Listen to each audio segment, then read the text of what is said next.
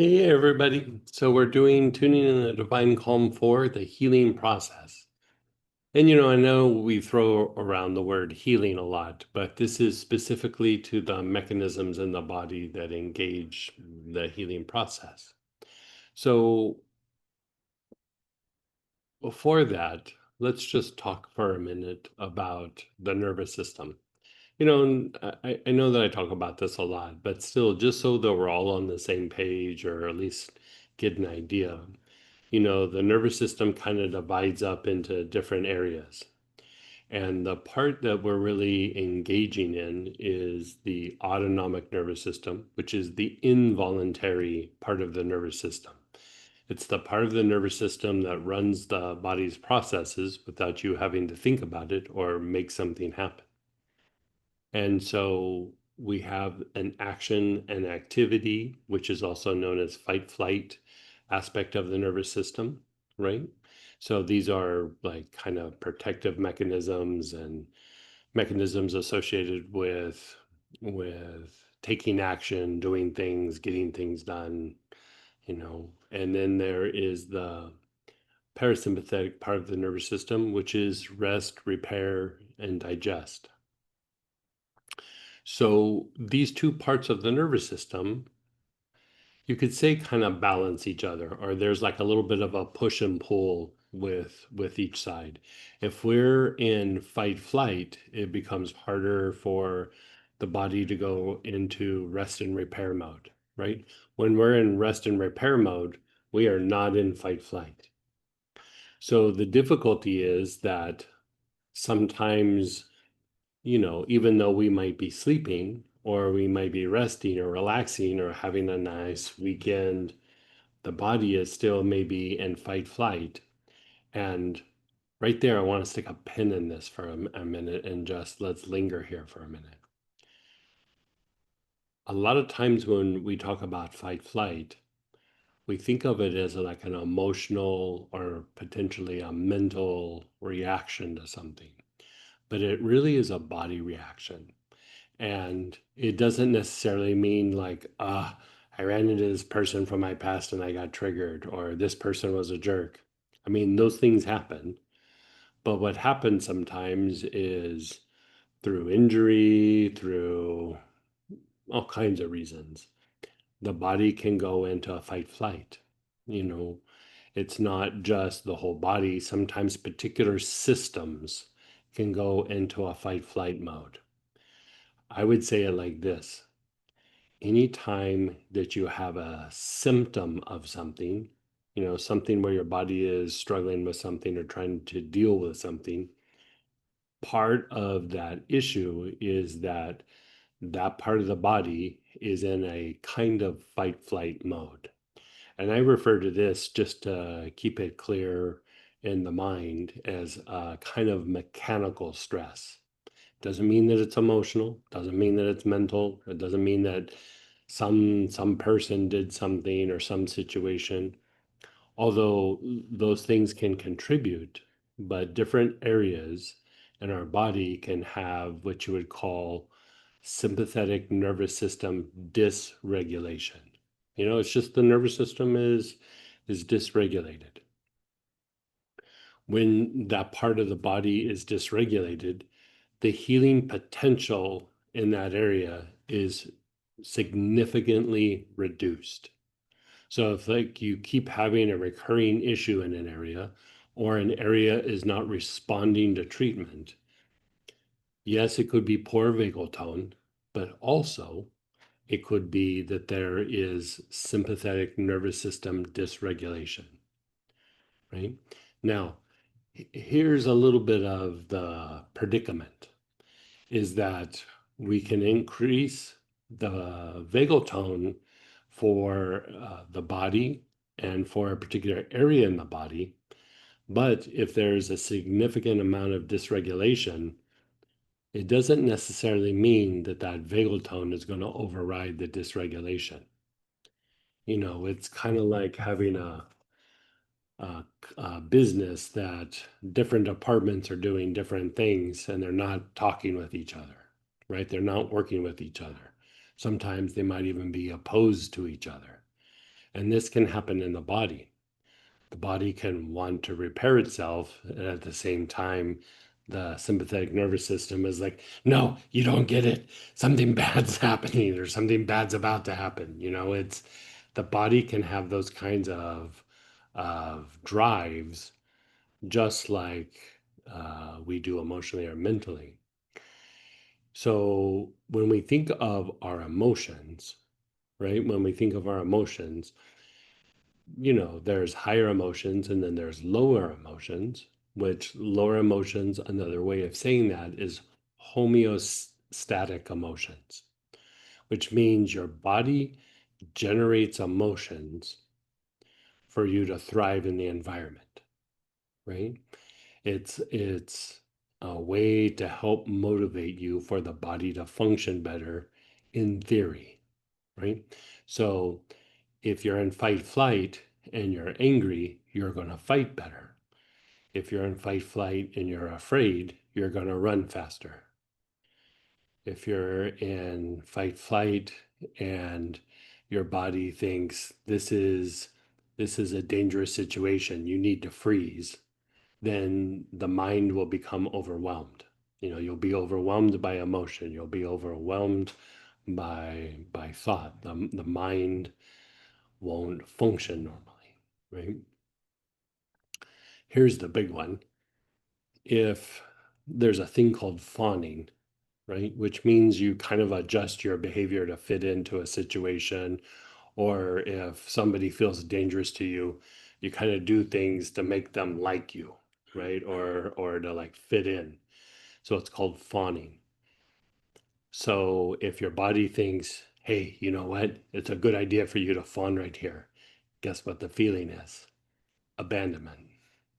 So a lot of times we try to go through and we treat abandonment like it's a thing in our head, or it's an emotion, but it's not a lot of times of the mind, it's of the body.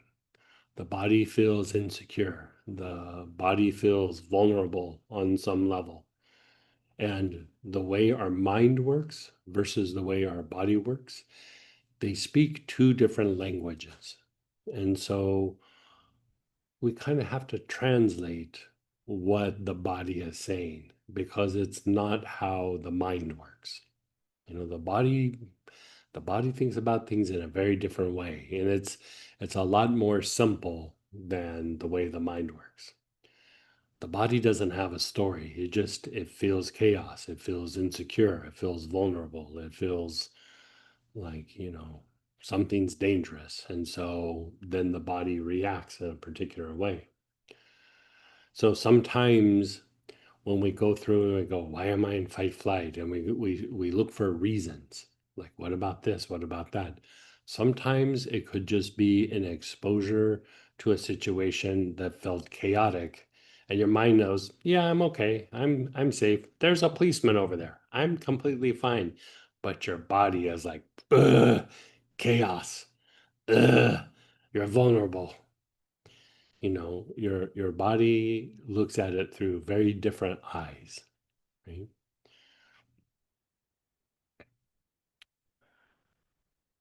On a deeper level, when you start to balance out the parasympathetic part of the nervous system with the sympathetic part of the nervous system, basically rest and repair versus fight flight, you start balancing and harmonizing these two. For one, the body feels better. The body does better, like when you get sick or when you get injured, when things happen. But also, the nervous system is tied to the tree of life and the energy centers and the chakras, right? So it makes your energy centers function more appropriately, right? It's able to absorb healthy prana quicker, and it's able to kick off negative energy much faster. So the body will heal at a faster rate.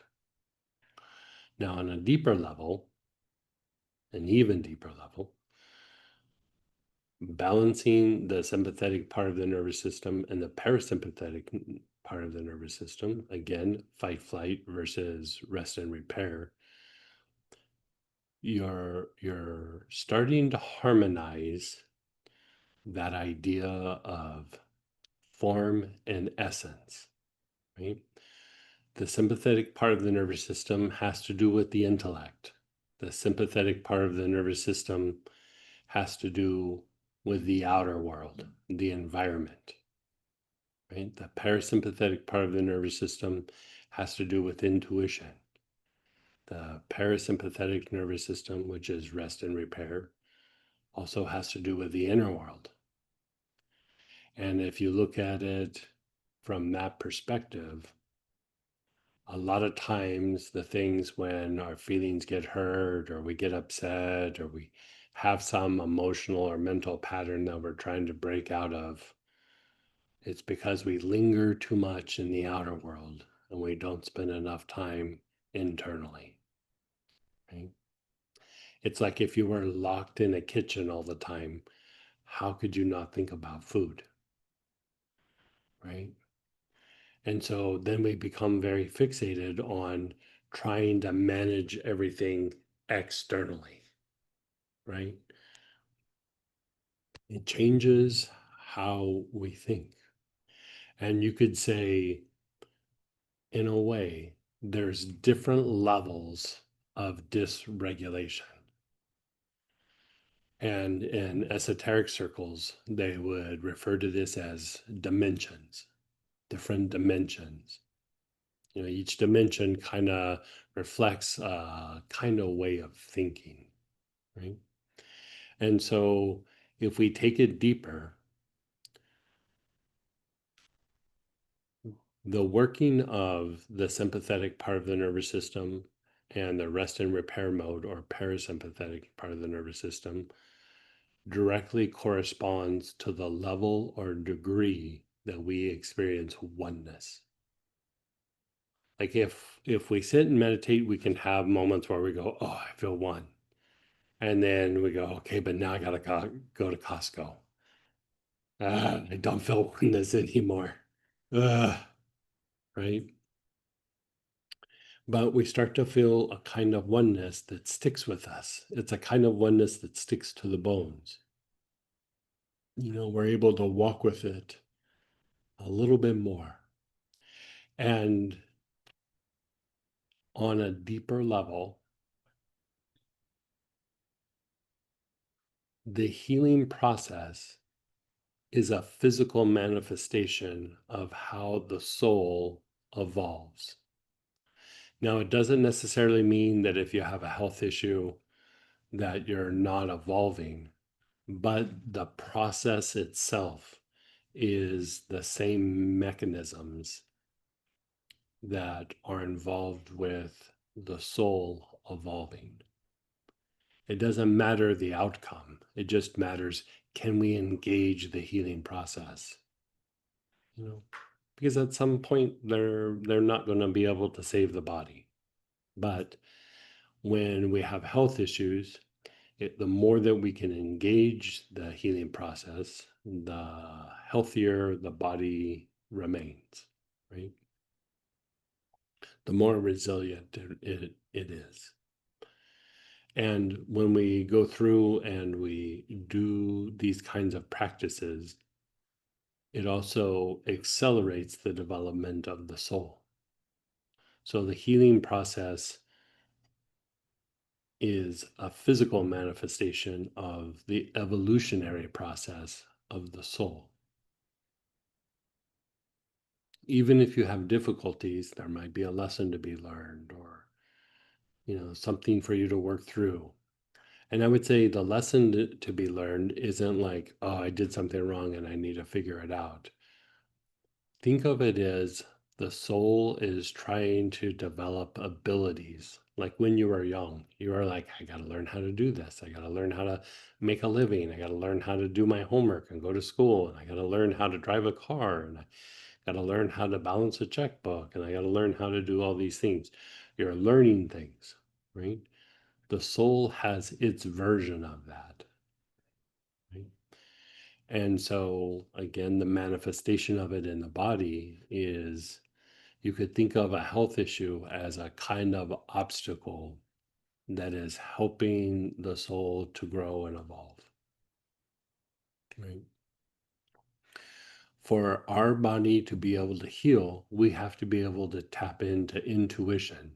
Intuition is essence, and intuition is spontaneous action, which means that something new or different can happen. Intellect is repetition, it's maintenance, right? So in the body, this would manifest as a thing called homeostasis. It does things over and over again and helps to repeat these things so that it brings some form of stability to the form. It's also necessary. It's not that it's bad, it's just it shouldn't get to be the boss, because if you look at it from this point of view, that repetition is kind of a protective mechanism. It's protecting the body to a certain extent, but it's really what it's protecting is the lower nature or the primal drives, right? We want to have a balance between our higher nature and our lower nature. We want to be able to maintain the body, but the lower nature, the more it calls the shots, usually it increases the level or degree of suffering, right? So we want to be able to have a balance between these two, to be able to allow the higher nature to use the body and the lower nature as a vehicle rather than the boss. This is why we spend so much time talking about intuition, and this is why we spend so much time talking about clairvoyance, because it is tied to the healing process. It's tied to the ability of the soul to evolve. It's tied to us breaking out of our patterns that keep happening over and over and over and over and over and over again. Is we're breaking out of the repetition. Repetition, as long as we're in a body, will still come about, but we keep upgrading it as time goes by. We have some repetition. Even if you have like a meditation, you have expansion, and then pretty soon you start to come back into your body. When you come back into your body, that repetition got upgraded, right? Even when you have an intellectual idea that you think over and over again, and then some new information comes in and blows your mind, or you have some sort of realization, it doesn't wipe away everything that you already knew. You kind of go, I have to think about this. This kind of makes me rearrange things a little bit. That repetition is always going to be there, but we want to be able to allow them both to work with each other, right? Intellect and intuition working together is more efficient than the extreme of one or the other. And the same goes for the body. Repetition and spontaneity is good, but when they work together. And when they work together, this is the healing process. So we're going to do an exploration of this idea of the healing process. And with doing so, we're going to do a little deeper dive on vagal tone, and we're going to do a little deeper dive on dysregulation, right? And then we're going to pull it together for the aspects specifically for the healing process of the body, right? So what I'd like you to do is check in with your body. How does your body feel? Is there areas of your body that might be compromised or send you memos a lot that are in the vein of, they hurt, they ache, something doesn't function right, something keeps happening over and over again? Because that repetition can help maintain the body, but it also is the stumbling block of breaking out of something that's chronic. That same repetition can hold you in a negative pattern in your body that, you know, the body can't break out of. Pain's a good example. After a while, your body sends pain stimuli to the brain to let you know, hey, there's a problem. And then, after 30 days, it becomes chronic. And after a while, the body doesn't break out of the pain because it knows that there's a problem there. And so the more you try to reduce the pain, the more the body goes, you're not listening. You don't hear that there is a problem in this area, right? And sometimes, even though the problem might get resolved a little bit, the pain can linger. So then you got to break the body out of the pain cycle, right?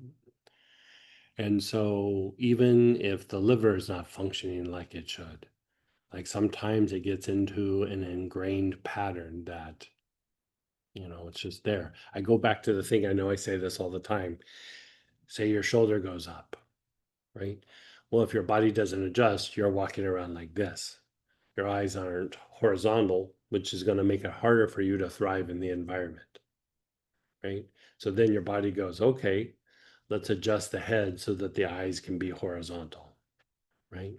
A week goes by, 2 weeks goes by, a month goes by, we're busy, we get to the therapist, the physical therapist or the chiropractor or whoever, and you're like, this shoulder's been hurting and it's been elevated. Can we fix this? And then the chiropractor or whoever, does some adjustments and it goes down. The body goes, nope, I've already adjusted. The eyes are horizontal. Like we're good. And so the body will push back. And this sounds ridiculous, but think of it as the body's already done all the paperwork for this to happen. So then you go, okay, let's put this back. And the body is like, ugh, that's so much paperwork. We got to readjust all these muscles and the nervous system and got to readjust all these things. So much easier just to go around this the rest of your life. And from the point of view of the mind, that sounds ridiculous. From the point of view of the body, it's just what it does. Trauma in the mind is very different than trauma in the body. Trauma in the body is just what the body had to do to get through some situation or some event. The mind has the story. The body just had the results. Right?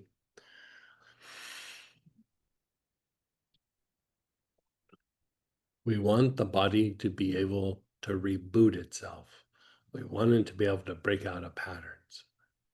Patterns are always going to happen, but we want it to be able to break out of patterns. So we're checking in with the body, our aches, our pains. Also, check in with your emotion. Check in with your thoughts.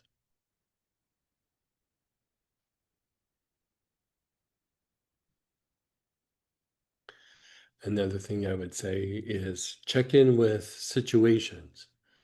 A person around you that you might be having a difficult time with, or a person that you're trying to connect to, or an active situation that is stressful.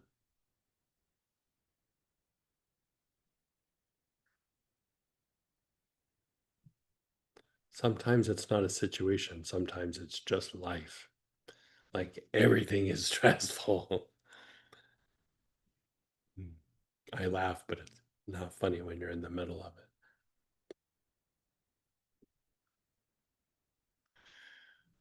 Okay, so we're going to do an exploration and we're going to see what happens when we kind of start balancing out these two aspects. Okay, so we're going to do vagal tone first, and the blends, you can use vagal tone, you can use violet healer, or you can use, we did a new one for this. It's been my personal one for a while, the vagal tone premium. But you can also use single oils, acacia, aloes, cistus, cypriol for balsam, especially for balsam absolute. Ginger lily, marjoram, osmanthus, petitgrain. Sage, Spanish sage, Taiwanese cedar, tarragon, tuberose, valerian. If you're lucky enough to have some saffron, they don't distill that anymore. So if you happen to have some in an old kit, you can use that. I know. And so in the kit for purchase, it's Vigotone Premium. Yeah, I added the premium is like the normal Vigotone, but it has like osmanthus and tuberose, and there's one other thing in there I have to look up. Yeah, it's definitely on the fancy side.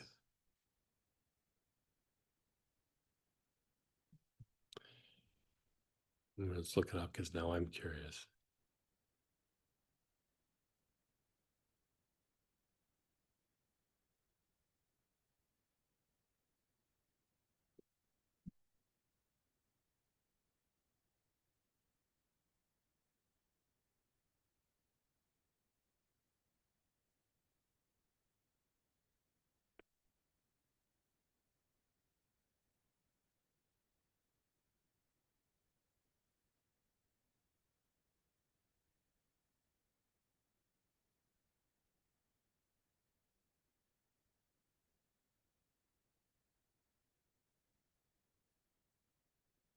Nope.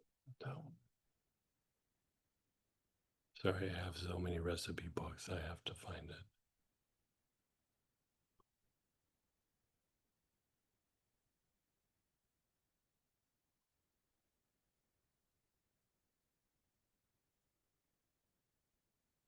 Yeah, it's just tuberose and osmanthus that's been added. Oh, I think tarragon too. Okay, so the very first thing we're going to do is we're going to practice body awareness. Now, the thing with body awareness is even if you didn't have an oil, doing body awareness automatically starts to calm and shift the dysregulation in the nervous system and improves vagal tone.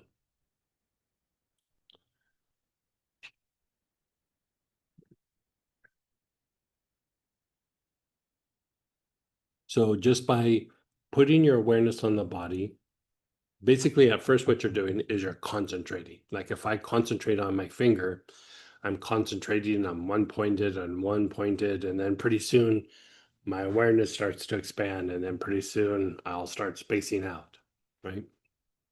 So what's happening is you're concentrating, you're focused, you're using intellect, you're focused on something, and at some point it starts to produce the opposite, right? It's the theory of yin yang. When something becomes very polarized, it produces the opposite, right? There's always a flow between essence and form. And so when you're concentrating, at some point, that concentration gives birth to awareness. So if you just try to go, okay, I'm being aware of my finger, a lot of times, there's like a mix of concentration and awareness. And we try to make concentration go away. Like, I need to stop focusing. I need to be aware. We're already wired to do these things. So instead of fighting it, you lean into it. Okay, the mind wants to be focused, it wants to be fixated. Let's really focus and let's really fixate. And in doing so, it produces the opposite eventually, right? So if you think about when you have an injury, or think of it like when you have a little sore in your mouth. How many times a minute does your tongue go, yep, still there, yeah, still there, yeah, no, change a little, no, it's still there, still there, still there, still there, still there. Okay, I'm gonna let it go. Minute goes by, nope, it's still there. You know, it's a kind of fixation that happens in the nervous system. It's actually not a mental issue or emotional issue. It's that the nervous system is trying to manage things, you could say, right? it's hard to override. So if you lean into it, you go, okay, you really want to check on it? Let's focus on it. And at some point, the nervous system goes, I've had enough. Let's do something else. Right? So that's kind of what we're leaning towards. So when you do your body awareness and you focus on a particular area,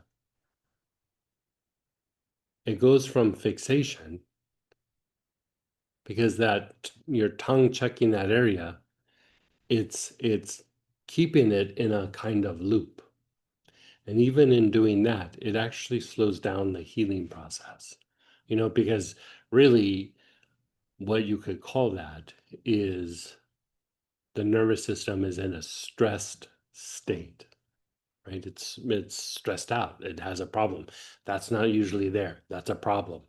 That's some sort of vulnerability. So let's monitor that until it goes away. And in doing that, it maintains it rather than allows it to go away.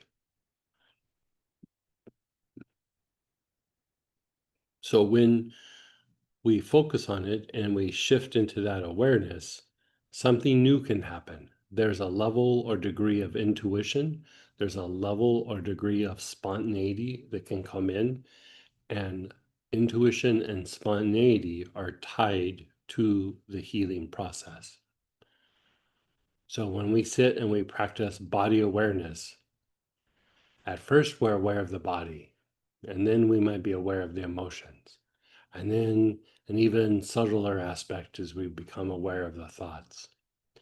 And then we become aware of even more subtle aspects, maybe deeper motivating factors, maybe things that are even outside of our normal level degree of consciousness, right? So practicing this awareness allows for healing to happen on a lot of levels. You could say the healing process directly corresponds to awareness. Be it that your body is in self-healing mode, or even if healing's being done, you know, by someone else on you. It's still the level or degree that awareness can tap into that issue, right? The ability to perceive it, to be aware of it.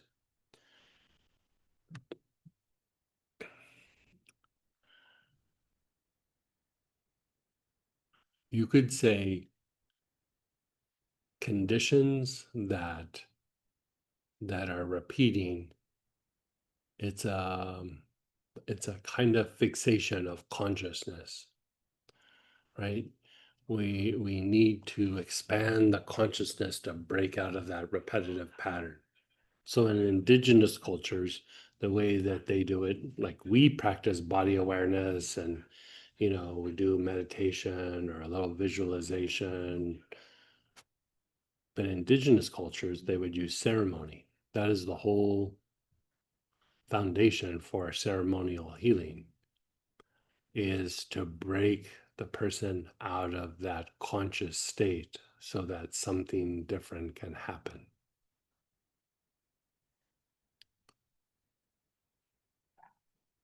So we're practicing body awareness. You look for like areas of tension in your body. You look for like an agitation. You look for, you don't necessarily need to go just to your spots, but you can go like, there's a little tension around my spine. Oh, there might be a little pressure in my chest. Uh, there's some tension in my jaws.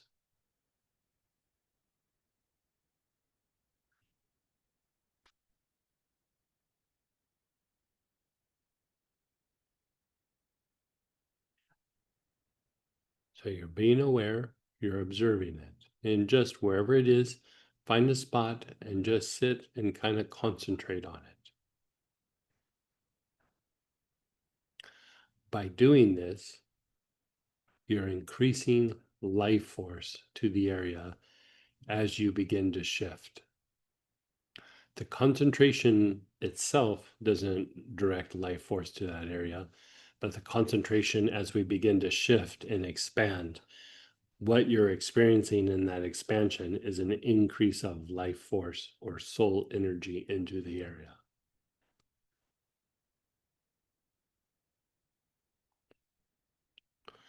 And as you practice that, now hold up one of those oils to your nose and still stay focused on that area. And take some nice, long, slow, deep breaths.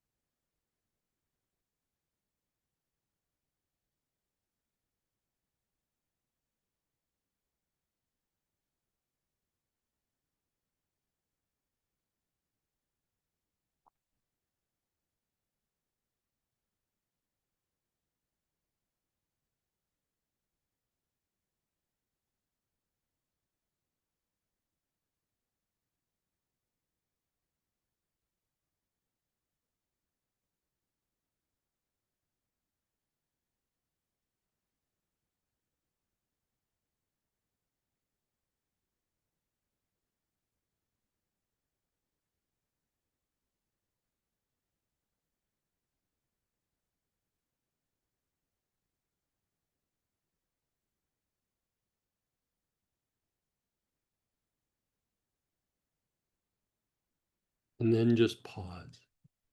Just pause. The pause is good because it lets some things happen. So it's good to do it and then pause and then do it. The pause makes it more potent.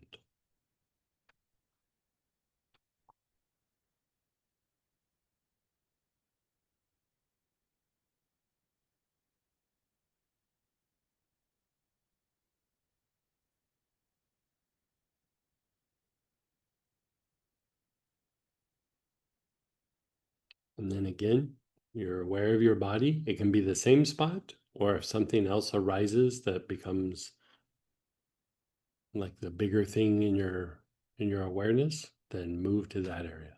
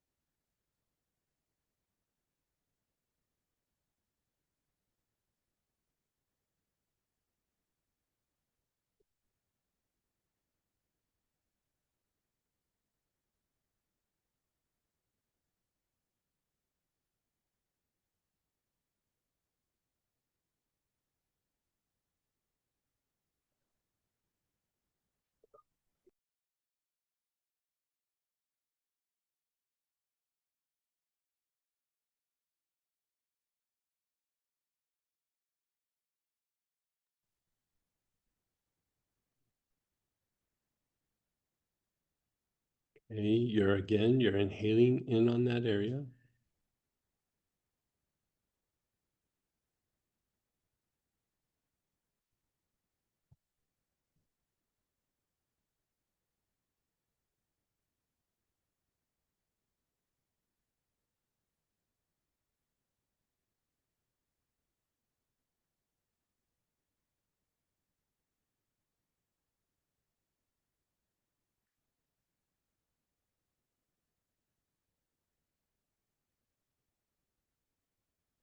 You're inhaling, your awareness is on that area of your body.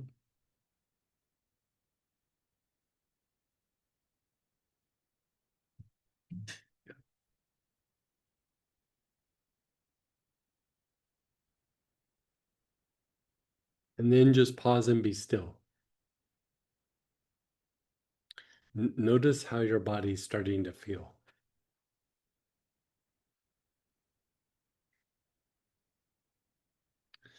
I have a clinical term that I like to use when I do this process and how my body starts to feel. It's the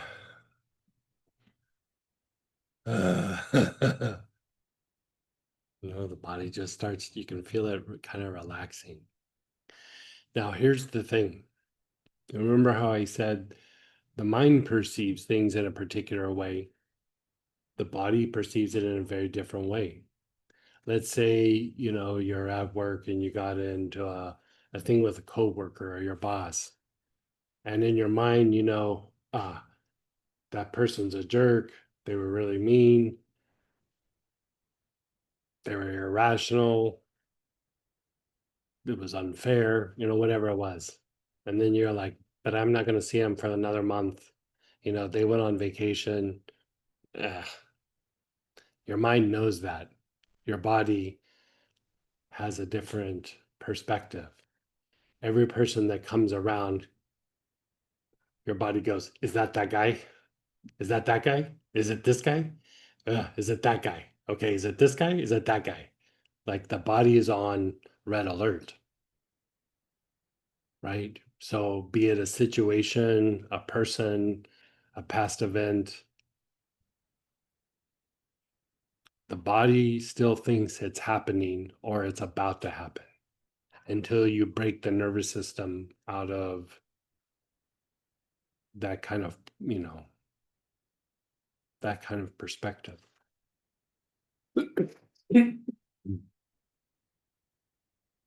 So, I think I've shared stories where I was treating somebody for migraine. This one's been the most extreme.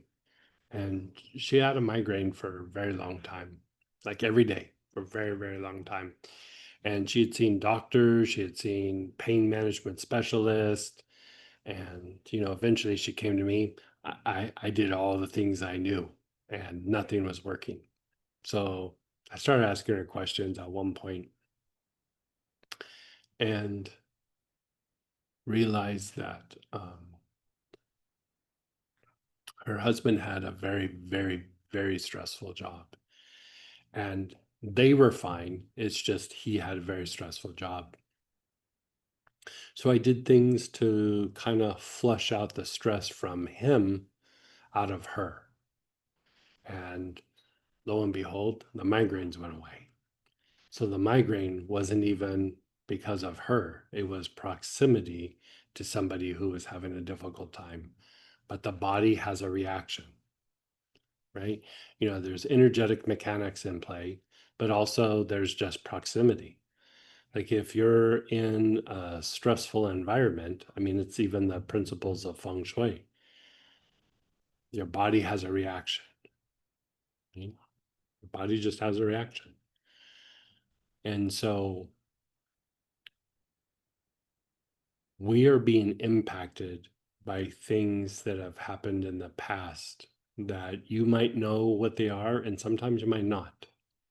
So calming everything down is good, but if some situation keeps arising, and sometimes it's like, yeah, that person was being a jerk, or yeah, that was a dangerous situation. But sometimes there'll just be these weird situations that are like, there was no rhyme or reason for anything. Like that wasn't an upsetting situation. To your mind, it wasn't upsetting. To your body perceives something very differently. And so when you have these things kind of arise in your mind and they linger, it's because your body still thinks something's happening. It's how your body tries to communicate with your mind. Hey, something's up.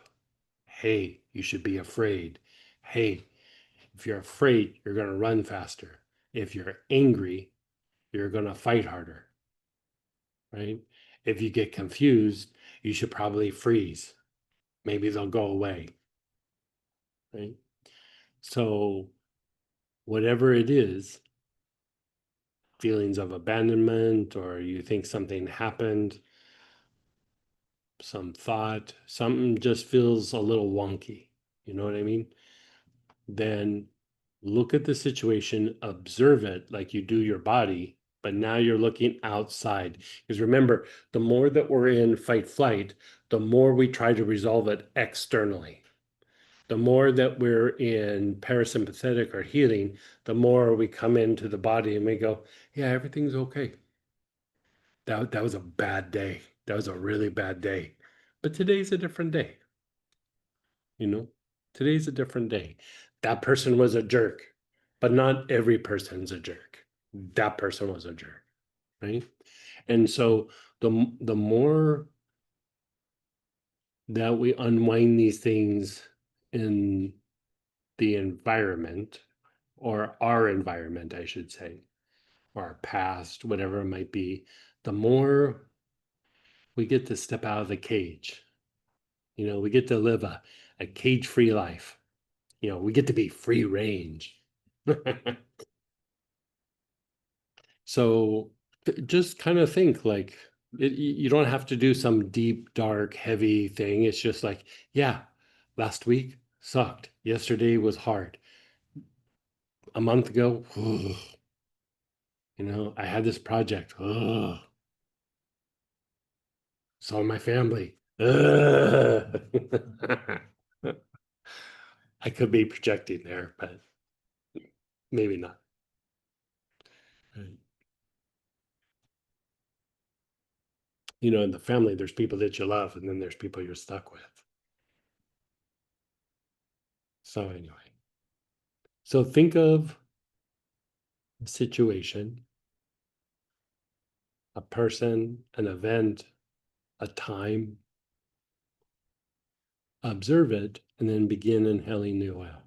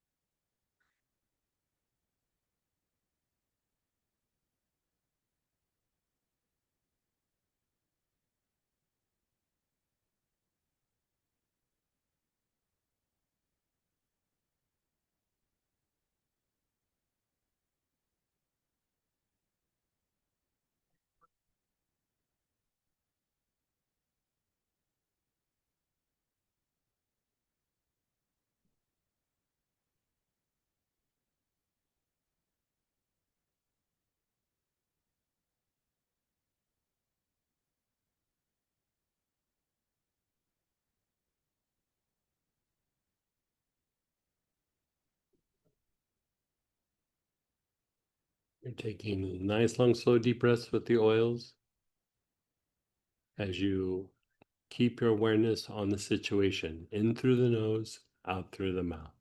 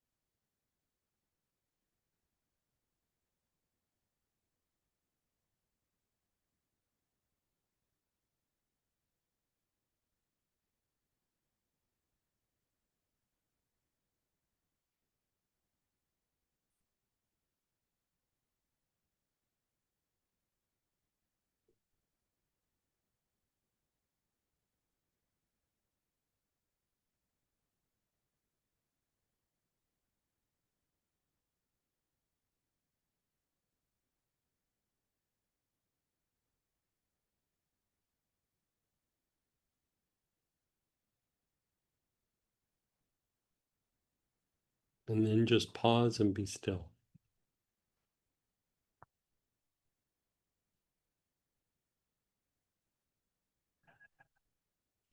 We're going to come back around to that, but we're going to move on for just a second and then we'll revisit that.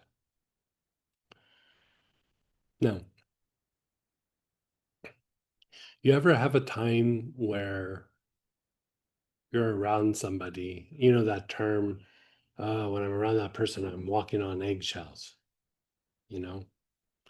And really what you're saying is that person's so hyper reactive that they could have some sort of like outburst or they'll, you know, act out in some sort of way. And what happens is when there's enough dysregulation in the sympathetic nervous system, the person can become hyper reactive. It can happen to any of us actually. Like it's just takes enough dysregulation and then we kind of hit that spot. You know, sometimes you become overly sensitive. Sometimes the senses themselves become highly overstimulated. And so there's an energetic pattern that helps to reduce this hyper reactivity, you know, to any sort of stimuli, to things going on in the environment, to the bad things that might happen, to the jerk at work or the family member that just knows how to push your buttons the right way to get whatever response they want. And so it's a way of calming down the nervous system, just the pattern itself, but we're going to throw an oil at it as well. Okay, so the very first thing, you're going to put your awareness on the forehead. Your awareness is on the forehead where the hairline is. And you're taking nice, long, slow, deep breaths. You're not having to think about anything. You're not having to visualize anything. Your awareness is simply on the forehead and just take nice, long, slow, deep breaths.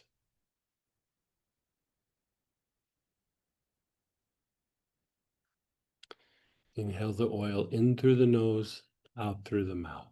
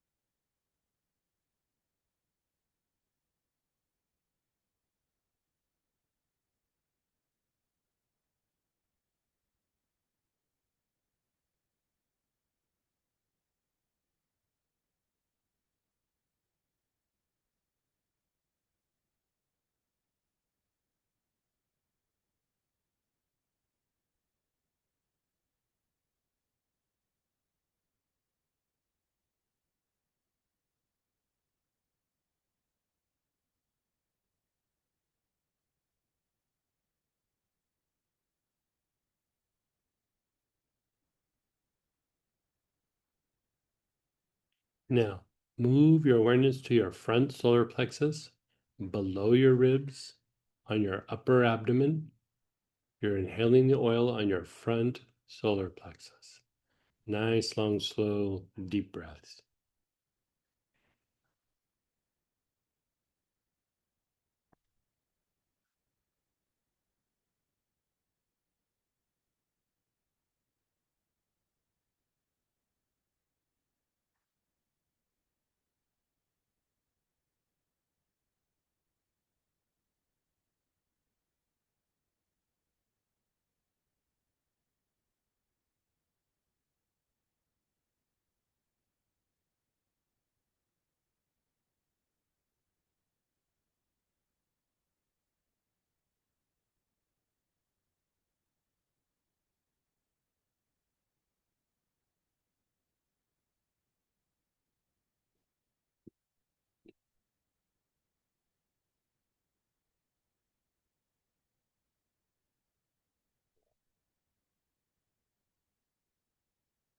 Now, move your awareness to the back solar plexus, which is your mid back area below your shoulder blades.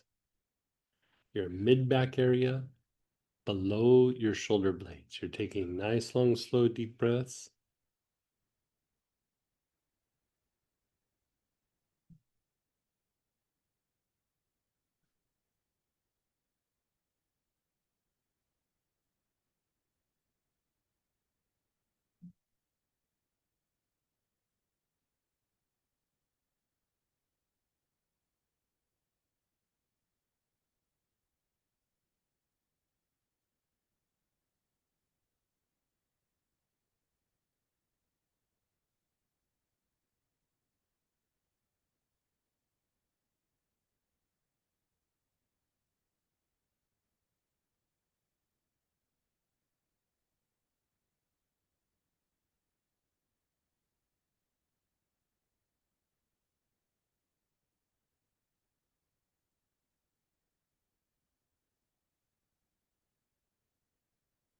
your low back area, the back side of your navel, also known as the Meng Men.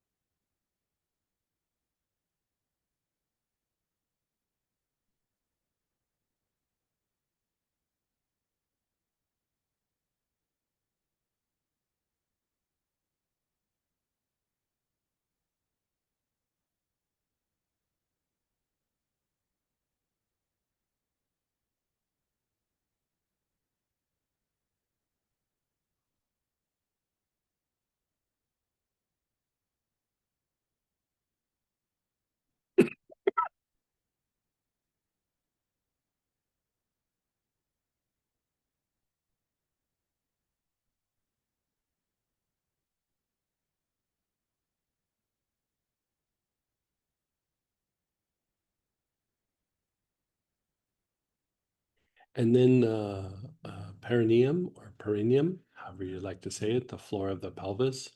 So in between the sex organs and the anus at the floor of the pelvis, you're taking nice, long, slow, deep breaths.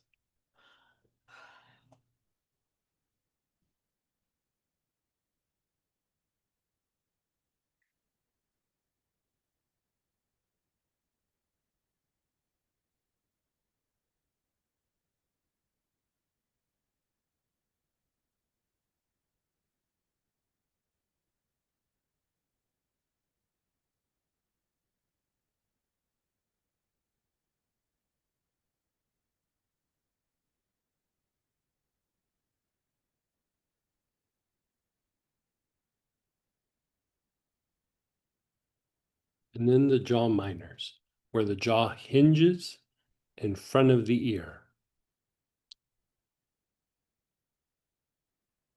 Like right where it hinges in front of the ear. Awareness is on both sides.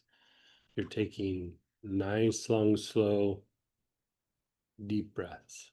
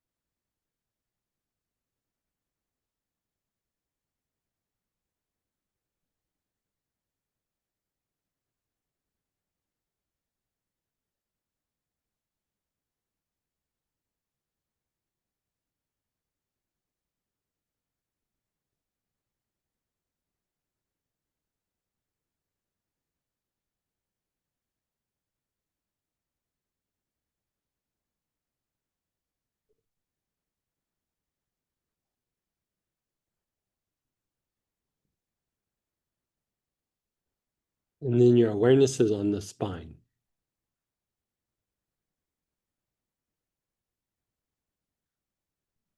Nice, long, slow, deep breaths with your awareness on the spine.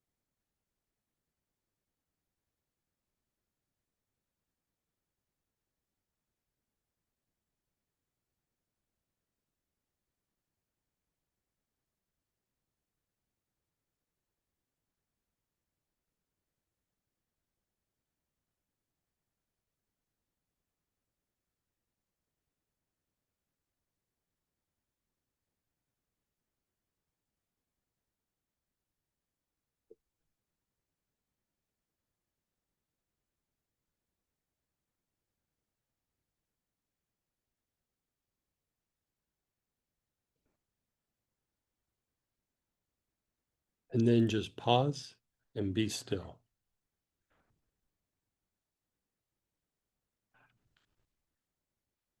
You're just being still for a moment.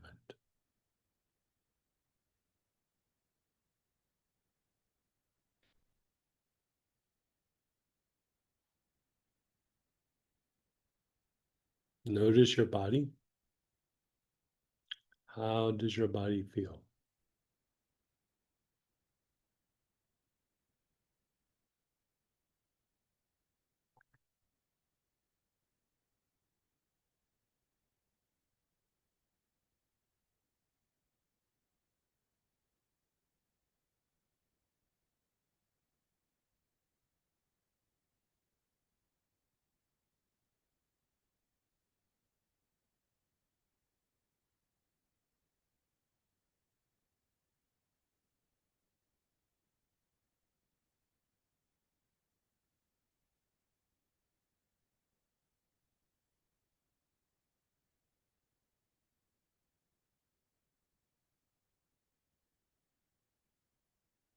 Just let it cook for a moment.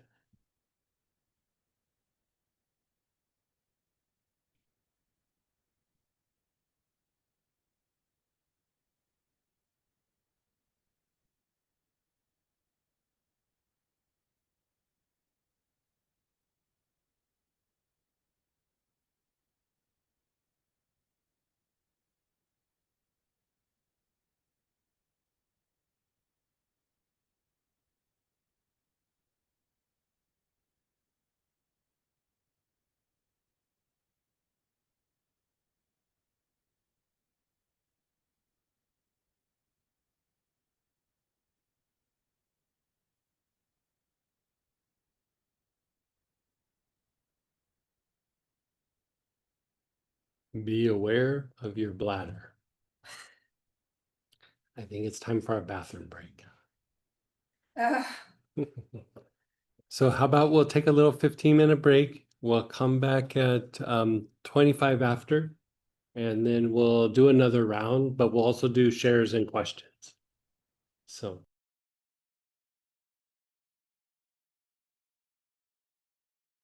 Hey, everybody, let's come on back. Yeah, it's And before we're going to go through and we're going to do it again. But before we get rolling again, let's go ahead and open it up to shares or questions. You can unmute yourself. You can type in. So go ahead and fire away. give me 1 second, niece. Yeah, you can go ahead, niece. Hey. Good morning.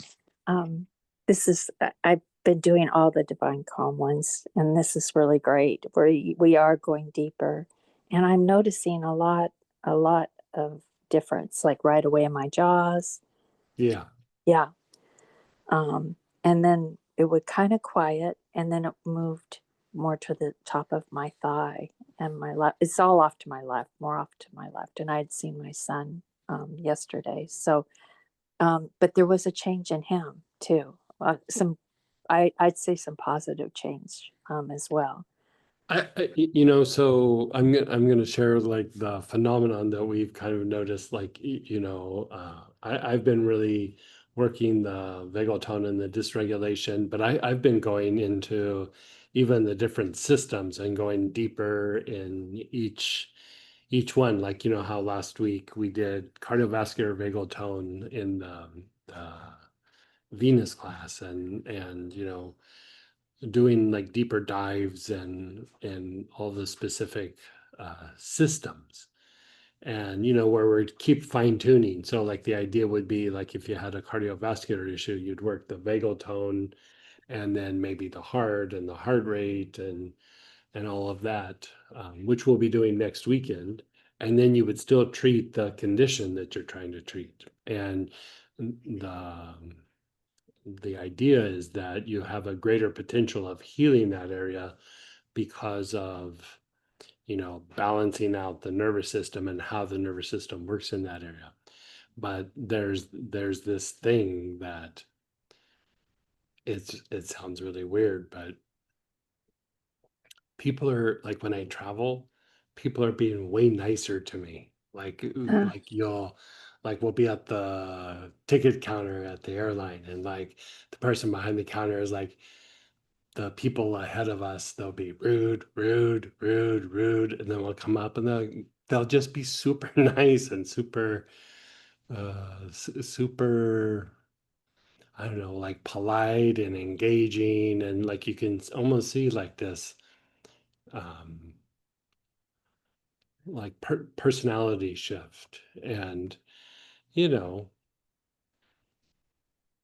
I don't usually get that reaction from people, especially when I travel. And so, you know, it's kind of consistently where like I was noticing it and I wasn't saying anything. And even Samantha was like, have you noticed people are being way nicer to you when we travel? I'm like, you know, um, because I wear a kurta and everything. So I don't know, sometimes people think I'm Muslim, or they think whatever they think, but I usually get attitude more than people being nice. And to reinforce what you're experiencing is, when we have interactions with people, it's not just um, their reaction. There is an energy that goes back and forth.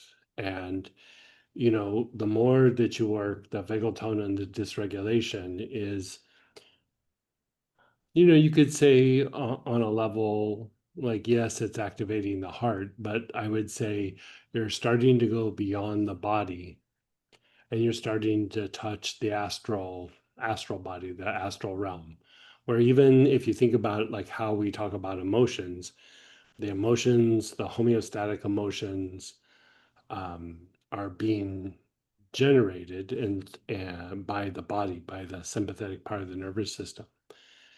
And so on some level, they're just always lower.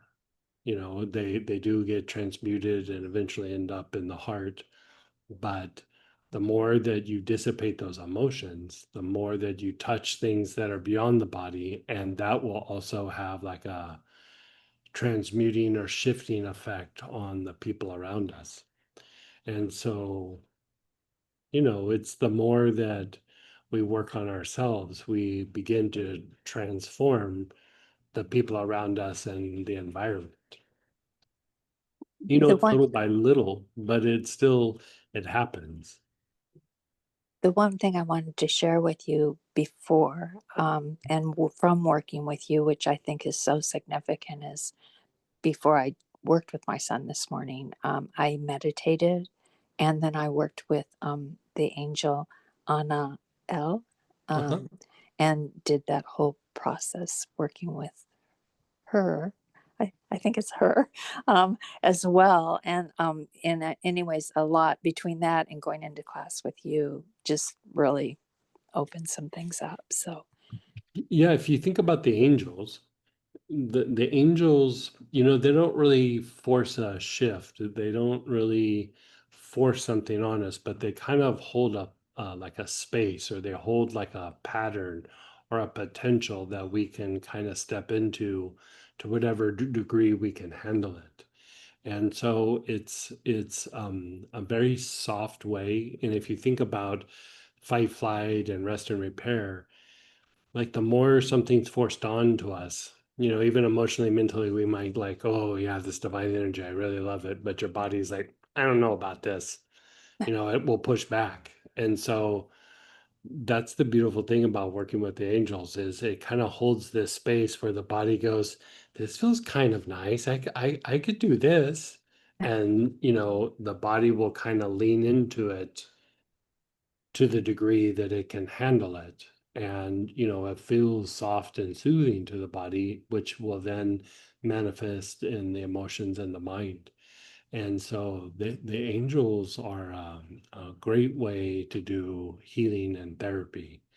It's still, you can produce clinical results. I think that's the thing sometimes with the new age like approach. It just feels like you're stepping away from the normal everyday life and you're invoking an angel, but you can produce um, physiological shifts in the body that can be like measured, and we're in the process of kind of doing some of this with certain machinery that by working with the angels you can go through and produce physiological shifts and changes in the body that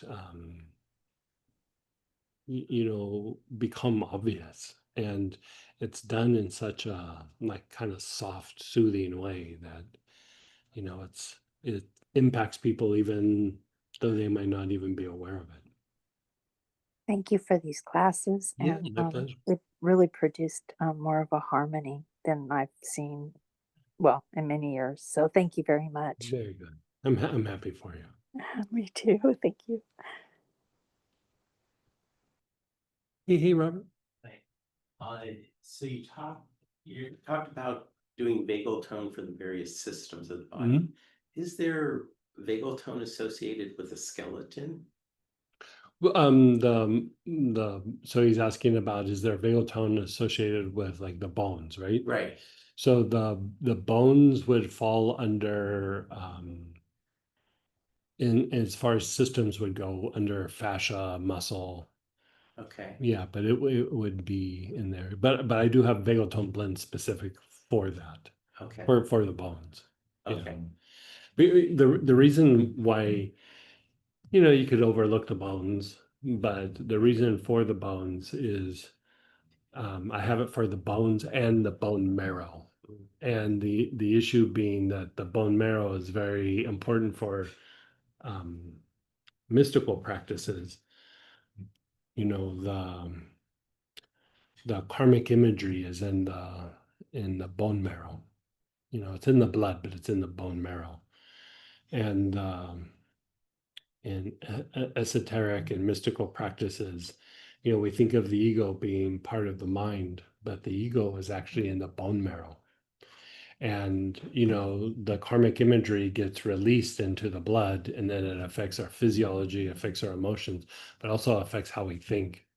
And so part of the idea of treating the bone and the bone marrow is actually affecting how you think, you know. Yeah. So yeah, but we have I have blends for every system of the body. And then not just like, oh, it's the system, like deep dives on, you know, like the cardiovascular system, like next weekend we're doing the system, then we're doing the heart, we're doing the heart rate, and what was the other part? There was a heart rate. What is it? Yeah. My helpers are here, Yeah. so. um,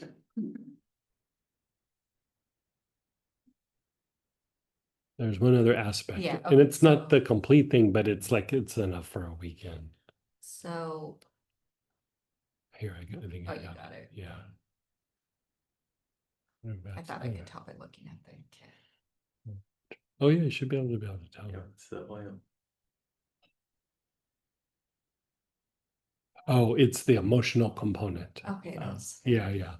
So each system produces a kind of emotion.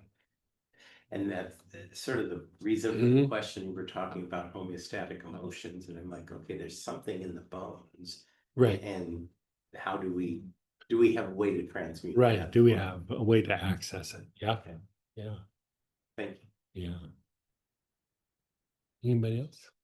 I think that was it for the shares for this section. Okay, so let's do another round still with vagal tone. So you're using the same oil that you did before.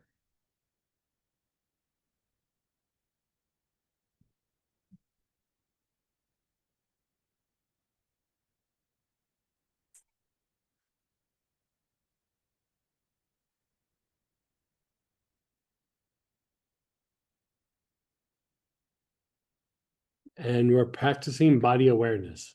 So we'll do body awareness and then we'll do situational awareness. So first your body, just focus on an area where you feel tension, discomfort, or there's some agitation. I mean, good places to look are like along the spine and the muscles, like where where joints come together, like the things that flex. Like, so here would be your bicep. On the legs, it would be the back of your leg or your calf. The jaws. When we have sympathetic nervous system dysregulation, we become what you would call flexor dominant, which means, like when you lay in the fetal position, it's like, oh, that feels so good. That's your easing flexor dominant tendencies when you lay like that. Like when you get a fever, if there's a lot of inflammation in your body loses tone, and the first area that loses tone is the things that extend the joint, right? So then the muscles that oppose that go into spasm. They go into a contraction. So, you look at like, okay, do my biceps, does my back, the back of my legs, my hip flexors, muscles in my neck, where do you feel something?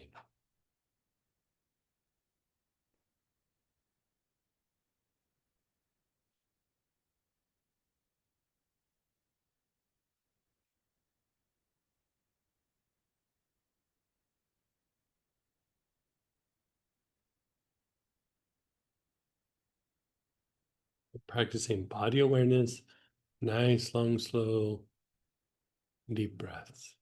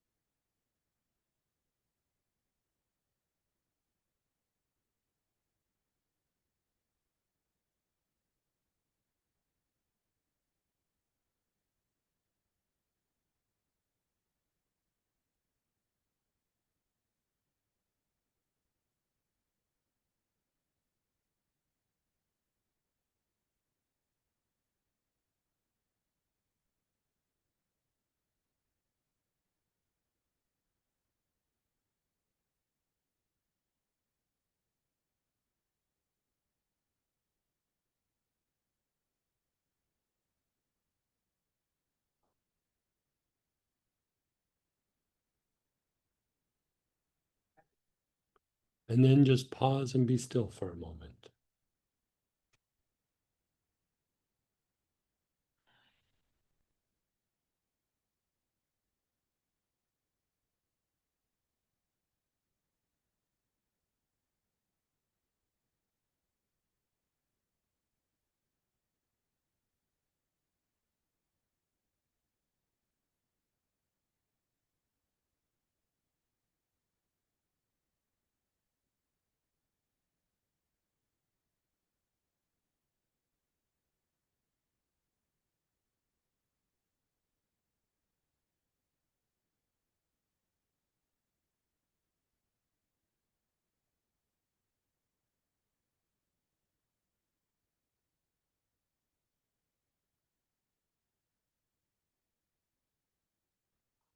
And then again, you're aware of your body.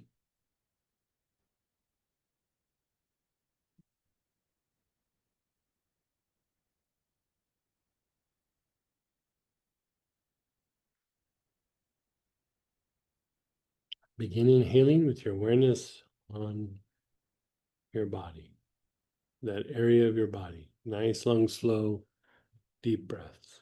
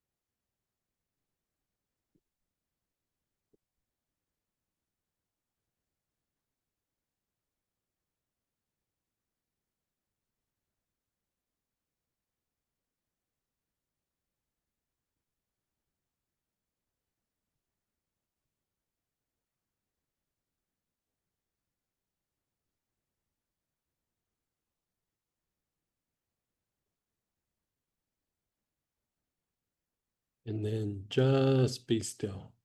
Just be still.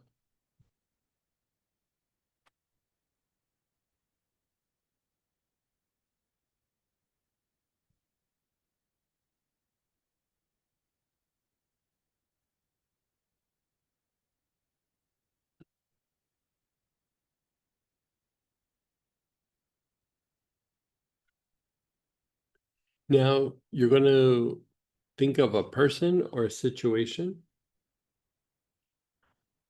and you're practicing awareness on the situation.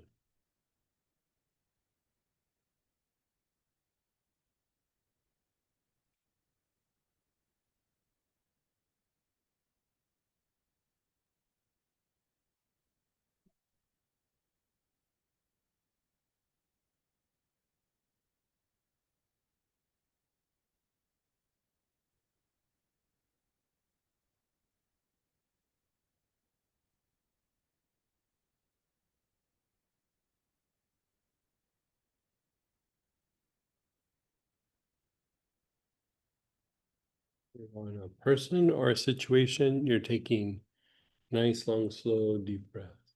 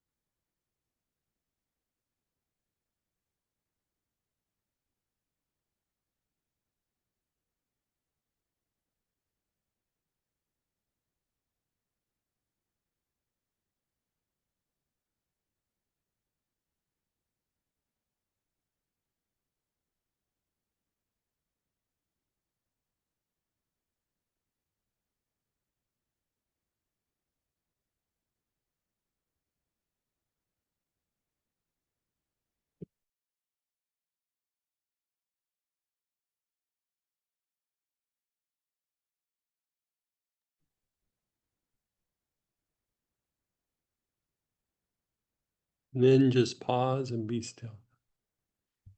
Just pause and be still.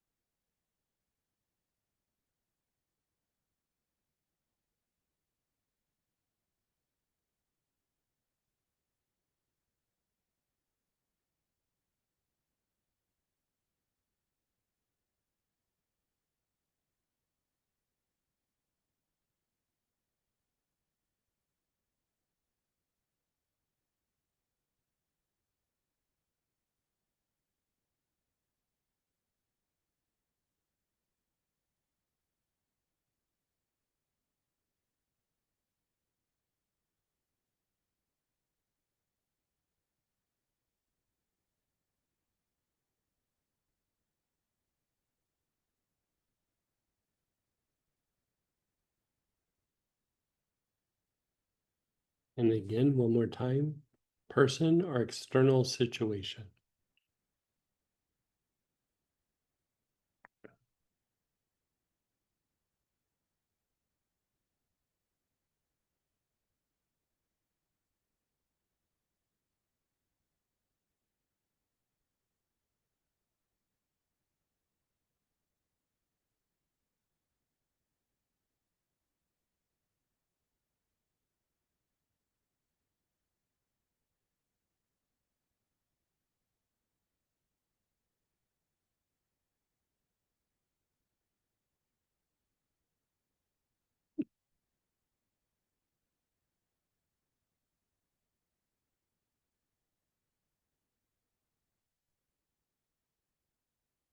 Hmm.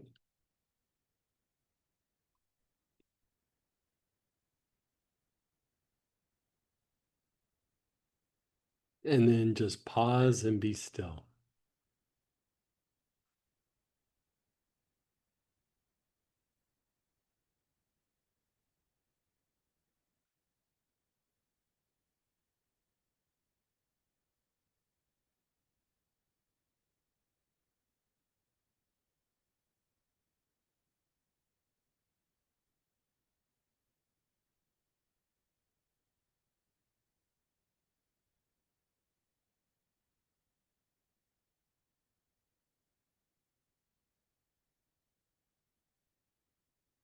And you feel your body unwinding.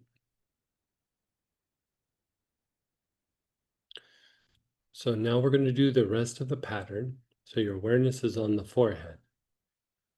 Your awareness is on the forehead. You're taking nice, long, slow, deep breaths.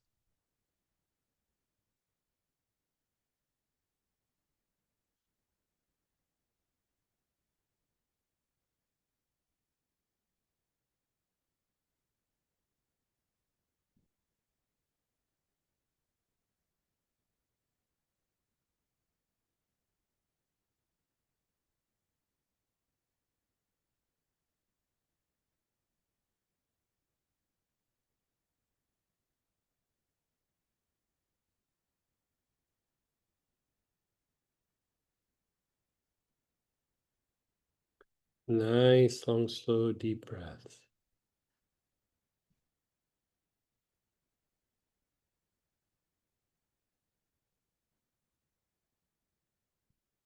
Move your awareness to the front solar plexus, that area below your ribs on your upper abdomen.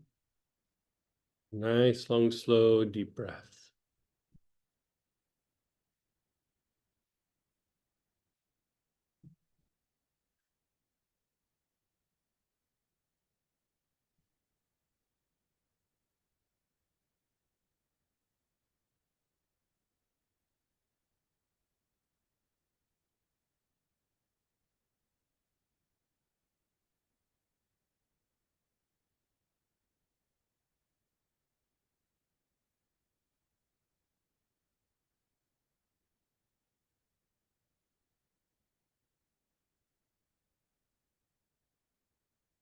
And then your back solar plexus, your mid back area,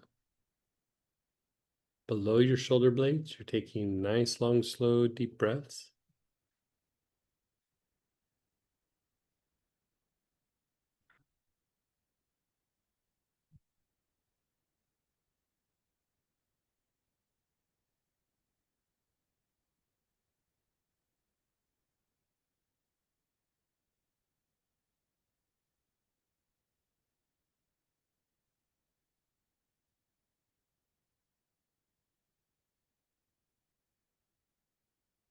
The low back area, the backside of the navel. Your awareness is on that low back area. You're taking nice, long, slow, deep breaths.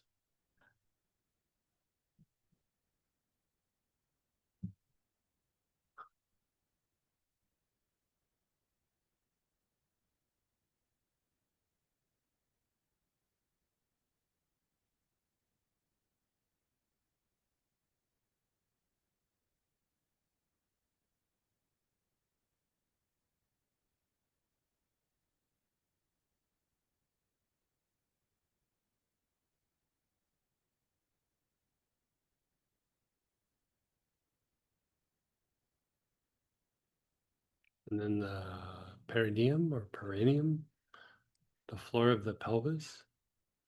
Nice, long, slow, deep breaths.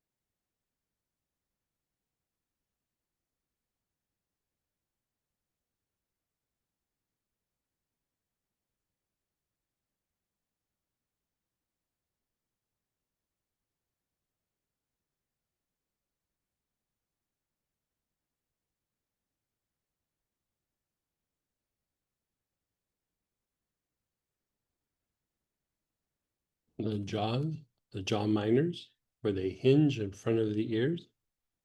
Nice, long, slow, deep breaths. Your awareness on the jaws.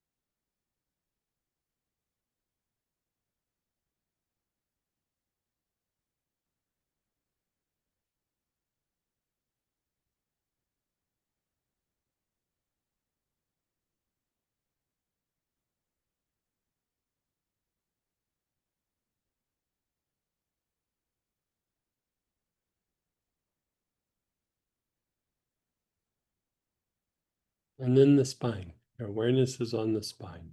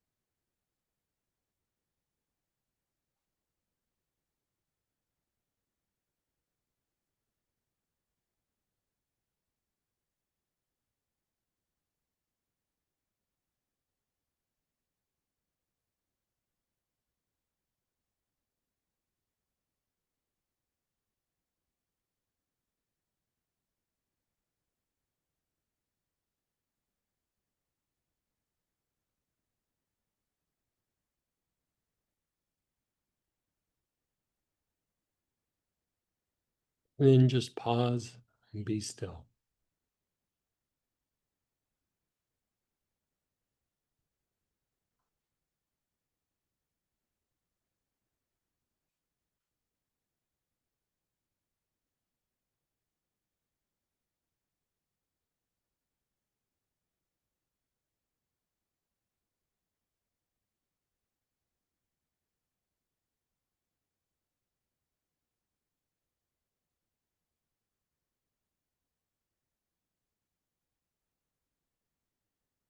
Okay. So now we're going to shift gears and we're going to go to the other side. We're going to work dysregulation. So here we worked vagal tone, which is increasing the potential for rest and repair in the body. Now we're going to go to reducing simply the fight flight response. So you have choices of oils, Blue Healer or fight or flight regulation, which is in the kit for purchase, but also Anna's Blue Lotus, Cape Chamomile, Dark Blue Tansy, German Chamomile, Hyssop, Marjoram, Mugwort, Pink Lotus, Rosemary, Verbena, Rue, Violet Leaf, White Lotus, or Yarrow. So fight flight regulation is in the kit for purchase.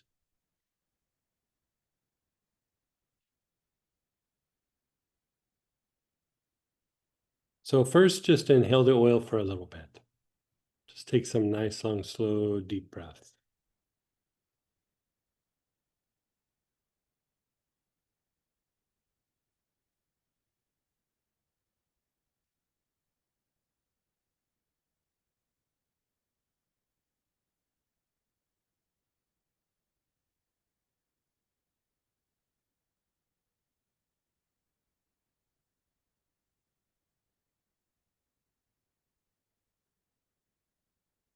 Nice, long, slow, deep breaths.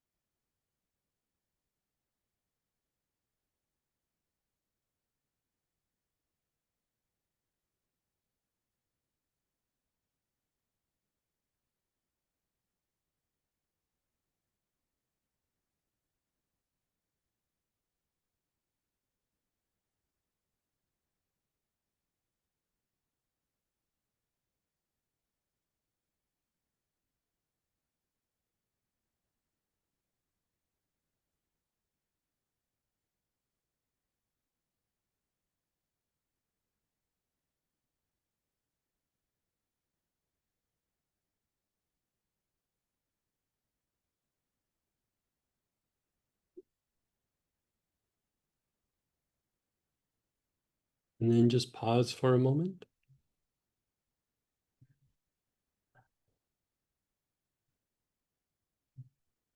So again, this is helping to reduce fight or flight responses in the body. So you're practicing body awareness. Feel something in the body, an agitation, a tension, a heaviness.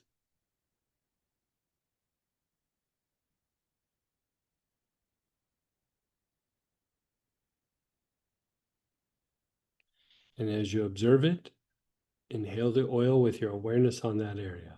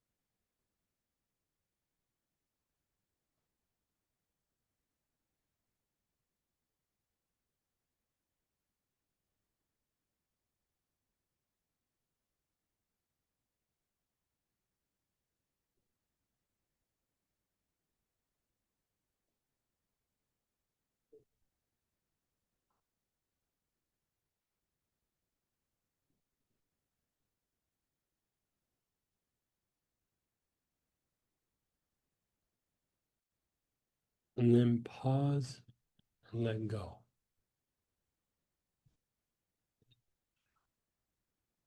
Right.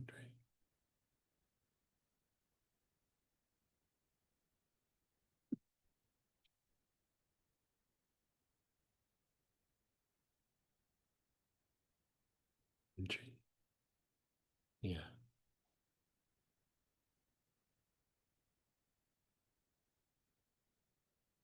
Again, body awareness. Just where do you feel it in the body? Just anywhere in the body. Doesn't have to make sense. You're taking nice, long, slow, deep breaths.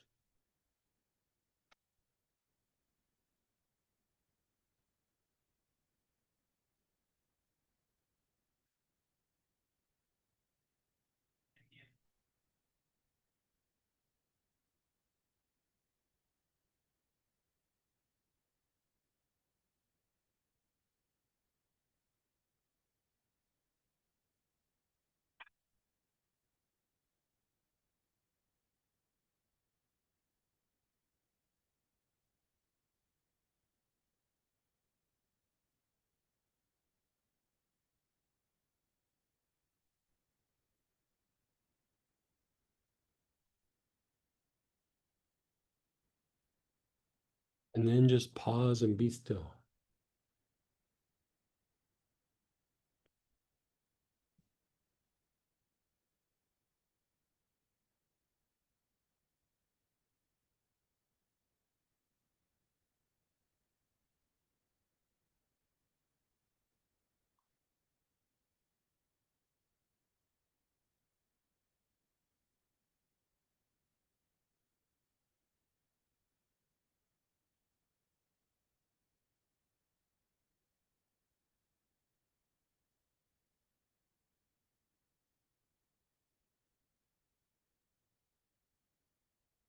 Now, we kind of did this with the vagal tone. Think of a situation or a person, some event, some pattern, a time in your life where, you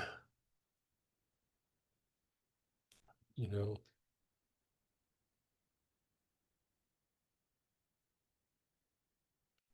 and then as you're thinking of that time or situation, that pattern, that person, Inhale the oil while you're staying focused and aware of that, whatever that is.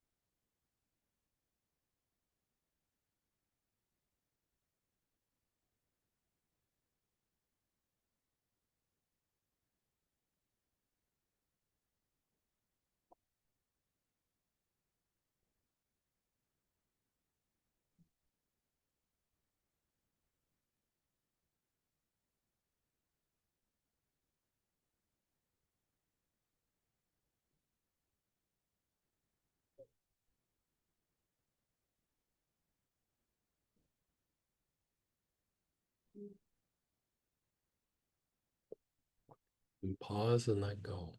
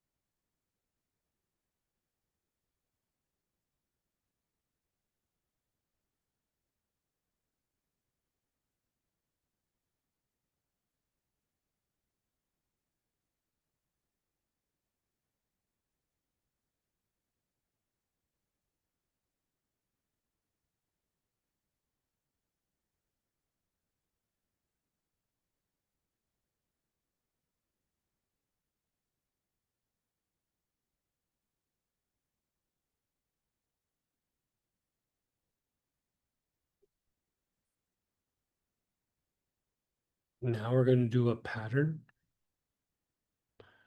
Your awareness is on the bottom of the tailbone. The bottom of your tailbone, you're taking nice, long, slow, deep breaths.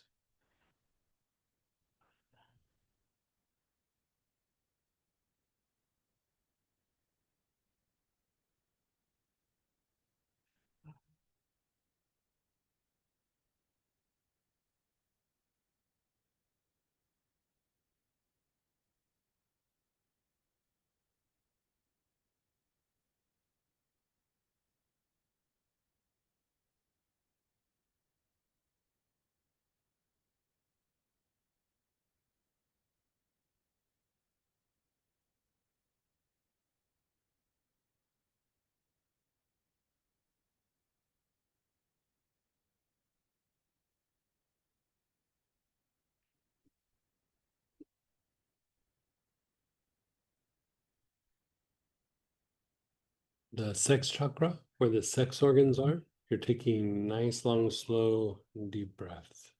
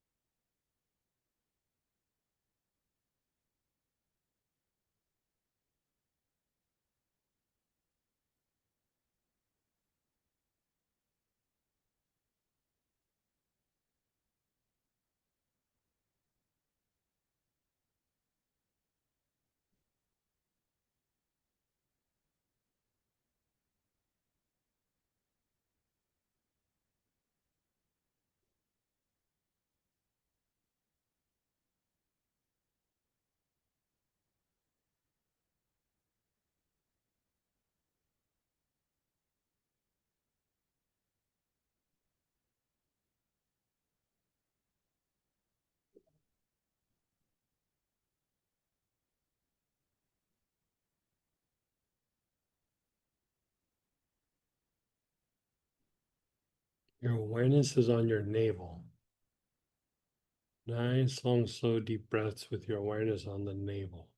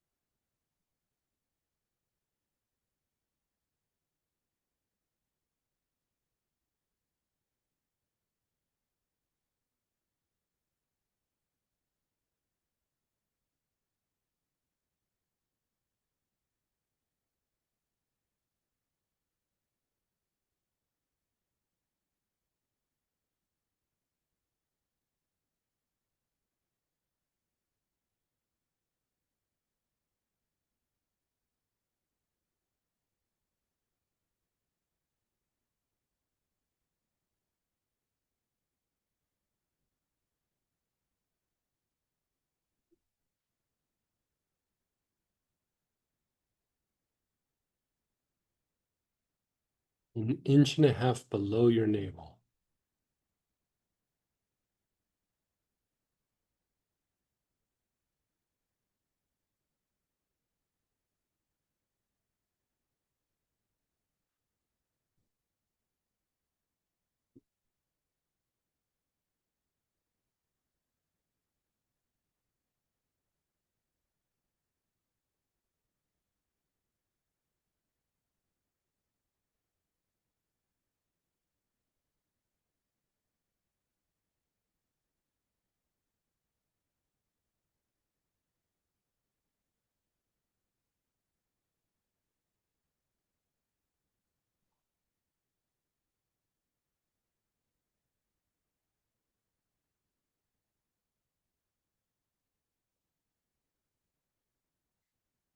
Then pause and be still.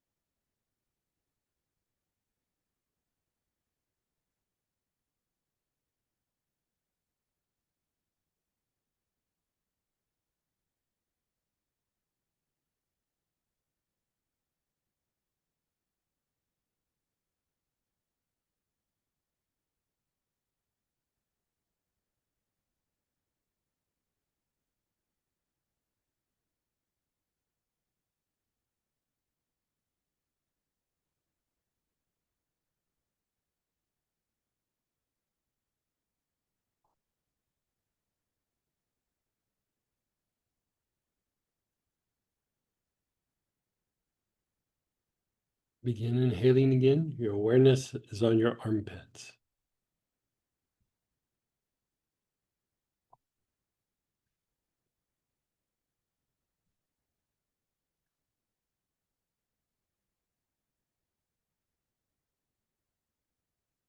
Nice, long, slow, deep breaths with your awareness on your armpits.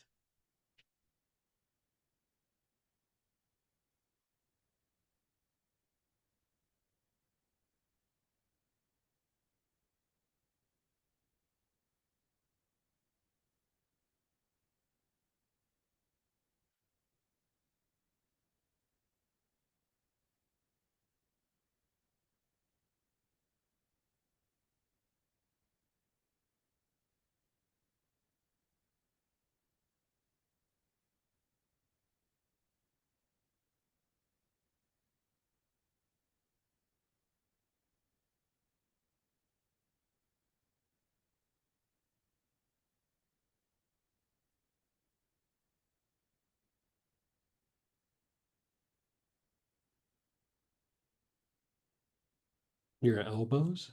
Your awareness is on your elbows, especially the crease on the elbow, the inside of your elbow.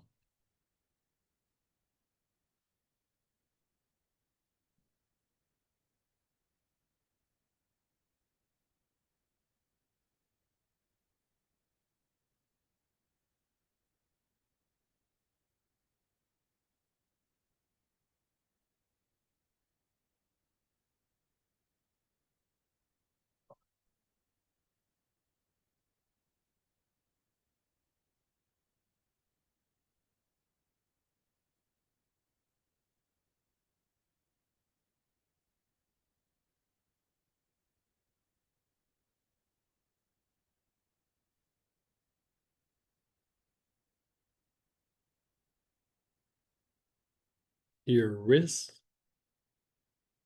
Your awareness is on your wrist, both sides of your wrist.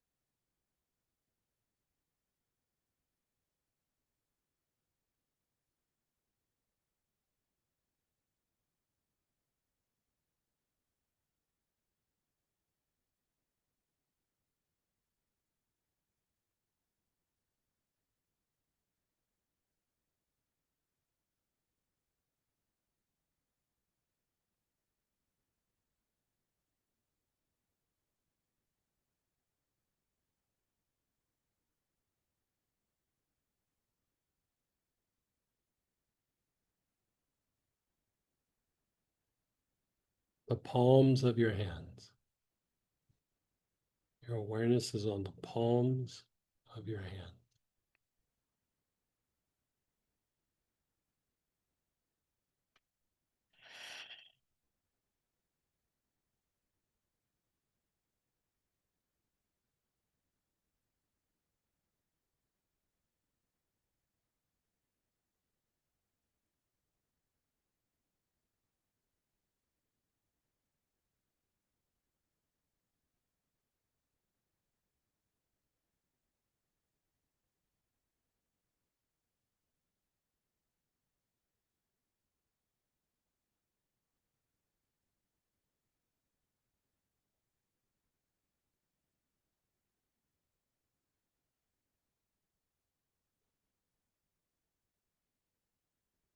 And then just pause and let go for a moment.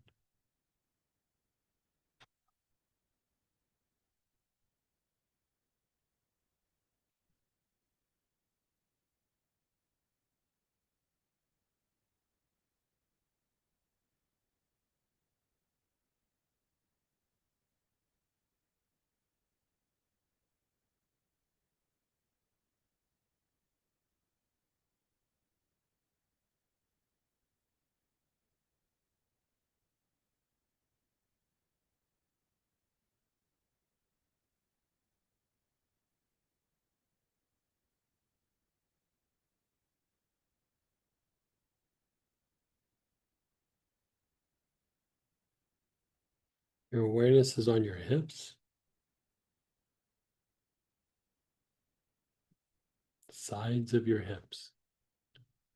Nice, long, slow, deep breaths.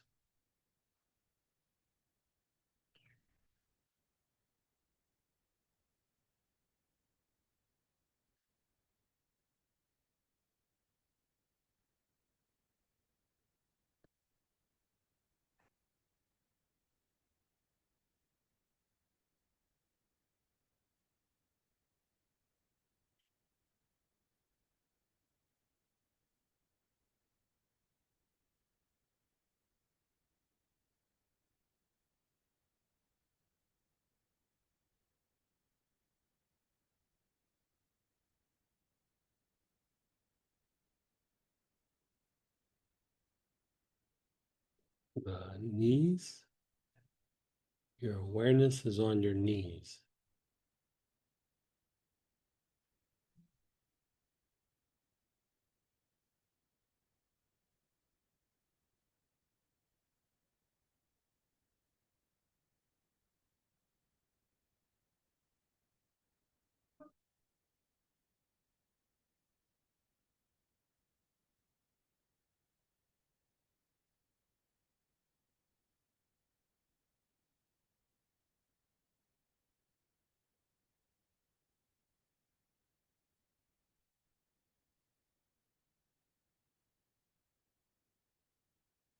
Your ankles,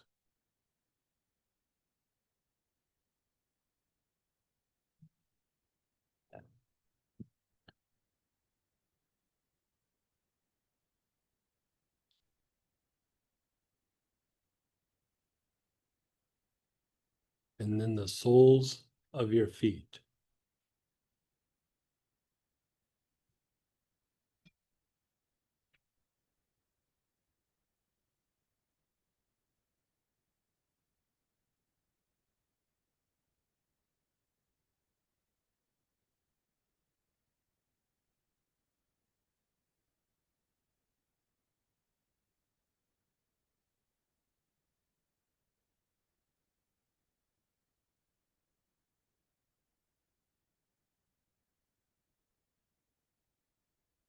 And then just pause and be still.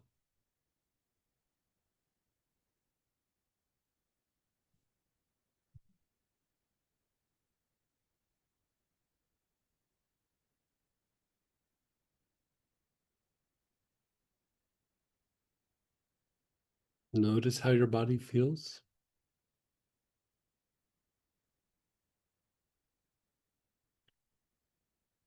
Just let it cook for a moment.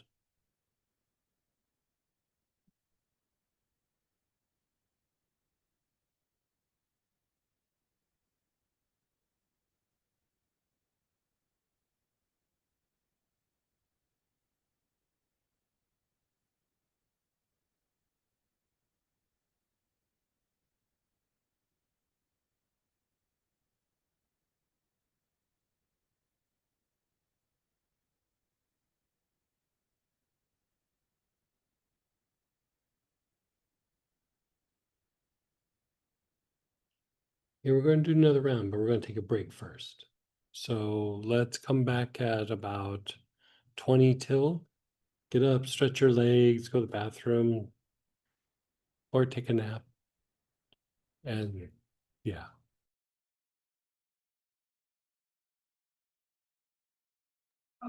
Hey, everybody, let's go ahead and come on back.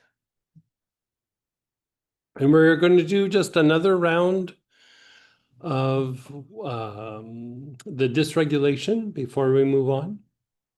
So again, the same oil that you've been using. If you want to switch, you can, but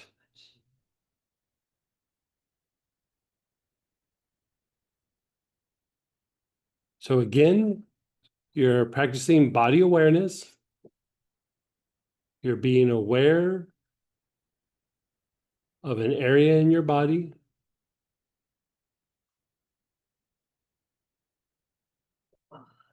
And you're taking nice, long, slow, deep breaths.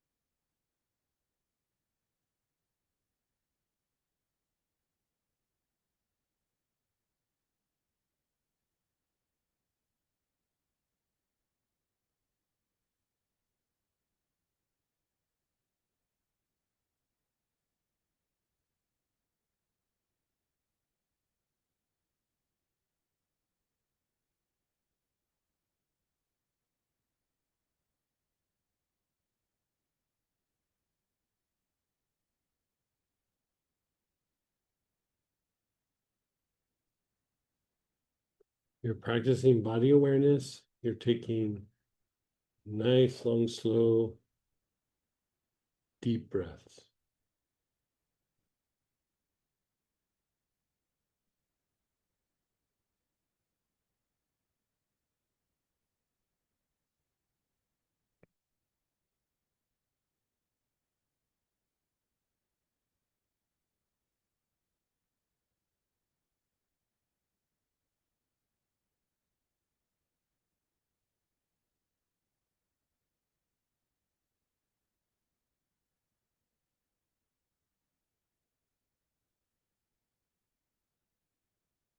And then just pause and let go.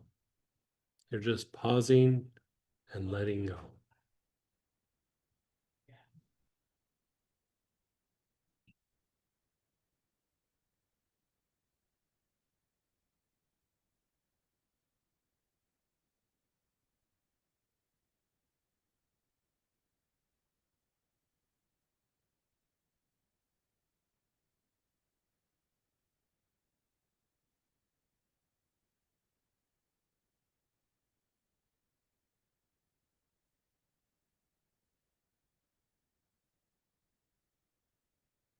And then again, body awareness.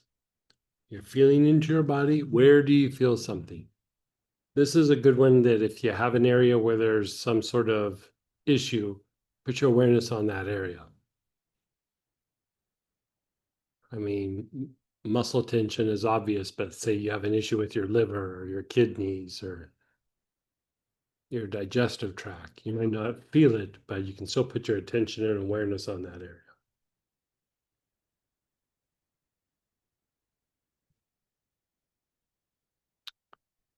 In fact, let's do that. Put your awareness on your digestive system, like your whole abdominal cavity from the bottom of your ribs down to your navel, the internal organs. Put your awareness on that area. Just take some nice, long, slow, deep breaths. Dysregulation and stress, one of the areas that it hits the hardest is the digestive tract.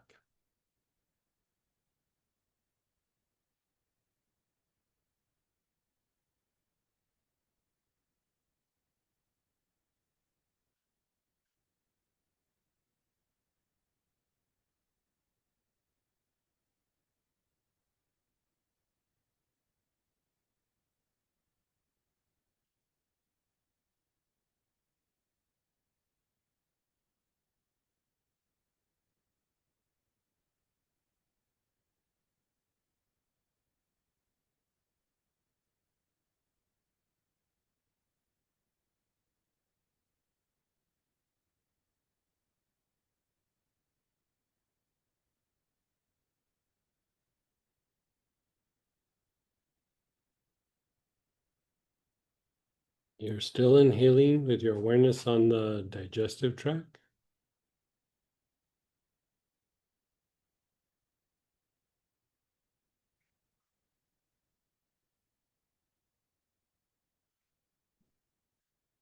Sometimes when you do awareness on the digestive tract and you're treating dysregulation, it will loosen up your jaws.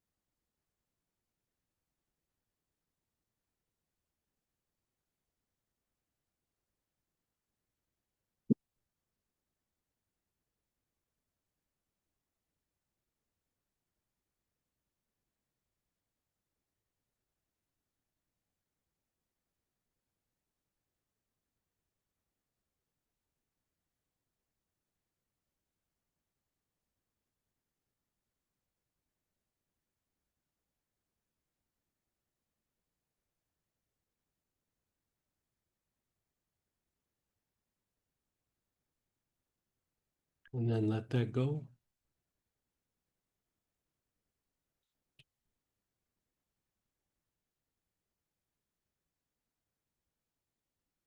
How did that feel to you? The other area to hit is the lungs. So awareness is on your lungs. Take some nice, long, slow, deep breaths.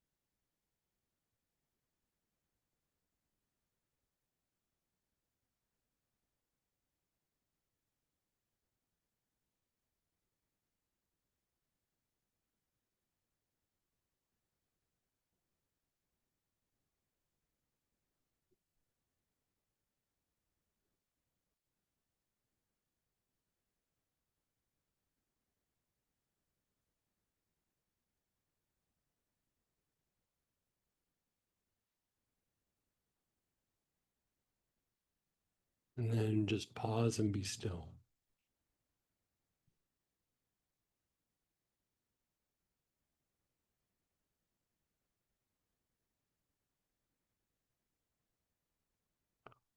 So another area you wouldn't think about, your brain. Your awareness is on your brain. Nice, long, slow, deep breaths.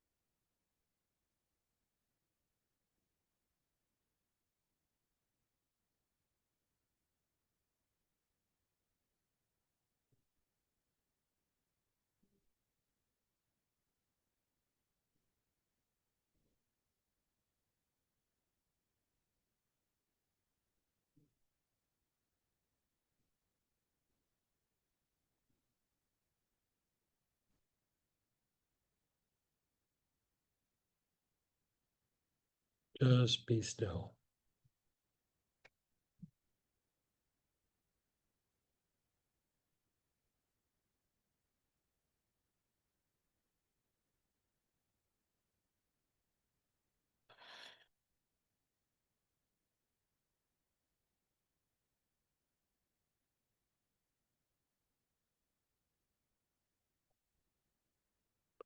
Now pick an area in your body that's just you being aware of your body. Something that you feel.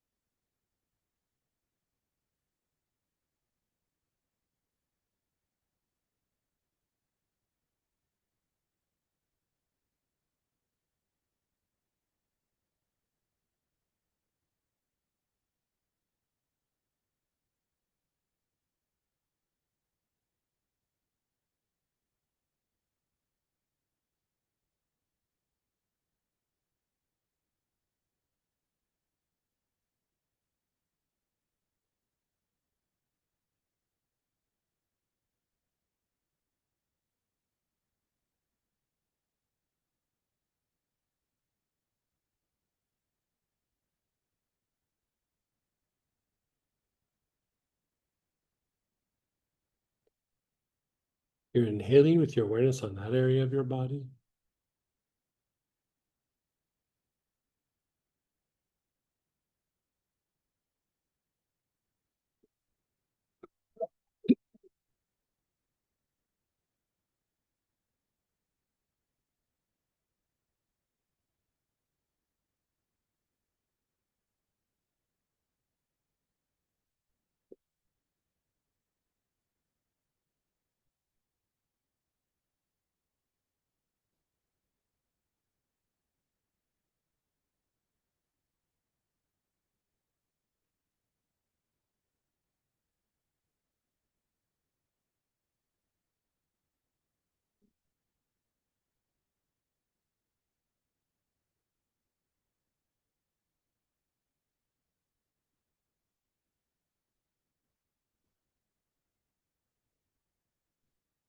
And then just pause.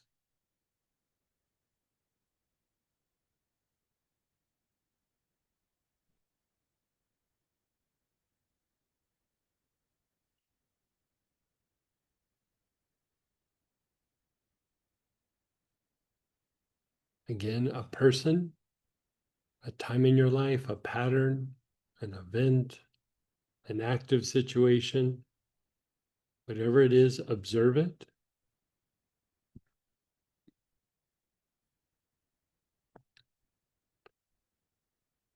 And then nice, long, slow, deep breaths.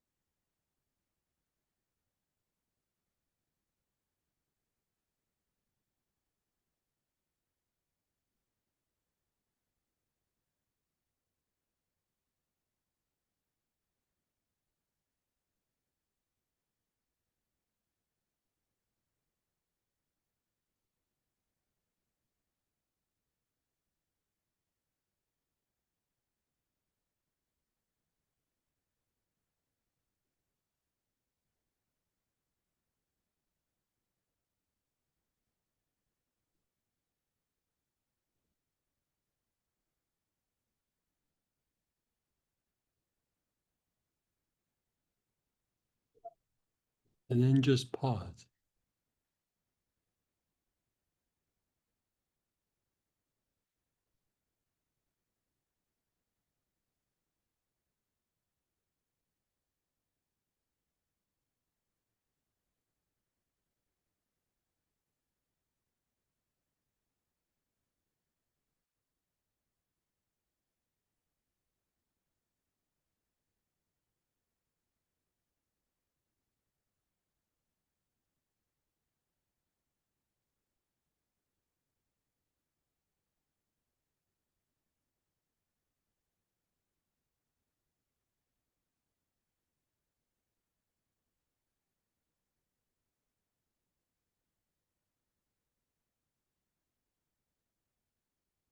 Your awareness is on the bottom of your tailbone. You're taking nice, long, slow, deep breaths.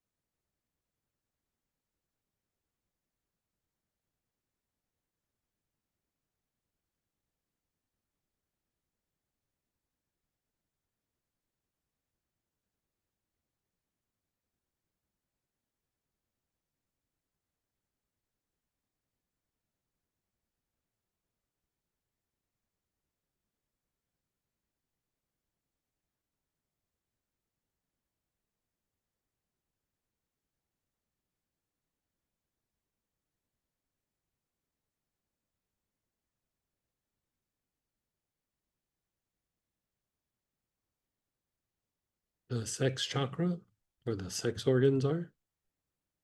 Nice, long, slow, deep breaths.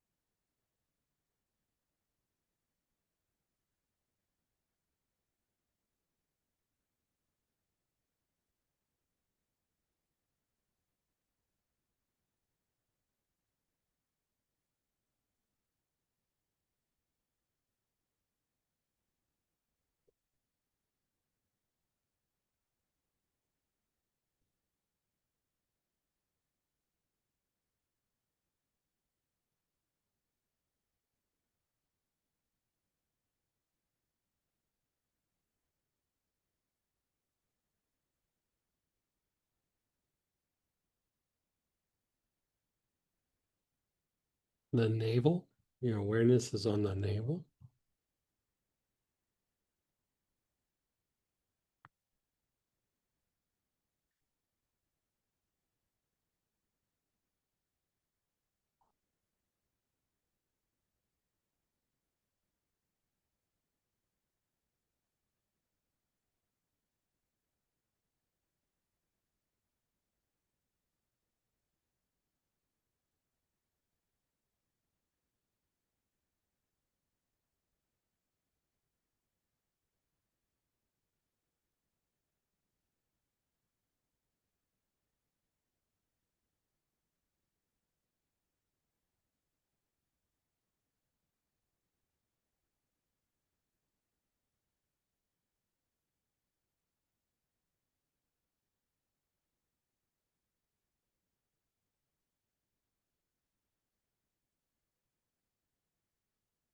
An inch and a half below the navel.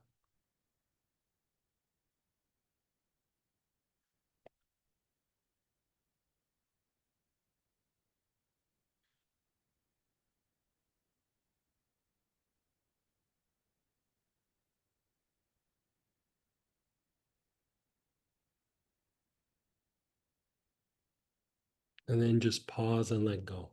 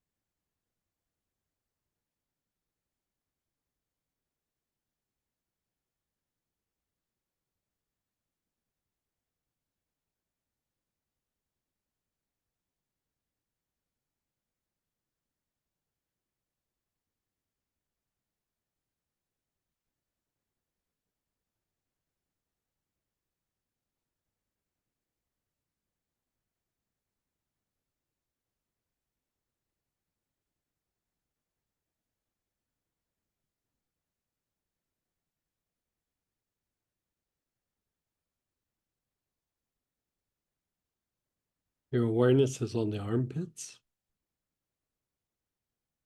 Nice, long, slow, deep breaths with your awareness on the armpits.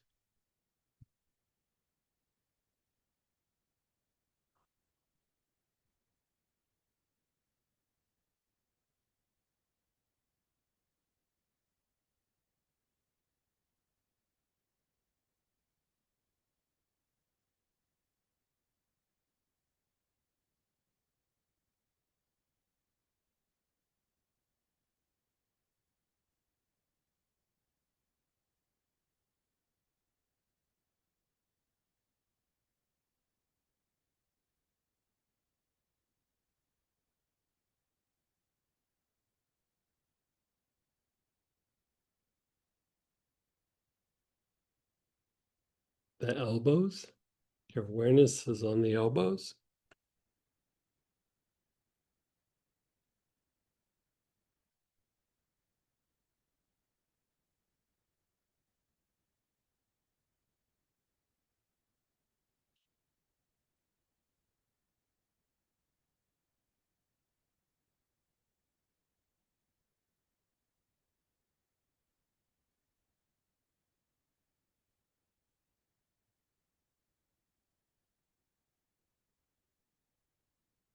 The wrist. Your awareness is on the wrist.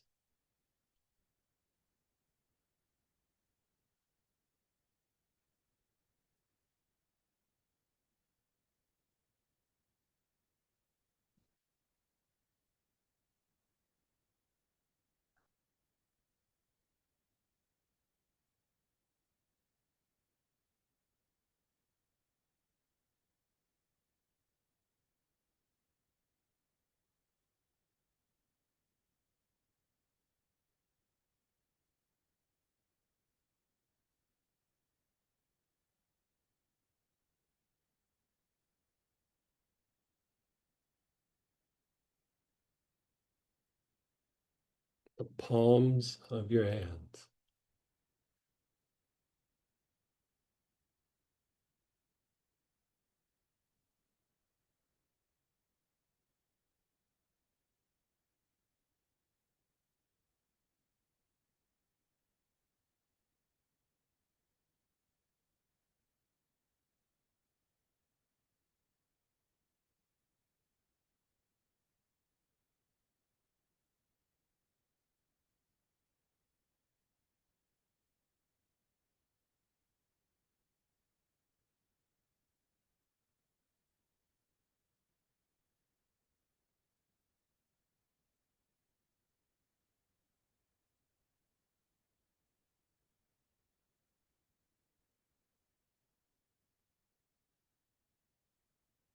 Your hips.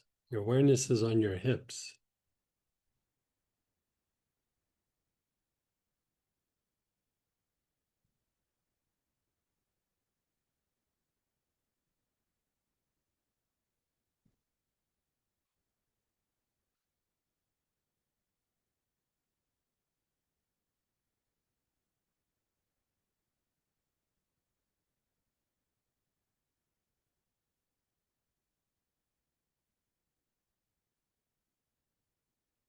The knees.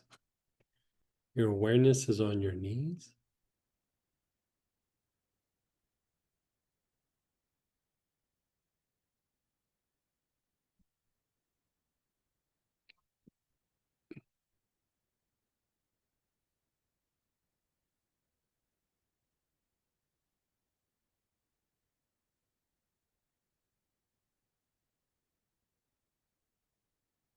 Your ankles.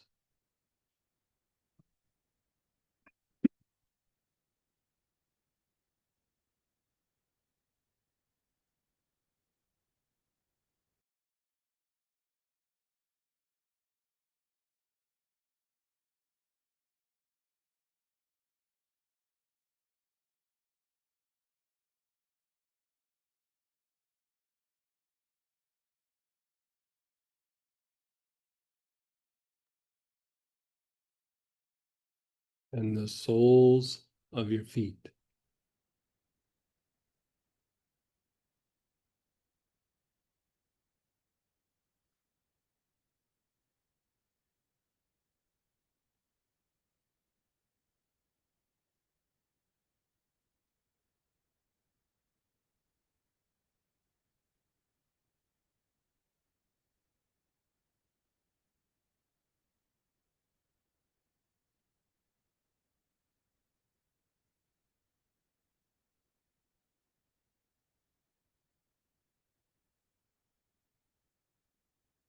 And then just pause and be still. Notice how you feel your body.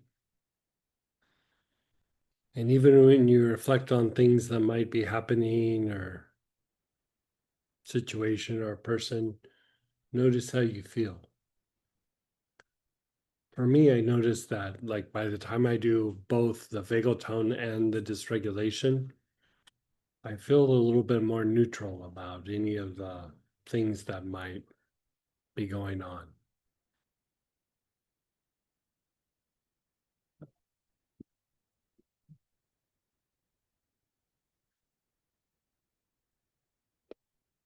Let's go ahead. You too.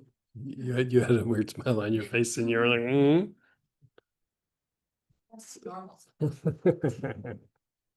So let's go ahead and share experiences or ask questions. You can unmute yourself or type in or just get my attention here.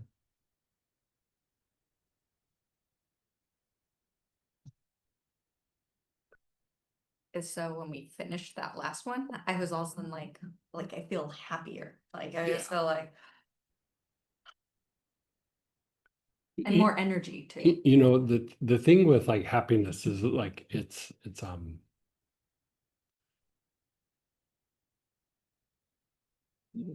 when we're a byproduct of like the physiology, you know how we're talking about homeostatic emotions and all these things.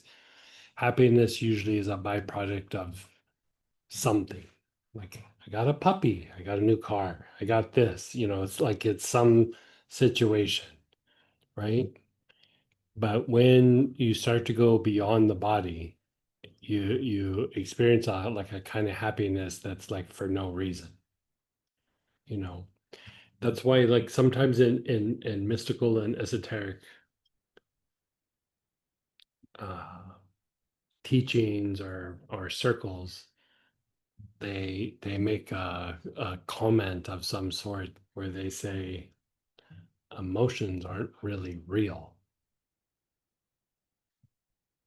It's because they're still a byproduct of your body. They're still a byproduct of your physiology. When you get beyond the form, they're not real because you don't have the body generating them. So that's why they say mind, body, spirit. They don't go mind, body, emotions, and spirit. And you think about like why are they just saying mind and body? It's because the emotions are still tied to the body. You know, they're still tied to your physiology. And so, like when you start to regulate them all of a sudden you become like clearer in your head. You know, like if you think of like fight, flight, or freeze, freeze is just so much emotion that you can't think clearly. Like if even if somebody else gets upset at you, you'll notice that like for a day or two, it's hard to put pen to paper or have like clear thoughts. And it's because the emotions are so agitated, really the body is so agitated that the mind won't function clearly. Right. And so the more that you calm down the nervous system, the more you calm down your physiology and regulate your physiology. Because when you're working dysregulation and vagal tone, you're increasing the potential of something good happening. You know, you're increasing a level or degree of oneness. You're even starting to go beyond the duality of the mind. You know, the duality of the mind would have conflict in everything. But like the more that you balance out the nervous system, it's just things playing out. You know, you don't get so like attachment is just dysregulation where you're spending so much time in the external and not very much in the internal. You know, that's why like in Buddhism, they were like, you know, it's all about detachment. Really what they're saying is it's all about more inner world, less outer world. Doesn't mean the outer world's not important and that we should ignore it. It's just, it's not the boss of everything. You know, that's all. Someone's asking, will I need to do this for each individual or situation or event separately? Very good question. There's been a few people and events that are stressful on top of one another. So this is what I say. That's a very good question. Pick the main perpetrators. You know what I mean? Because really what starts to happen, you hit the things that are like maybe the most upsetting. It will calm things down in that particular area, but it will start to have a blanket effect. Like it will start to affect all the different areas of your physiology. And so you know, like I have things that I go back to in my past that like I go, okay, if I'm checking in, let's go check in with those situations.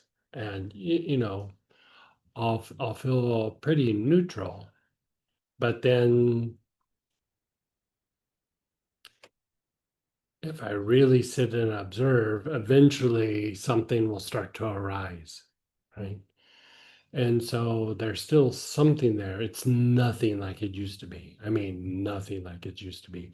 But it's sometimes even when we do the etheric chords work where we inhale and stop and inhale and we think of past events, part of what you're doing is you're disconnecting or you're detaching from those past events.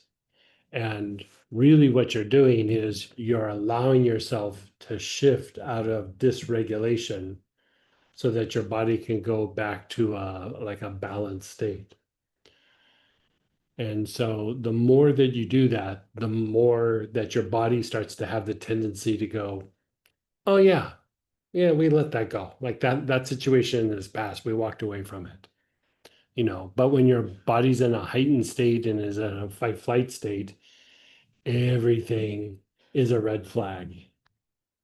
That person at the grocery store looked at me weird. Red flag. I'm driving in the car and somebody did red flag. You know, everything's a red flag. And go ahead, Denise. Just a quick question Mhm. on the etheric chords. Uh-huh. Is that like cleaning? Is that sort of like cleaning as we inhale the etheric chords and, you know, the past events? Yeah. It is definitely okay.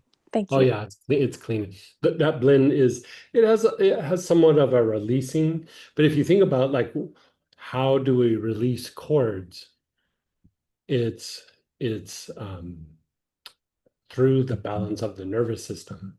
Mm, Chords are there because there's been some sort of dysregulation because of the chords. And uh, so even the guru said at some point that cutting cords becomes unnecessary because they just fall away. I mean, we have to really refine our nervous system to get there. You know, hopefully I'll get there one day. yeah. One day. But it's Well, much better than it used to be. Like for myself, much, much, much better than it used to be. what you said too, when I told you the one time, it hasn't quite happened since, but I think it's getting better for some reason. I really do. When I told you I woke up and I said I had this organized mind, and I really realized it. I was so clear and Yeah. calm, Yeah. and then of course it didn't last really long, you know, meaning day after day. Right. But you told me that I could probably like almost trace back to it. You know, it would come back every so often, more often than not. Yeah, I mean, what happens? It's like with anything. We'll have flashes of something, and then we'll start to have like longer experiences of it, and you're like, "That's amazing," but then it kind of floats away. But the more that you work it, the clearer it will become, and the more organized the mind becomes. And the mind being organized is also like that balance between intuition and intellect. Mm, You know, the because even part of intuition is like pruning away things that the mind doesn't need and letting go of thoughts that are or thought patterns that aren't accurate or you know whatever it might be. And so the more that we do it, the more that it will last until there kind of becomes this tipping point. Yeah, thank you. you're so welcome.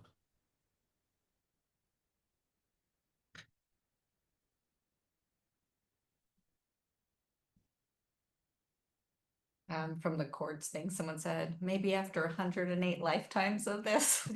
I hear you.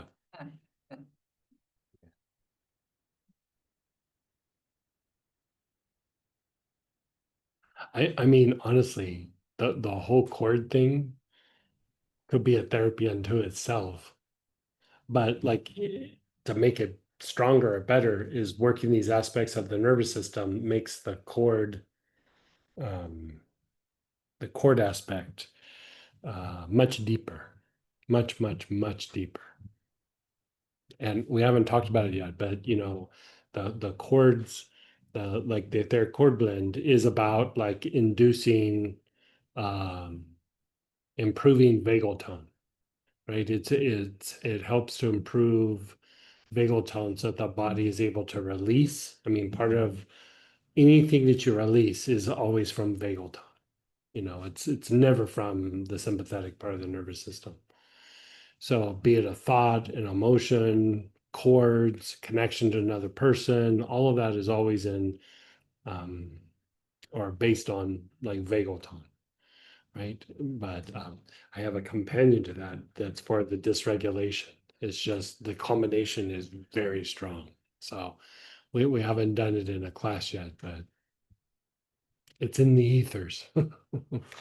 It will manifest at some point.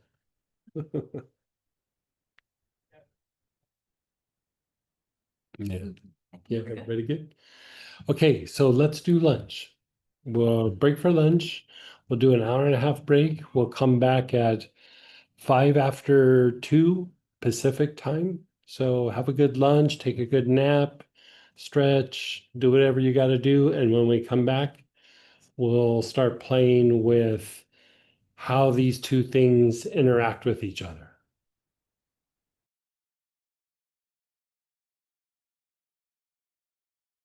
Hey, everybody, let's go ahead and come on back. I hope you're having a good experience so far. Now we're going to talk about how these two parts that we worked through the morning, how they interact with each other. You could say there's a rhythm that goes back and forth between them. When there's dysregulation in the sympathetic part of the nervous system, or when there's poor vagal tone in the parasympathetic part, they don't really flow back and forth with each other. So then we get stuck in a neurological rhythm or a pattern that we have a hard time breaking out of. So in this morning, we strengthened vagal tone and we helped to regulate a level or degree of dysregulation, you know, in general. Now we're going to impact how these two do like this push and pull dance. So that there's times when your body needs to be active, that it shifts there, but when it's done, that you're able to rest, repair, eat food, digest it, things of this nature. So in the kit for purchase is a blend called Autonomic Rhythm. Single oils, you could use acacia, Cape chamomile, cistus, fir balsam, or vetiver.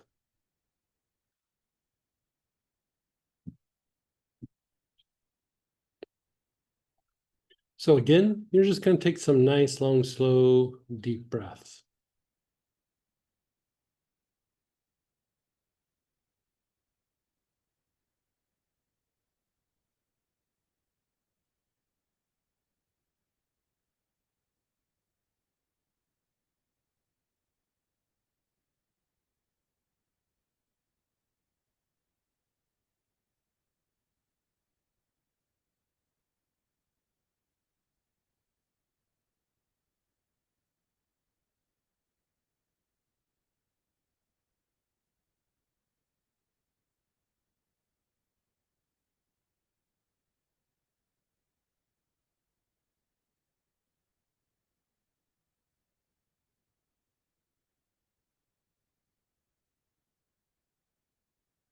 You're just taking some nice, long, slow, deep breaths.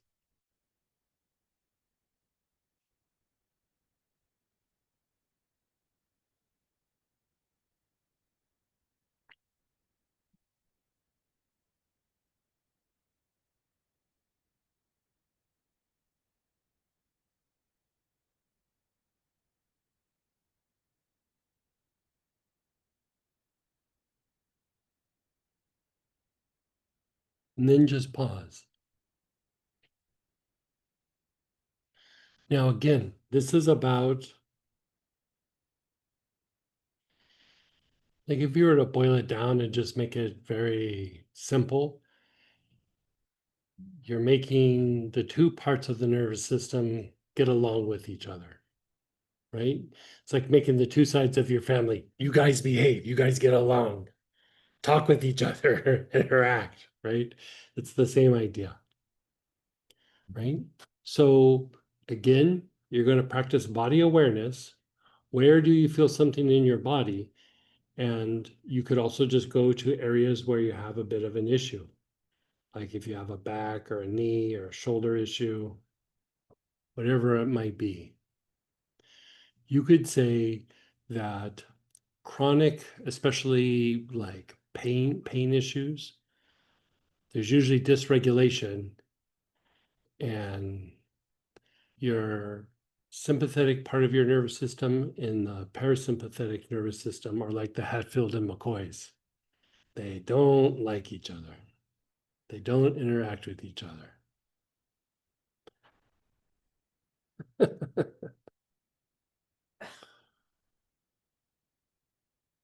Yeah. Watching too many cowboy movies.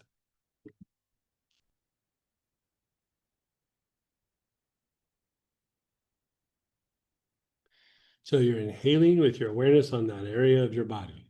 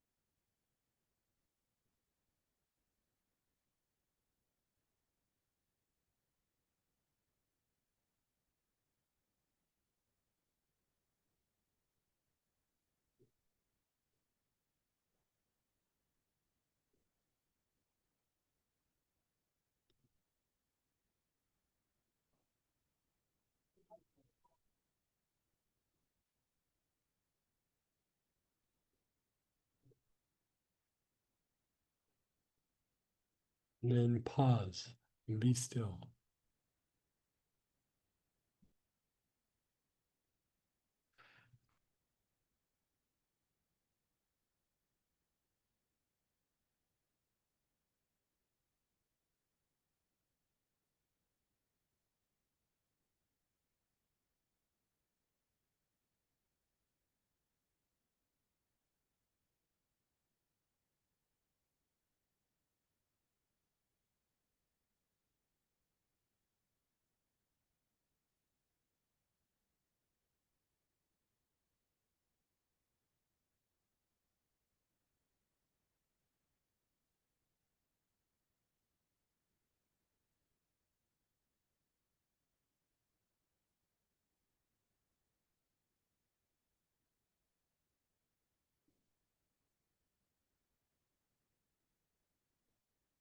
Again, you're practicing body awareness.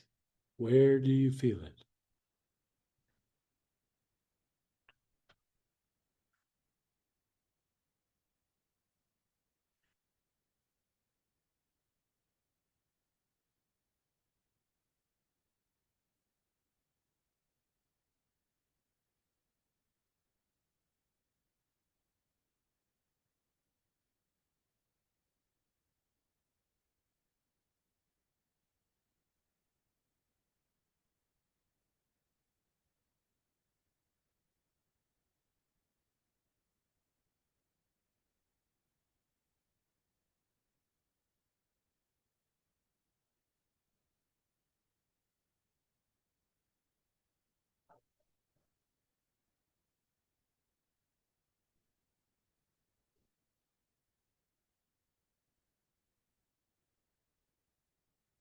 and then pause and be still.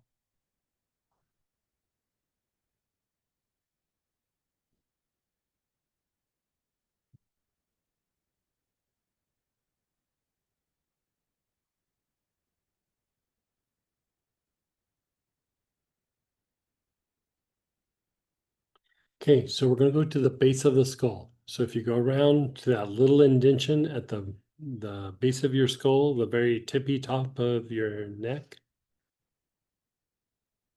your awareness is there, and you're taking nice, long, slow, deep breaths.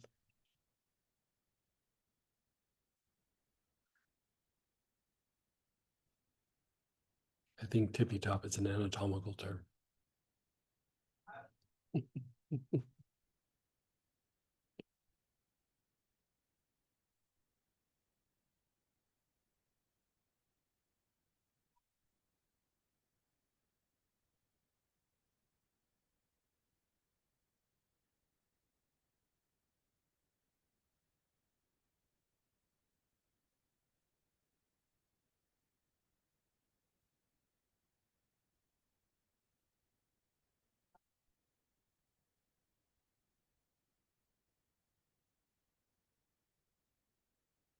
You're at the base of your skull, nice, long, slow, deep breaths.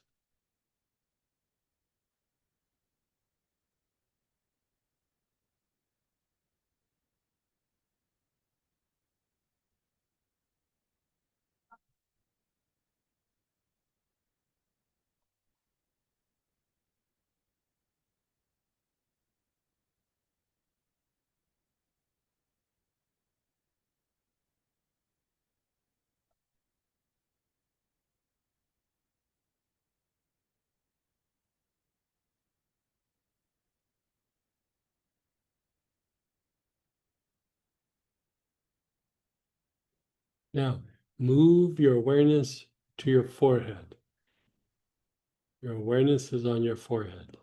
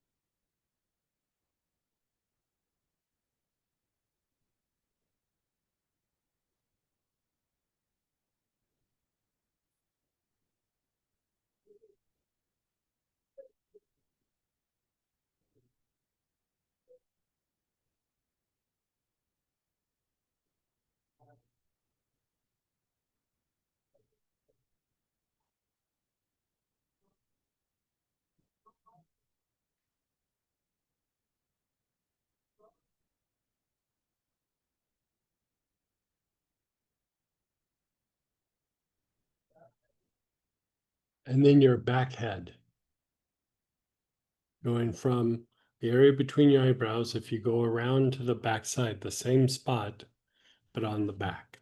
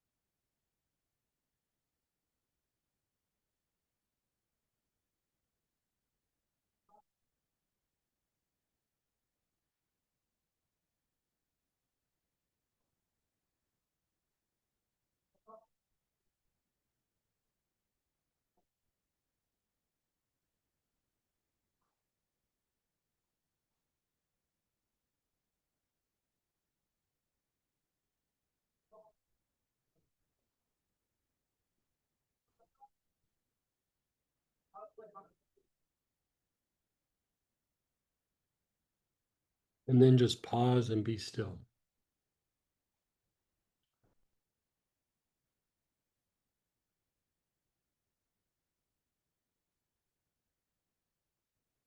Yeah, we're going to do it again, but let's talk about it for a minute. So when we did vagal tone and we did the dysregulation, you're starting to balance out the two sides of this part of your nervous system. One's associated with the form, one is associated with essence, right? The sympathetic nervous system, that when it's malfunctioning is dysregulation. It's fight flight, it's associated with the form, it's associated with the external world, right? Poor vagal tone is the healing process, it's rest and repair, and it's also your ability to go inward, right? And so you're increasing the potentials in each one of those. And as these become balanced and they start to have like a rhythm between them. I mean, they always have a rhythm, but it just gets stuck or it gets diminished. And so you're increasing the movement back and forth, like the fluidity that they're able to go from a sympathetic state to a parasympathetic state.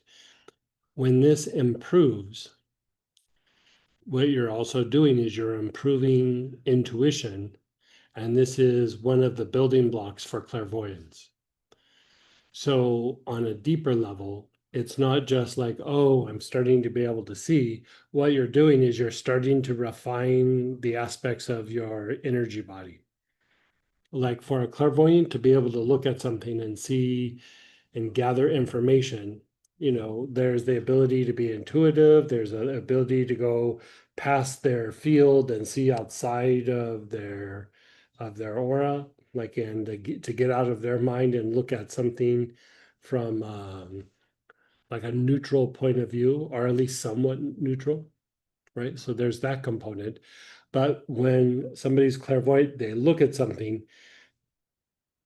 their energy body is starting to get refined so that when they look at something, energy mixes with what they're looking at, right? Energy mixes with it, and then that energy comes back and hits the brain, and then it gets processed by the pineal, the pituitary, and the thalamus, right? You could also say it from the point of view of energy centers, but in the brain, it's those three centers. As those three centers become like more aligned and interact with each other, the level or degree of perception continues to deepen.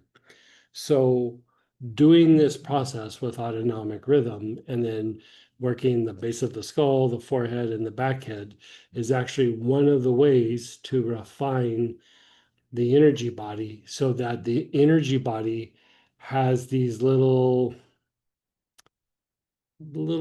like receptors in the energy field that gathers information, that gives more information to this part of your brain. Even if these centers are activated in the mind, if your energy body isn't gathering information, it's like trying to read something where you don't know how to interpret the information, or there's no real information there, right? So there's 7 stages of developing the energy body like this. And the ones that did the class of the Radiant Mind, where we did the deeper aspects of Mercury, the planetary aspects of Mercury, remember there's a blend in there called Alatari. And the ones doing the angel class, there's an angel Parasiel, like Parasiel, right? Both of those are tied to the refinement of the energy body so that it increases your ability to see or perceive, right? And then you were asking about the unicorn horn. Like, the more that this gets developed, there starts to be a little light that starts to stick out, that is the mixing of the ajna and the forehead. And they, like, sometimes in mystical circles or esoteric circles, they'll refer to it as the unicorn light, right? So a unicorn in mystical practices isn't a horse with a horn on its head. It's a disciple that has developed this ability to perceive. and they're symbolized by the horse with the horn on its head, right? So you're helping the body to heal. You're helping yourself not be as anxious and not have the emotions that could stir you up. But here you're also stimulating the body's ability to heal, but on a deeper level.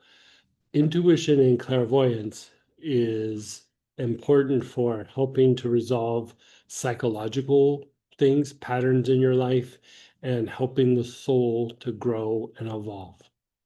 So just by doing these simple processes, you're helping to lay the foundation or the groundwork for deeper levels of development. Kind of interesting, huh? The thing with doing it with oils, you can do it without oils. It's just the oils make it an accelerated process. We have somebody who's doing some work with in EEG, and what he's just already started saying, just from a very, very superficial preliminary look, he said that using oils versus doing meditation, that according to the readings, that you're able to get into that meditative state 3 to 5 times faster using oils than not using oils. And that's oils usually with a pattern, by the way.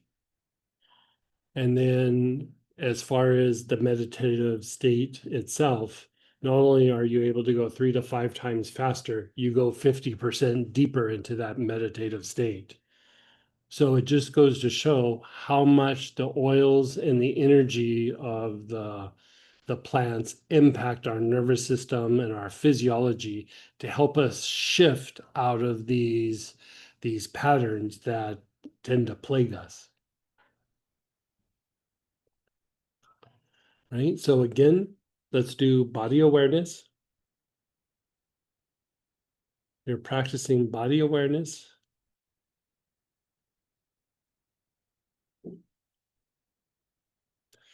And then inhale the oil with your awareness on that area of your body.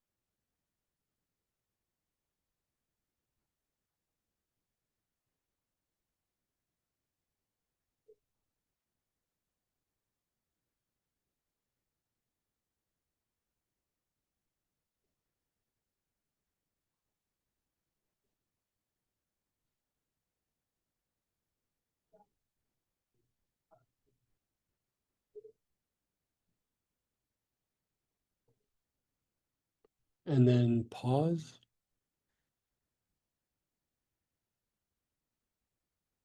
Just be still for a moment.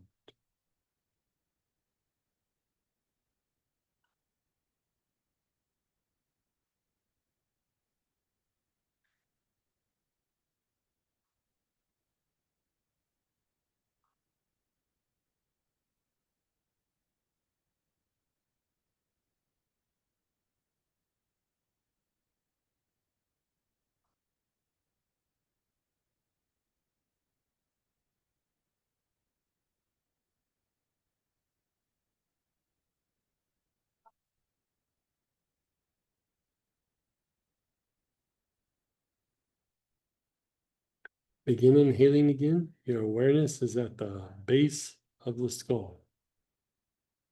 Your awareness is at the base of the skull.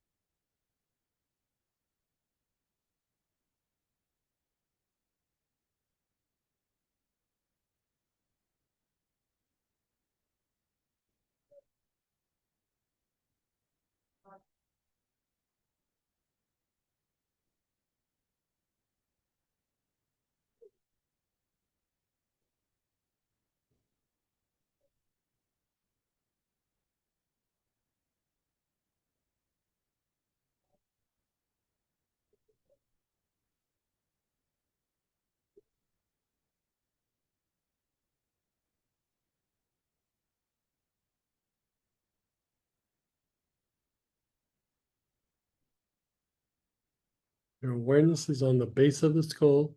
You're taking nice, long, slow, deep breaths.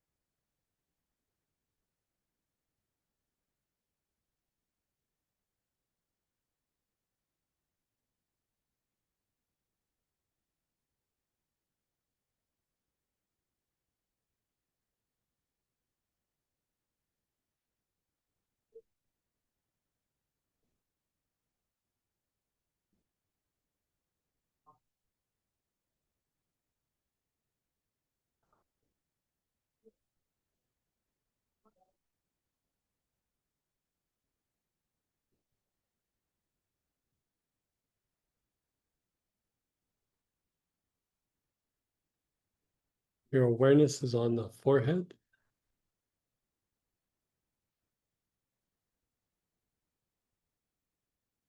Your awareness is on your forehead. Nice, long, slow, deep breaths.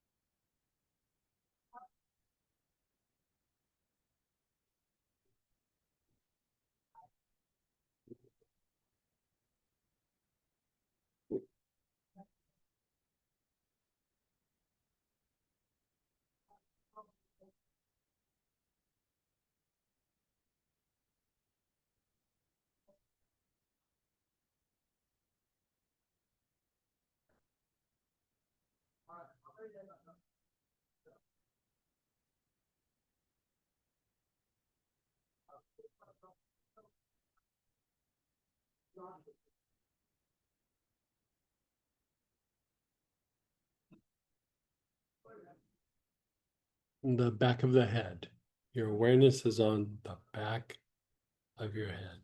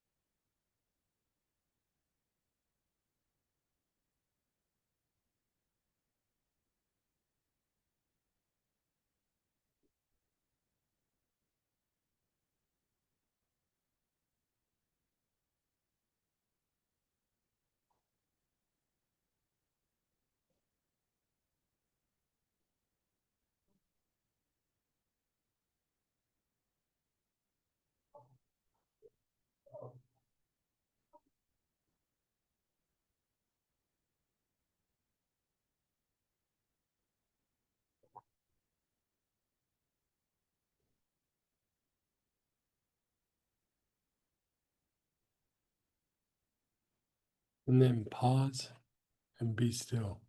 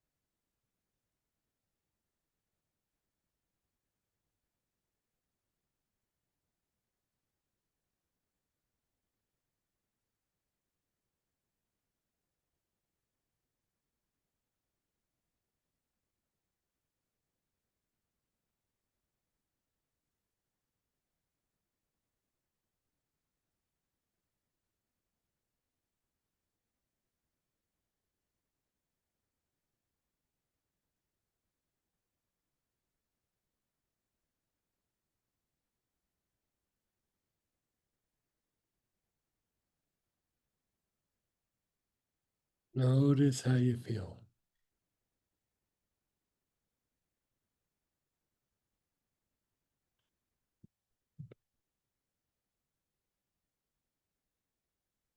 Your emotions and your thoughts.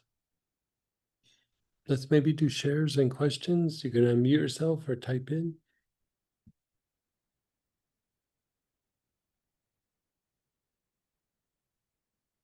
How you guys feel? Yeah. So exactly what you're asking about, like before. Look at your clairvoyance, Katia. That's what she's gonna say. So intuitive. Yeah, but I didn't know it was gonna have anything to do with this, so.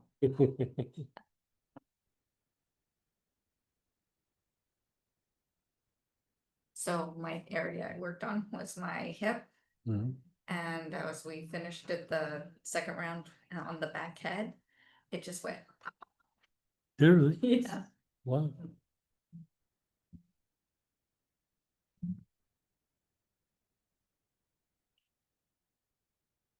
Nice relaxing Saturday when you say. So, a related, unrelated question, you talked about Mhm. the regulation and the working together, Mhm. pushing and pulling. Mhm. And I thought of siblings, fighting Mhm. and pushing and pushing. Is there an oil to bring flow to siblings? Oh, I don't know. I'd have to think about it. I probably could come up with something. Yeah.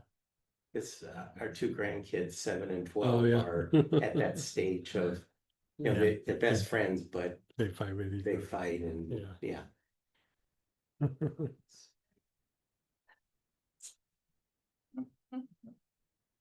Anybody else? Everyone's really Yeah, quiet. everybody's good here?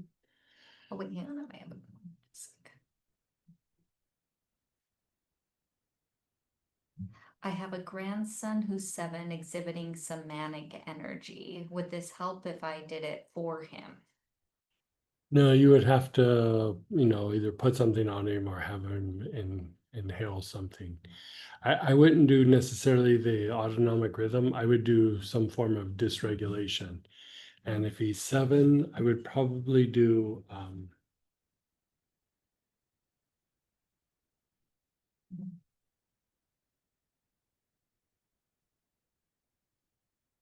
he's 7, he's right on the verge. I would probably do Cape Chamomile or the violet leaf or maybe even the dark blue tansy. You can make it into like a body tonic. You're probably not going to get a 7-year-old to inhale things very much. You could always do a diffuser, but yeah. Any time where you have like manic or then manic and then like a depressive state, it's still like there's a significant amount of dysregulation in the nervous system. And so, who knows why it happened, but you just go through and start balancing out those two sides. Yeah. And so you said inhalation or Or like a topical application. You might be able to pull off a diffuser, but I mean, you'd have to run it a lot. Yeah. okay. Yeah. Oh, one more. Mhm. I have Blue Lotus. Is this oil in Blue Healer?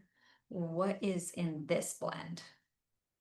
What blend are we? I think, let me just clarify. Are you talking about the blend Autonomic Rhythm?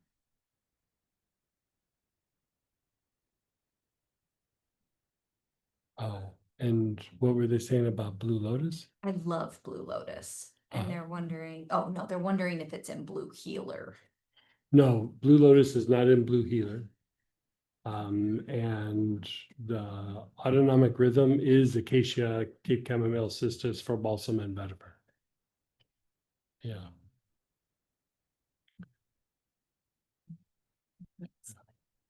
Yeah. Better blend choice. Right. Yeah. All right, I think that was the shares and questions for this. Okay. And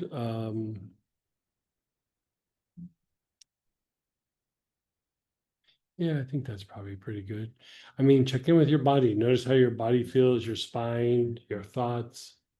I find that like I might not be sleepy, but my mind's a lot quieter. My emotions didn't feel agitated, but it's like, whoa, they went down a notch. Right? So anyway. Okay, we'll come back from a break in 15 minutes. I'll see you at 10 after the hour.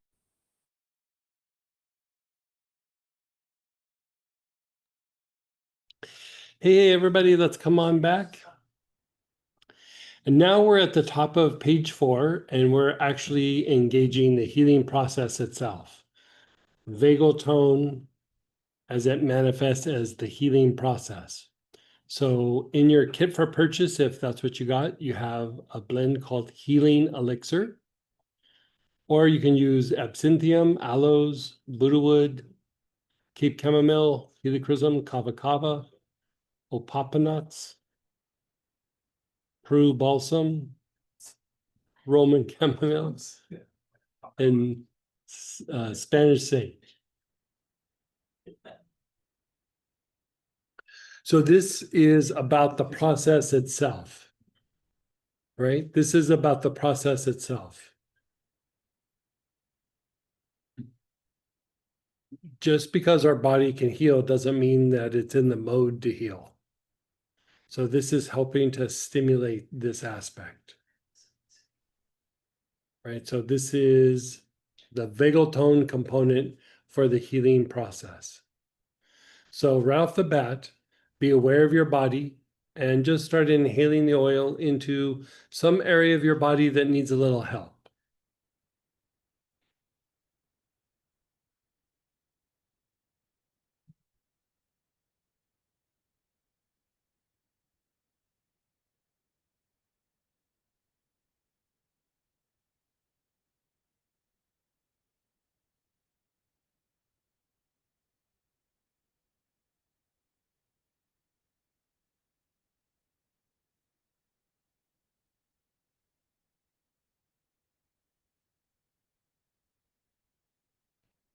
Nice, long, slow, deep breaths.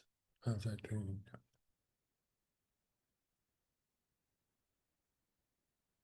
Some ache or pain, some area that's having difficulty.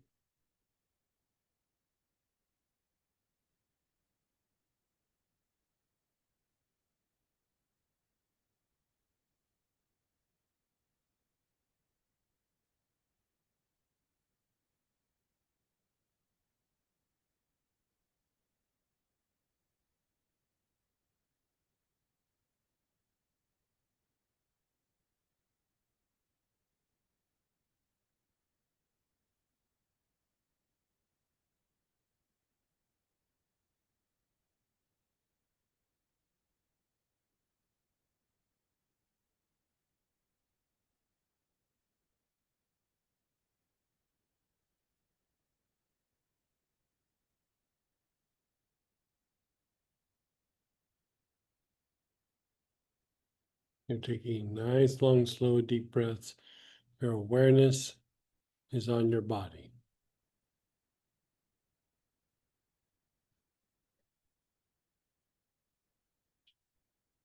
And then pause and be still.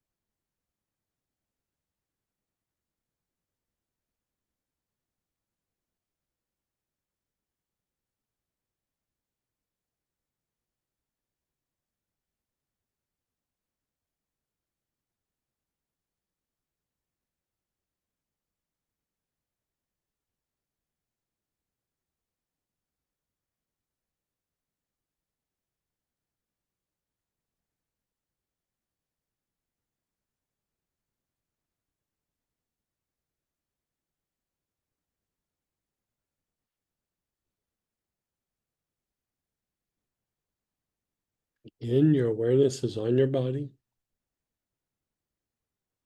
Nice, long, slow, deep breaths.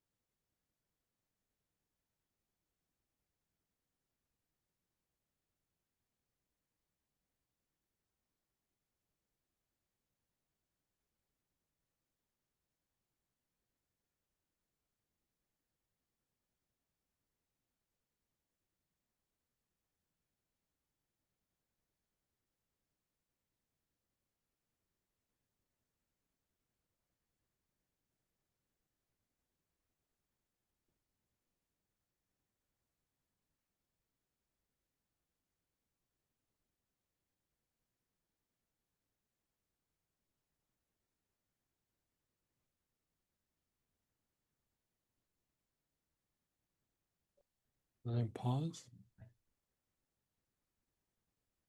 Now, remember what I said at the beginning of the day. Sometimes these external situations or things that we have with other people or a past event, certain time in our life are still impacting our physiology, even though the situation might have been quite a while ago. So if you have something on your list of history, I observe it now and inhale this oil as you observe. Because again, it's the healing process. Healing process is also evolving and just being able to walk away from these other events that happened so long ago.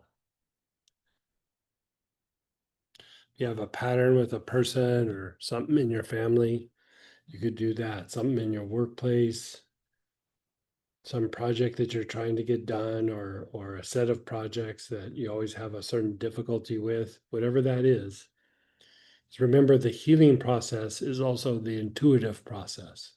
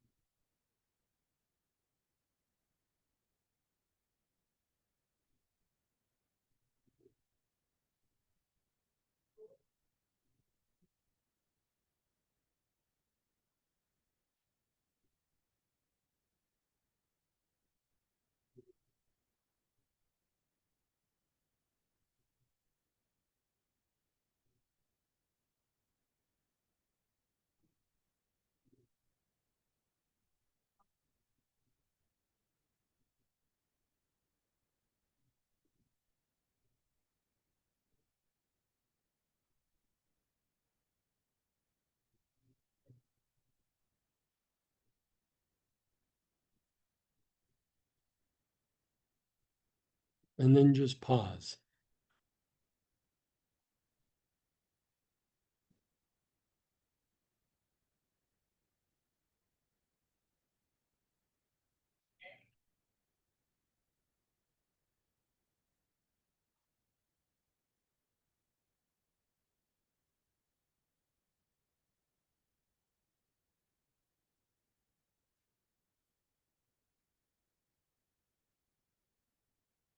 Okay, we're going to do the materialization breath. So you're going to hold the bottle to your chest. Your chin is going to go down. You're going to inhale, hold your breath, and then up, and then you're going to exhale through the mouth.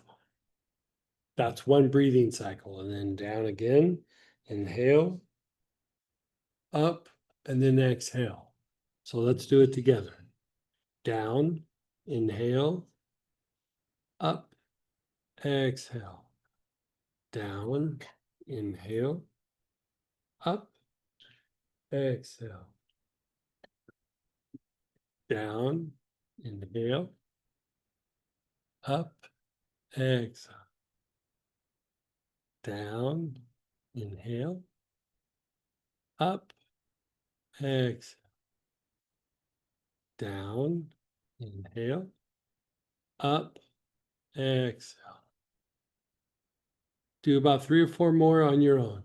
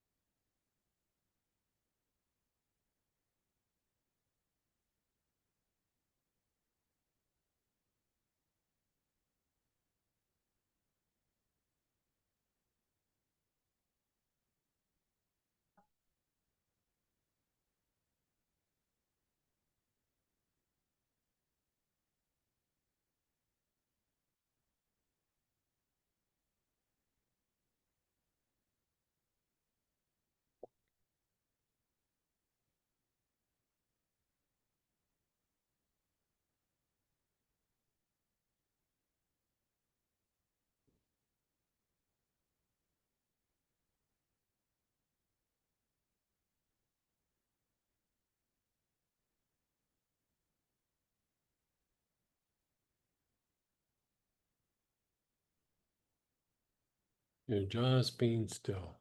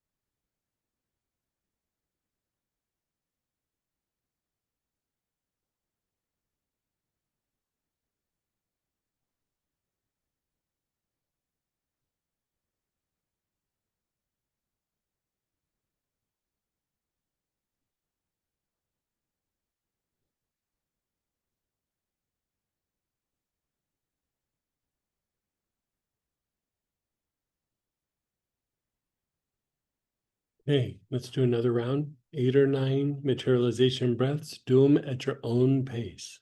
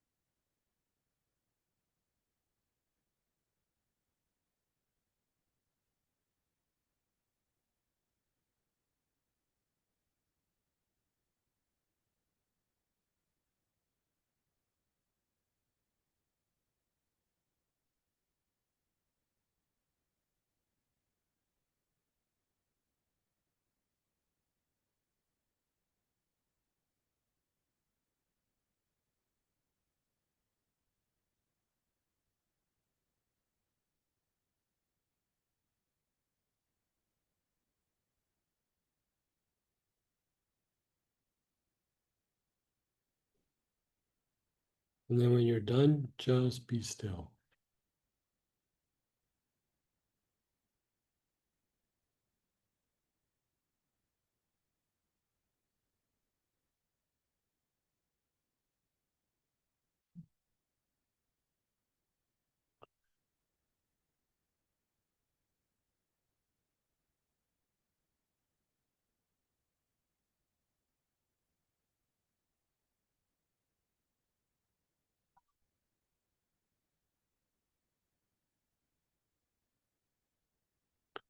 So for me, this is what I do with this process.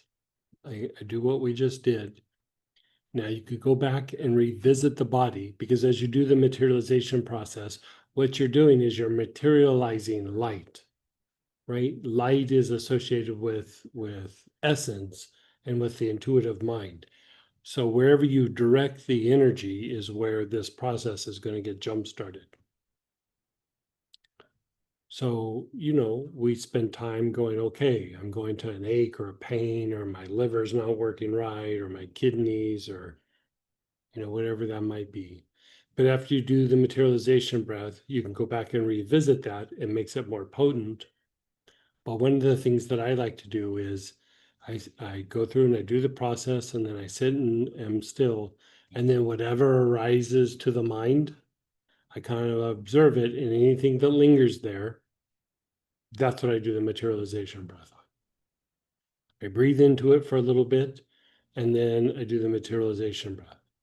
So we're going to do a version of that. We're going to do the materialization breath, another cycle, and then you're going to sit and be still and just watch if it's a feeling, if it's a thought, if it's just an area of your body where you go, oh, I'm really feeling my left shoulder.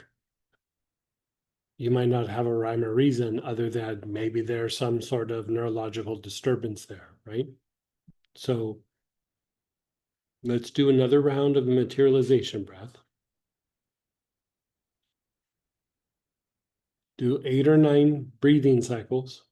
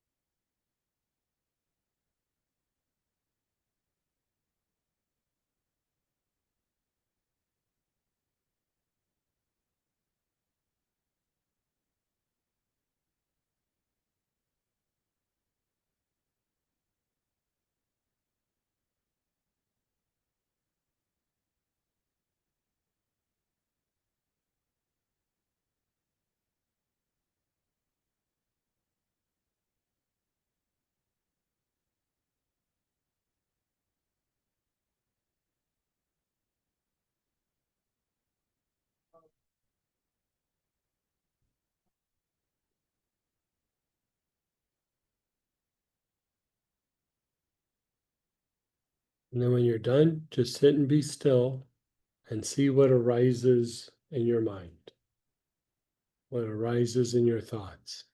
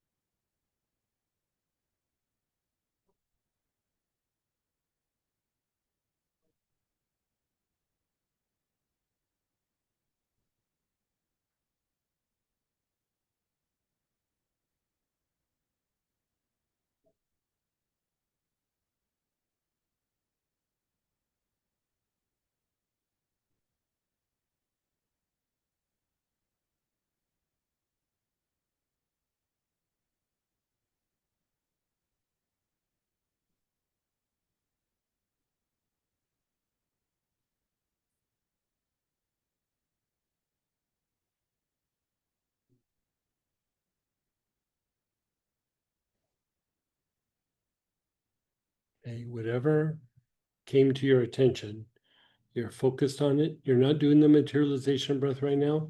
You're just observing it and inhaling the oil at the same time.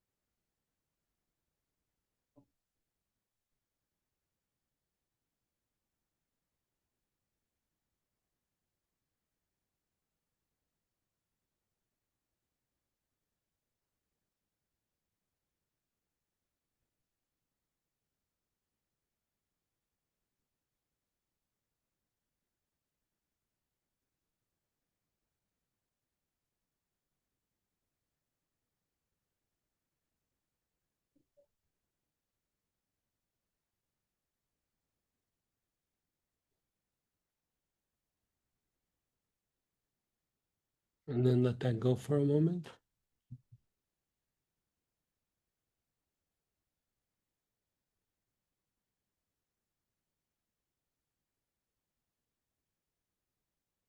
And then do the materialization breath again. So bottle to your chest, another 8 or 9 of the materialization breaths.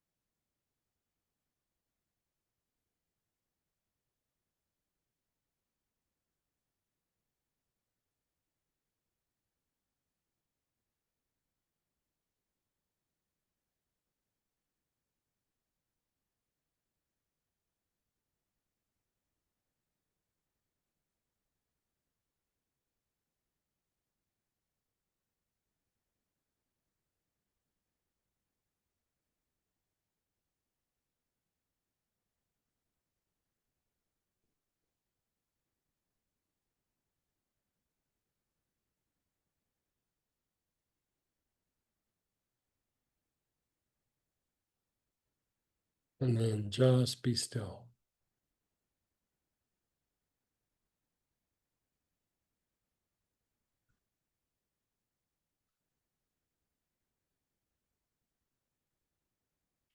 Just let it incubate.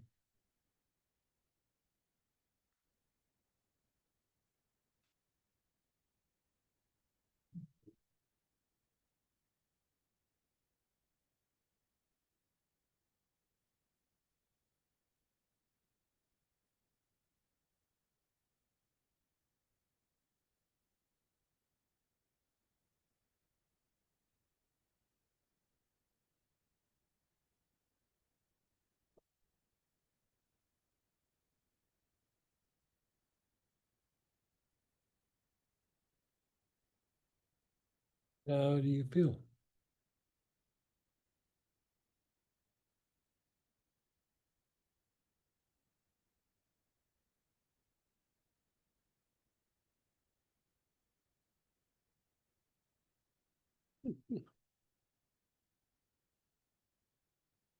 You guys want to share experiences or ask questions? You can also just take a little nap if you'd like.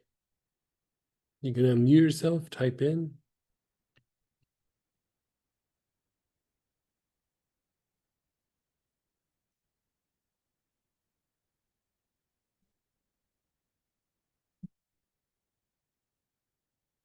Pretty quiet, but somebody had a follow-up question from the last one, just with the child. They're wondering, do we apply the oil to the ajna?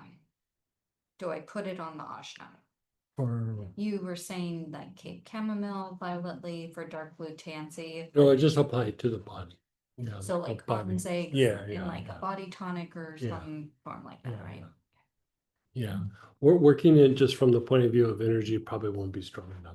You have to kind of affect the physiology. Yeah, So that last practice seemed to integrate everything else right, into like a more alertness. right. So somebody here was saying that like that last process seemed to integrate. Like these last two parts are really kind of what the class is about, but they only work as well as like how well the vagal tone is and how much dysregulation has been diminished, and then the communication and the movement back and forth between. But like, yeah, you're deepening that like healing process, and you know, it could be physical, it could be emotional, it could be mental, it could also be environmental. It could be with like a person or a situation, because healing can still be the same mechanisms, but in business it might be being innovative or being a good problem solver, or it's that part of the intuitive mind that addresses stuff. And I would agree, it's like it all kind of like integrates. And here the next thing we're going to do is dysregulation. And so we're doing like a slow roll, based on what she was saying.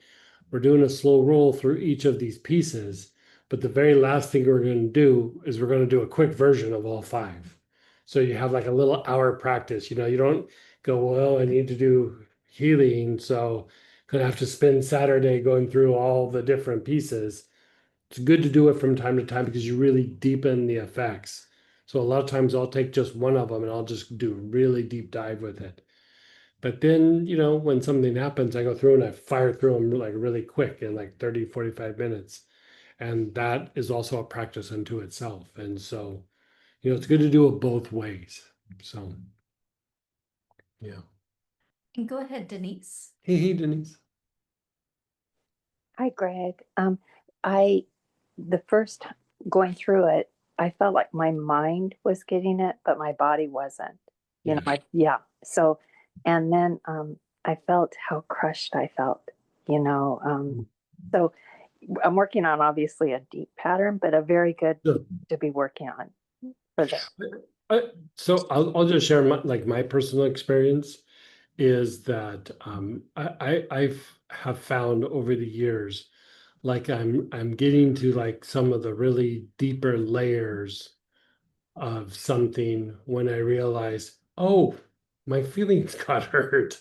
Yeah. And it sounds silly, but like sometimes, you're going through and you have the situation and you have the story and you have the dynamics and they did this and that happened and you're going on like through all this, or at least I do, right? And then at some point where everything keeps settling down and you keep getting quieter and quieter and you realize, like you said, you felt crushed. And I'd have this thing where I didn't really realize it in the moment, because part of dysregulation is like, hey, you got to keep it together. You got to get stuff done. You got to survive. You got to thrive.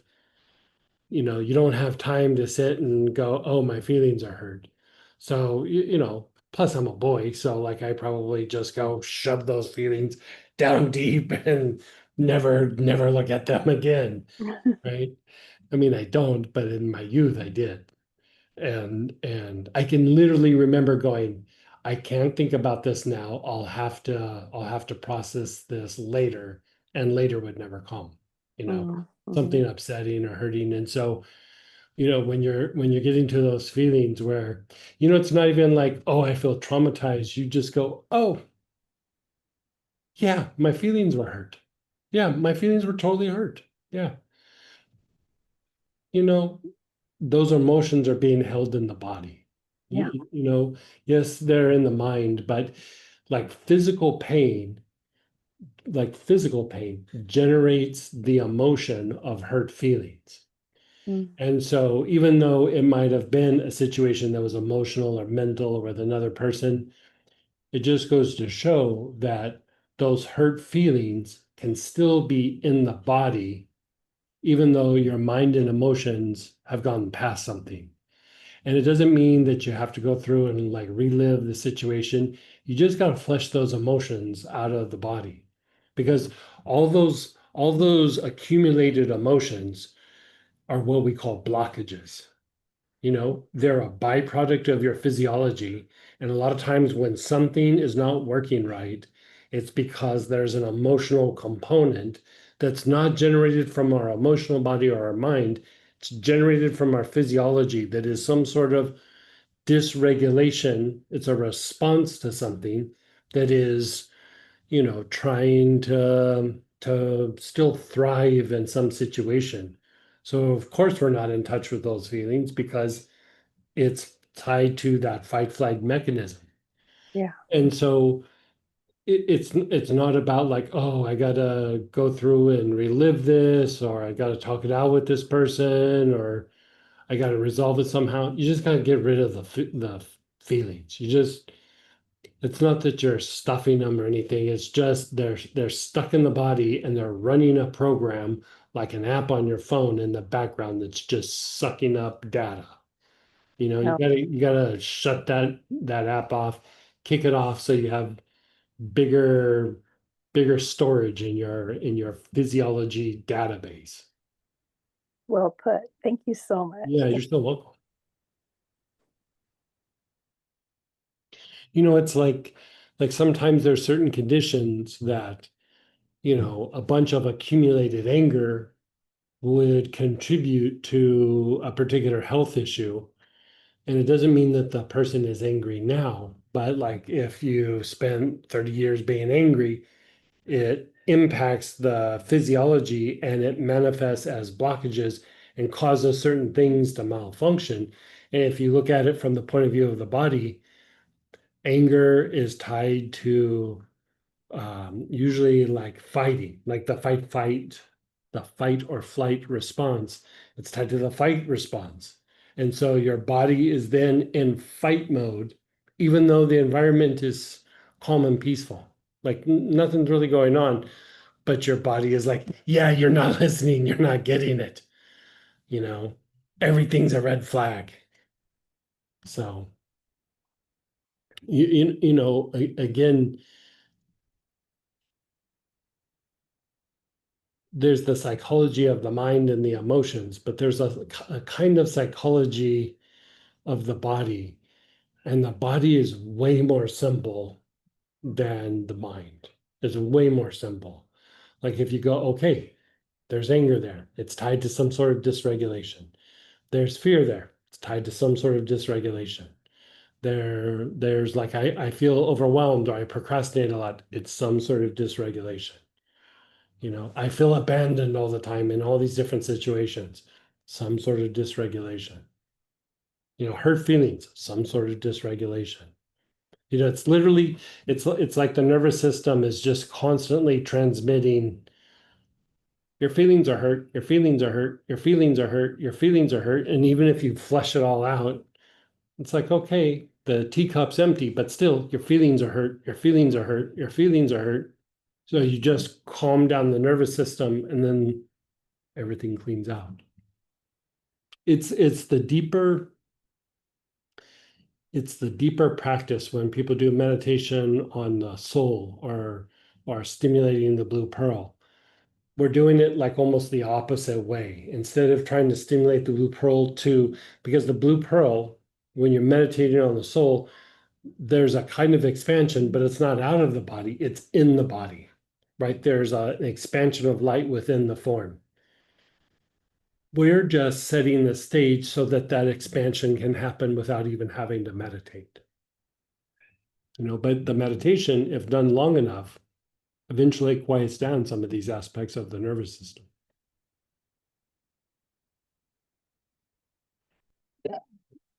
Thank you so much. You're so welcome. He says, So when we started the most recent body awareness, it was like all of a sudden something activated and said, oh, that's where you want me to direct the light. right. And it was just like this. Oh, very nice. Oh. Good for you. Okay, perfect. Yeah. And everything else seemed ordinary, but that was like Yeah. So Robert was saying that in this last process, he said like that, like there's all of a sudden this kind of awakening of like, oh, that's where you want me to direct the light or the healing process, right? And remember when we're tapping into the light, it's not just like light, it's light, it's energy with consciousness. Light is energy with consciousness. So if we can even make ourselves a little bit conductive, that energy will go and do things way beyond what our mind thinks needs to happen. And so, like you said, it's like all of a sudden you just kind of open up a pathway and it's like, it has this intelligence about going into an area, right? It's like you don't have a cut and you go, heal, close skin, heal. Like, you don't think about it, it just heals, right? There's a kind of consciousness or an awareness that's there. So you could say in each of the body systems, it's the involuntary part of the nervous system, but it's a kind of consciousness, but it's an unconsciousness. The more that we balance these things out, help the two sides work together and kind of keep refining it, that unconsciousness becomes conscious and eventually becomes something in our conscious mental awareness. It becomes a consciousness that we eventually experience even outside the body. Like it's the deeper level of like when you're working in planetary aspects, when you work the body, eventually that's what you begin to experience are these different influences that are the different aspects of the self.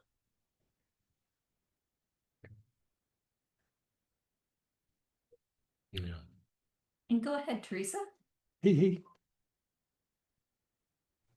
Sorry, trying to get myself to unmute. Um, so question, well, what's been coming up today is enteric nerves. So how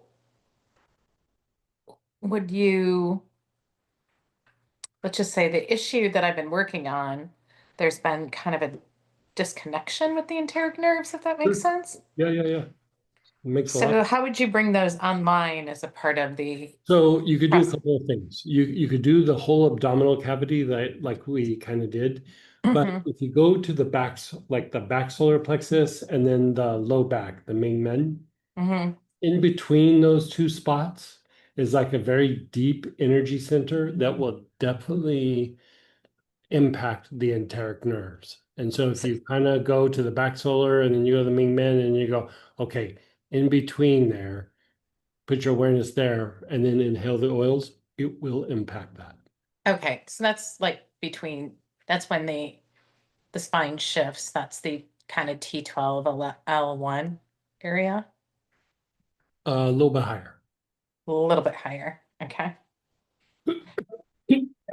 So is it then, because I kind of sense it. So it's a little bit higher than that, but it is between the back solar and the main men. Yeah, the Mingmen is like opposite your navel. Yep. And then the back solar is just under your shoulder blades. So if you just kind of go, Yeah. if you Well, start exploring that area, you'll nail it. okay. Yeah, no, I can feel it. So what is the energy center there? It doesn't have a name. Okay. Does it have a purpose? The enteric nerves. Okay. Thank you. It's deep. There's very deep like meridians that aren't necessarily talked about in traditional Mm-hmm. Chinese medicine, and there's like these kind of fascial chakras that are deep. They're not on the surface. Okay. They don't really have. I've never seen anything written about them or a name. Okay. Do There, they there's have an alchemical several like purpose? down the sides of your body, and there's one like deep in there. There's one deep at the base of your skull. Okay. Yeah. That's interesting. Mhm. Um, They're, base, they're not like chakras like how chakras are. The thing that makes an energy center a chakra is there's an aspect of God within it. okay. So these are more energy centers, but just to keep it from getting too confusing, I refer to them as a chakra, but it's not truly Okay. chakra. So is it a nada? It's just like an energy center that's bigger than some of the acupuncture points, you know, how they Yep. like what they call like a Tsubo, or Mm-hmm. they're much larger than that, but I've never seen anything that's called them by name. Okay. Okay. I think I just got a visual on something because interestingly enough, normally the energy kind of sits at the base of the skull for me and gets stuck, but now it's more that point between the solar plexus and the Mingmen. Okay. Yeah. Cool. Yeah. And what should I just use healing elixir? You could use healing elixir, you could use rose, you could use tuberose, you could use wormwood, absinthium, Okay. you could use Paracelsus, you could use pink healer, you Okay. could use palmarosa, you could use geranium, things that are like soft and pink. Like, you know, I think I told you one time I watched the guru do a healing on a baby, and the whole time he was like using his crystal, but he was like going, nice baby, nice baby, good baby. It's like got a vibe of that. Just Yeah. keep like really soft, just really, really soft. Okay. You know, the enteric nerves are a very primal part of your nervous system. So they just need a little love. You know what I Yeah. mean? Can I use enteric support? Yeah. Okay. right, super, thank you. And that's your mantra. Good baby. Nice. Good baby. I think that I makes saw him do that healing and I was like, I kind of want a healing like that. Like, you feel like, I'm being am I very manly, next? but I could use a little of that.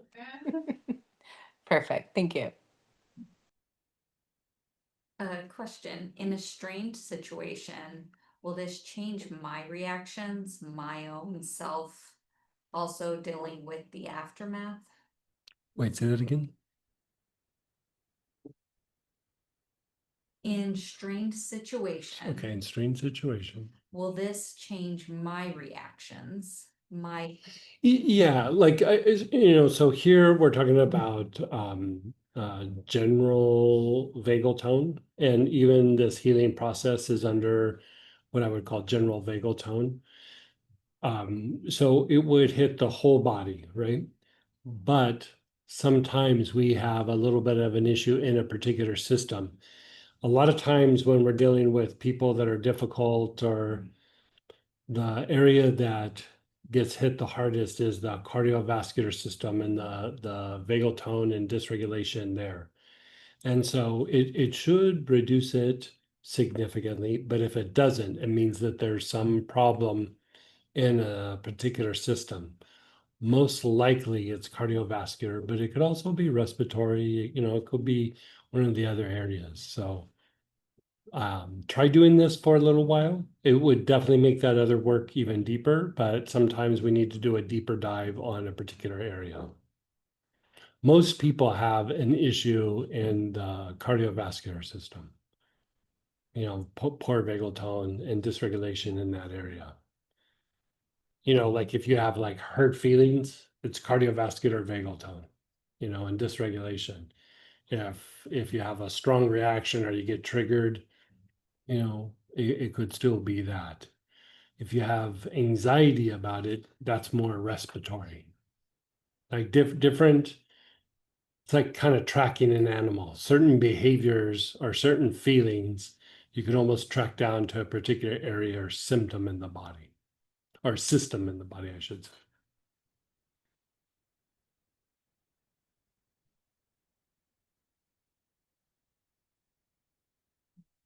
Yeah.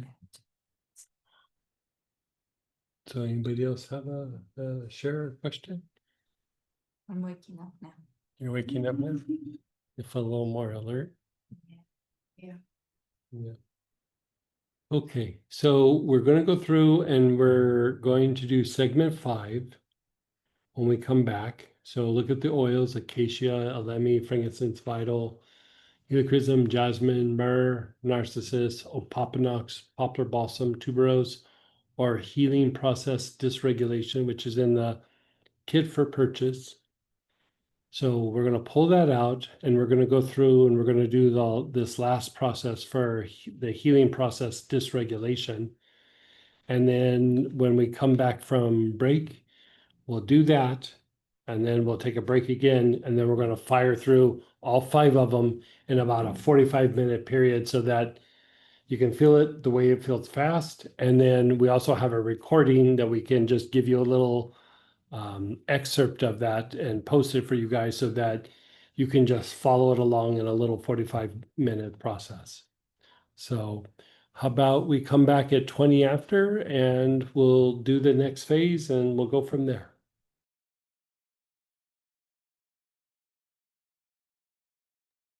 Okay, everybody, let's come on back.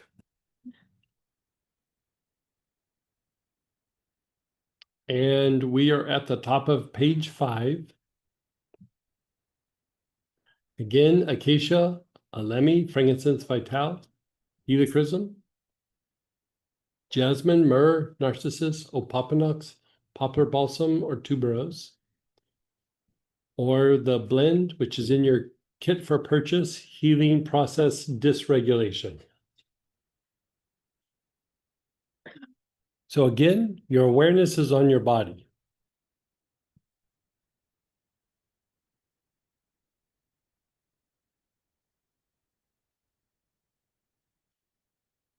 Your awareness is on your body.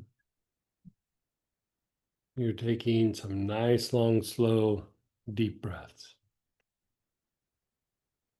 Whatever jumps out at you, you're taking nice, long, slow, deep breaths.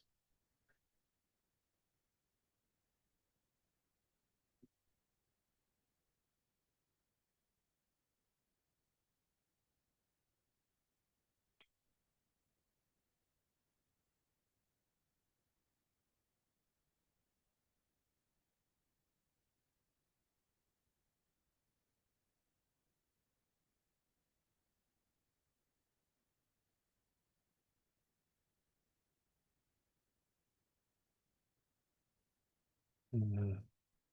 That's fancy.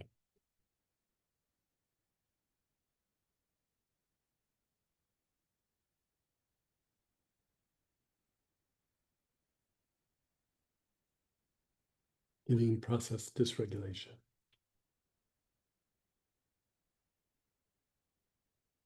So your awareness is on your body. How's that treating you? Your eyes started blinking really slow. Yeah, yeah, it's pretty fancy.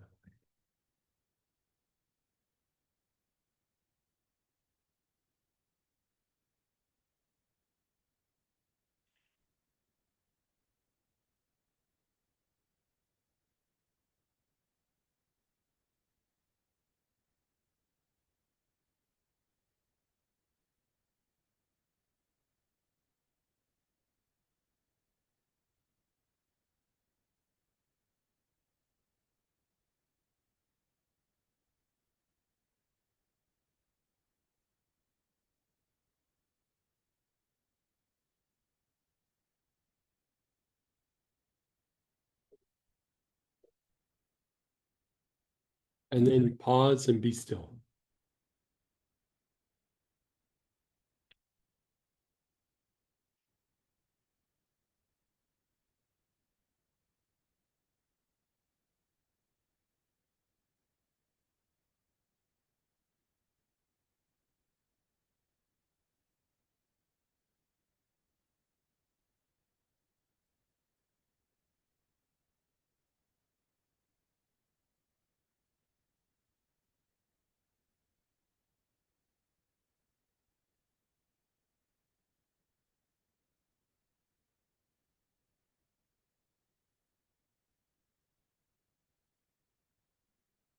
And then again, your awareness is on your body.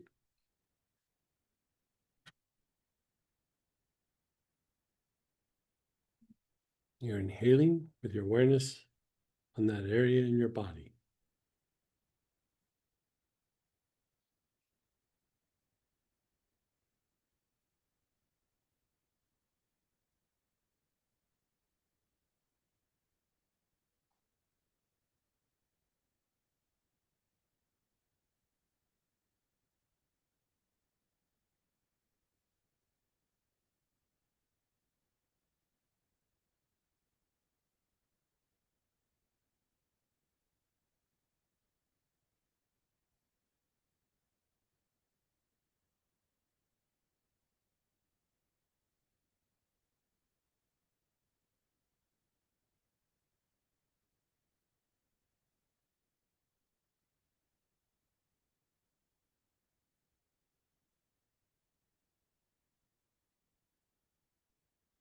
And then pause and be still.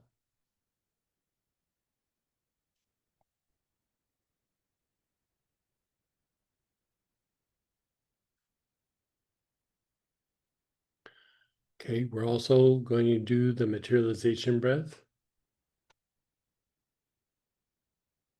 So bottle to your chest, chin down, and do 8 or 9 of the materialization breaths.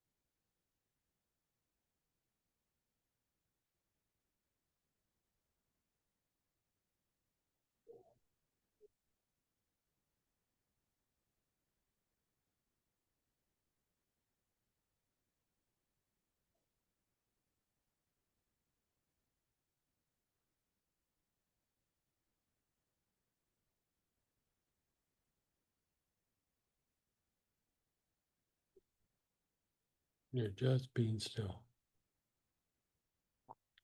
If something arises in your mind or you become more aware of something in your body, put your awareness on whatever that is and inhale. You're not doing the materialization breath, you're just inhaling with your awareness on that area.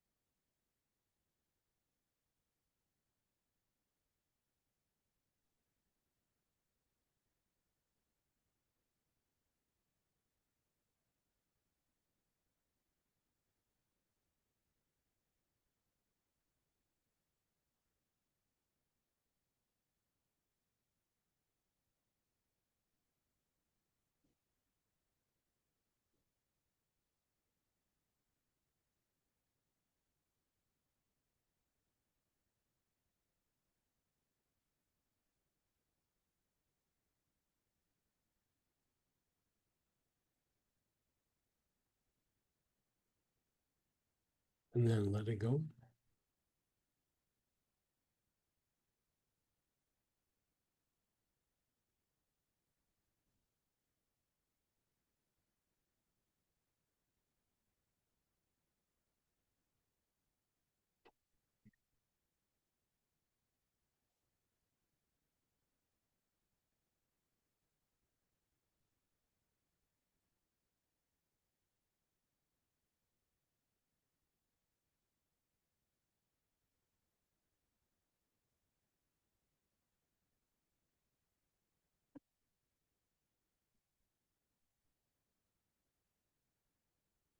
Bottle to your chest, chin down, do 8 or 9 of the materialization breaths.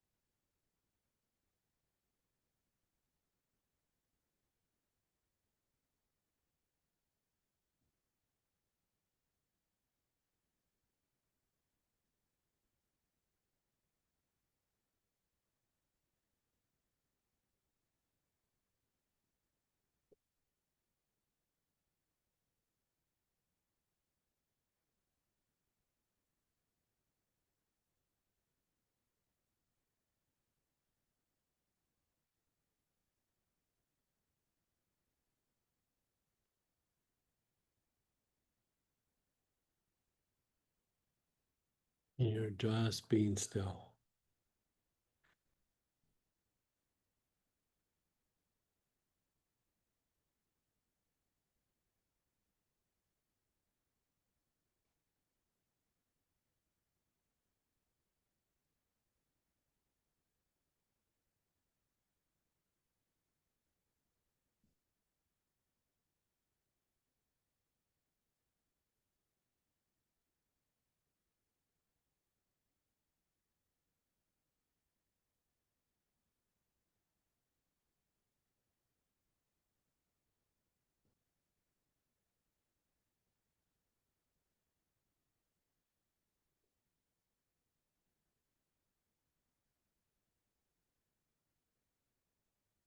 Again, whatever arises, pay attention to it, observe it, and begin inhaling the oil.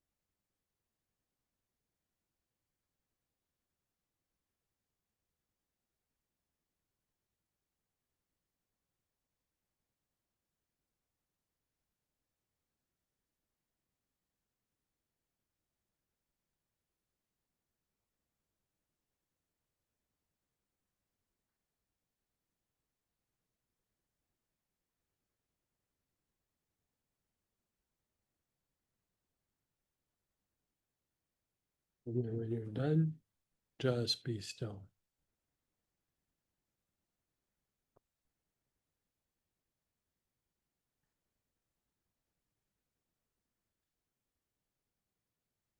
How's that feeling to you? That's good. How about you?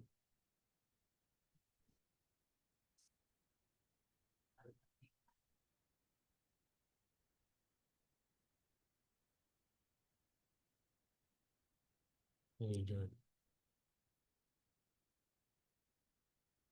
So we could keep going deeper and deeper with this one. I like this one a lot. Because if you think of the healing process, there's times where our body just doesn't heal. And we can improve vagal tone, which usually helps. But usually the manifestation of the symptoms is more the dysregulation. And so this just kind of hits the dysregulation that would hit any of the healing processes of the body, the mechanics and the mechanisms. So when it could be you're sick, you have an injury, you have a back, bad back, a bad shoulder, your liver, kidneys. I don't know why I'm picking on liver and kidneys today, but they're not responding. Maybe they're getting better, but not as quick as they should, or they have a bit of a holding pattern. I once treated this lady, she had gone through chemo, but she had an open wound. I want to say for at least 2 years, it might have been 3. And doctors would sew it up and the body would just not close the wound, and it was the healing mechanisms. They just were so dysregulated and she had such poor vagal tone that the body couldn't repair itself. So we take for granted that our body heals at just this same pace every time, no matter what. But for the body, it's always open to interpretation. And it's just like when you have too many things on your plate, or you're too tired or something, you can't get everything done that you'd like, or body has the same issue, has the same exact issue. So this is just a way to help facilitate this healing process. And even though you feel good now, part of what happens is your body goes into deeper repair mode in these areas where you're compromised, but also it goes into a deeper level of repair mode while you sleep. Part of this process is good restorative sleep. And so if you do this, even if it's just semi-regular, you'll notice that you bounce back a little quicker, you heal a little faster, you're not as injured as you could be, your body responds to less treatment, your body gets better without the effort that it used to take. And so yeah, you could play this, any part of this is a standalone, but you could do it all together, which we're going to do right now. We've kind of gone through and we've done deep exploration of all the pieces, But now we're going to do a fast track of just boom, boom, boom, boom, boom. You know, where you can sit down and just fire through and not do the long, slow roll. For me, I do both, but I probably do the slow roll more than I do anything. You know, I might take like, here we're doing a whole day of these 5 segments. I'll work segment 1 for like maybe a few days, and then I'll work segment 2 another few days, and then I'll bounce down to 5 for a couple of days, and then I'll, go to 4, and then it's like I should probably do 3, and so then I do 3 for a few days. So, you know, good to do them in order, good to do them out of order. The bottom line is it's good to do them, to just keep pushing this body back into a deeper state, because there is an emotional and mental benefit to it, and there's also a spiritual development component to it. When I do like deeper levels of oneness meditation of sorts, when I do segment 4 and 5, it's off the charts, So if I want to deepen that meditation, that's part of what I do. So it could even be for a spiritual practice. Even though we're talking about healing, it still could be about a spiritual practice. So we're going to go back to segment 1. I'll just guide you through it, or you can follow in the book. But you're going to pull out your vagal tone Premium, Violet Healer. You can use Acacia, Aloes, Cistus, Cypriol, Fir Balsam Absolute, Fir Balsam, Ginger Lily, Marjoram, Osmanthus, Petitgrain, Saffron, Sage, Spanish Sage, Taiwanese Cedar, Tarragon, Tuberose, and Valerian. Okay. Ready? Okay, so the very first thing you're going to do, check in with your body. Where do you feel something in your body? Wherever you feel something in your body, take some nice, long, slow, deep breaths.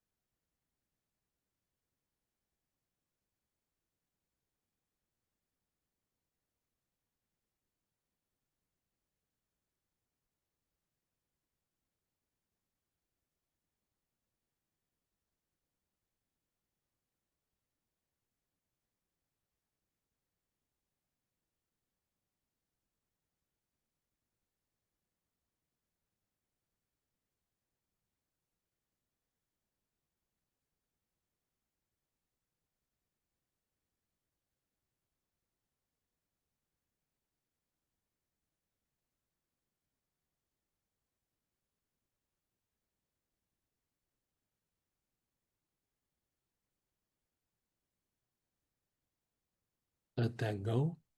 Just be still for a moment.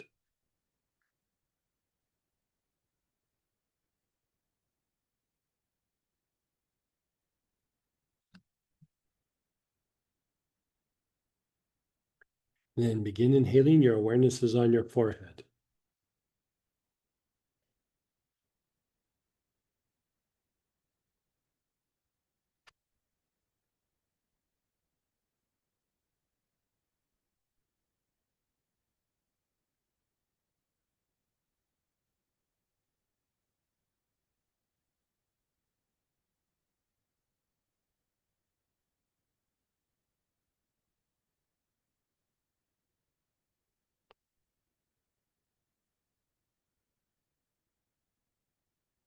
Move your awareness to the front solar plexus, that area below your ribs on your upper abdomen.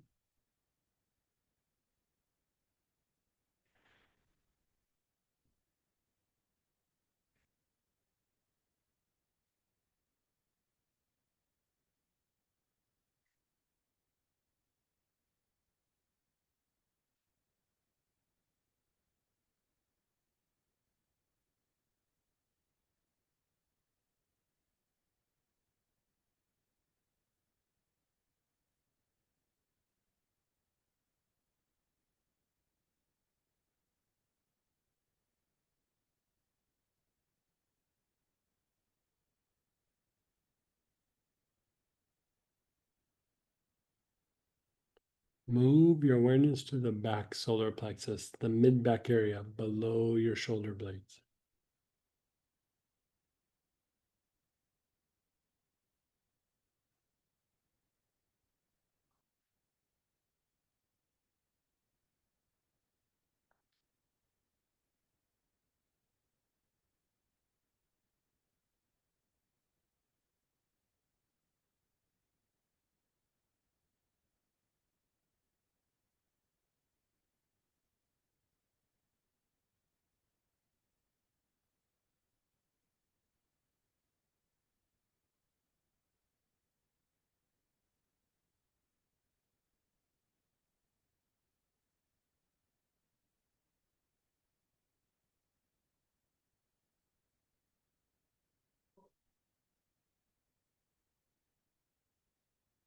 Move your awareness down to the low back, the back side of the navel.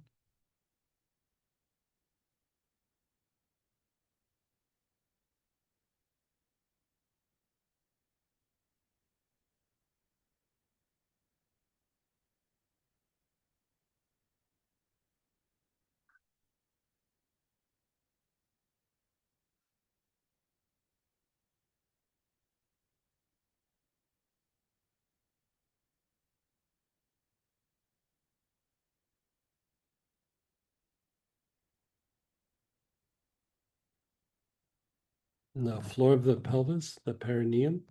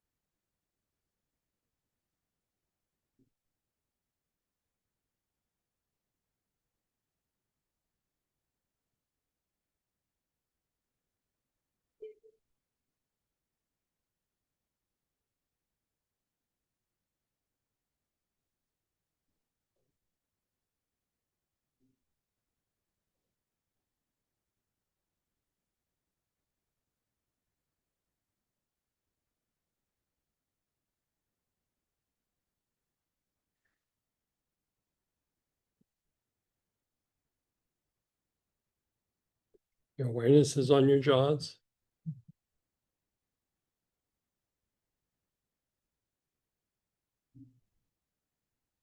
Where they hinge in front of the ears.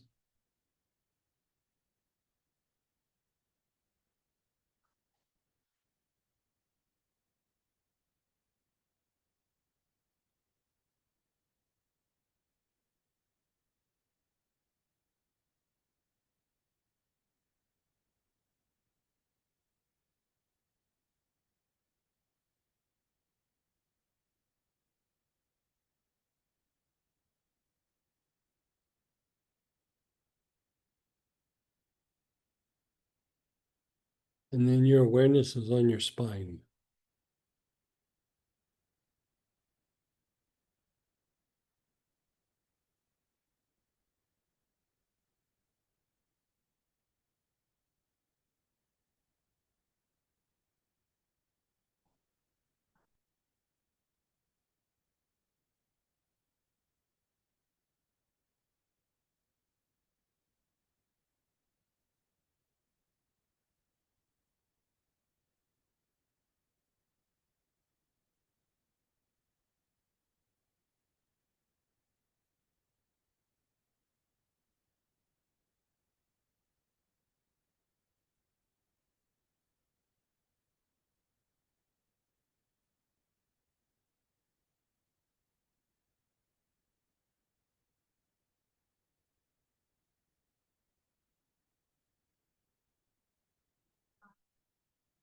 Your awareness is on your spine. You're taking nice, long, slow, deep breaths.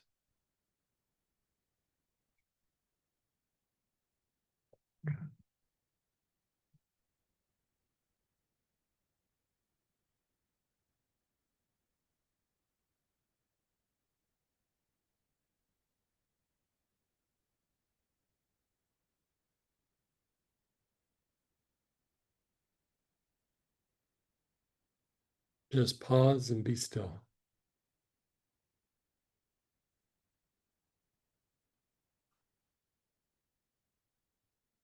How's it going?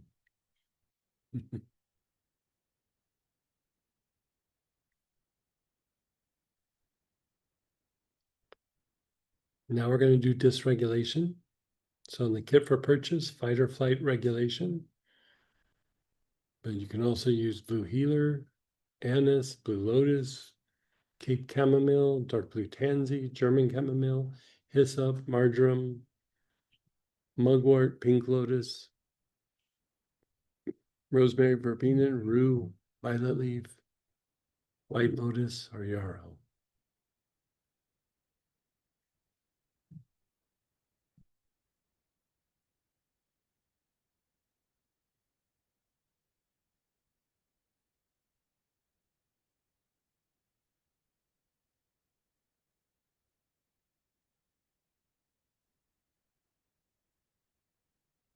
You're practicing body awareness. Where do you feel it in the body?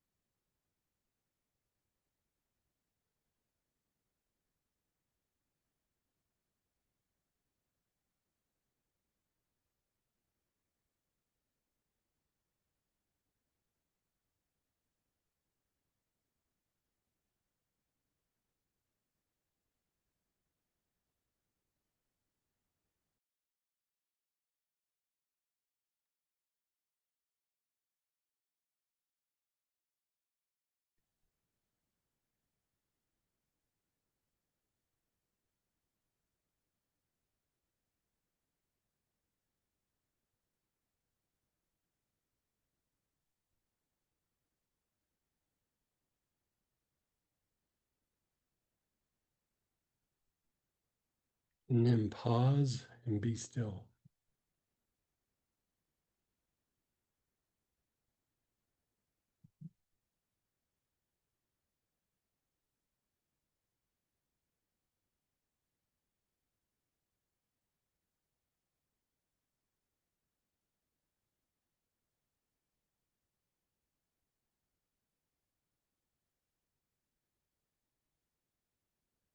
Your awareness is on the bottom of the tailbone, the basic chakra.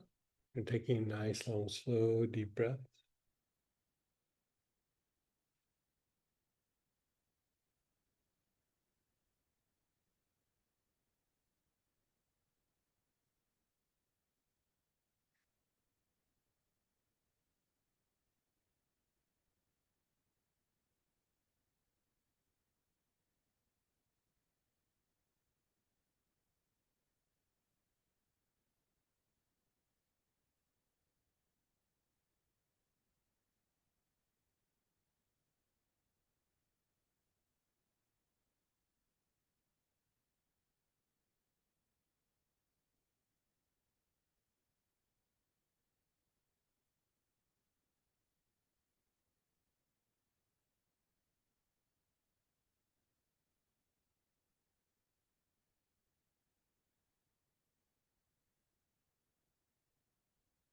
Your awareness is on the sixth chakra,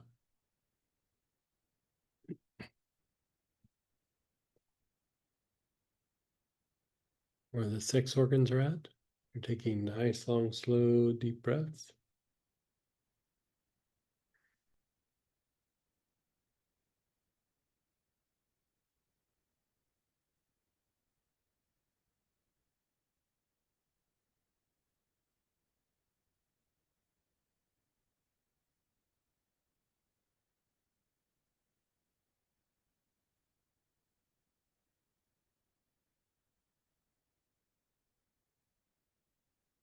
The navel?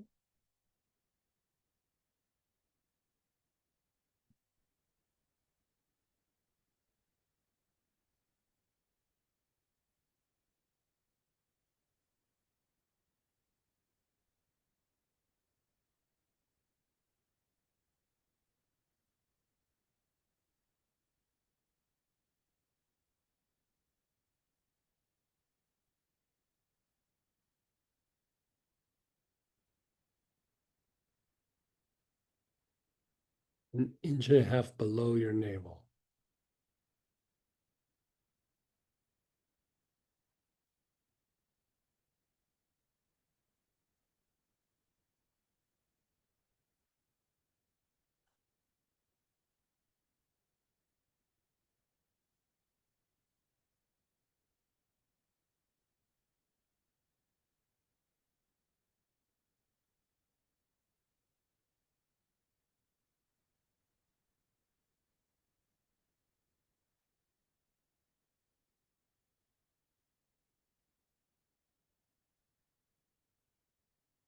Just pause and let go.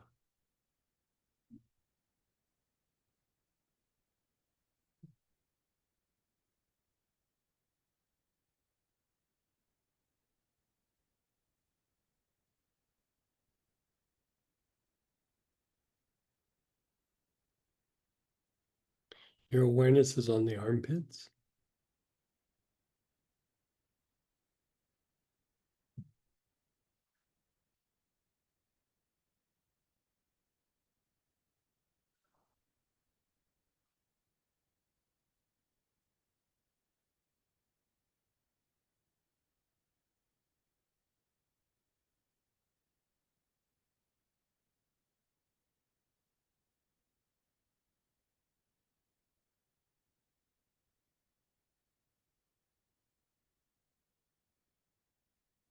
Elbows.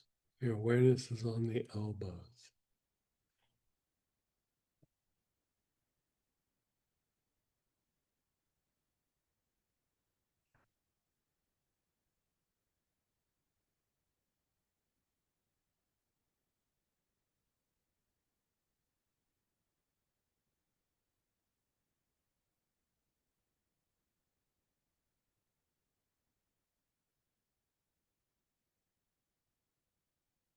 The wrists. Your awareness is on the wrists.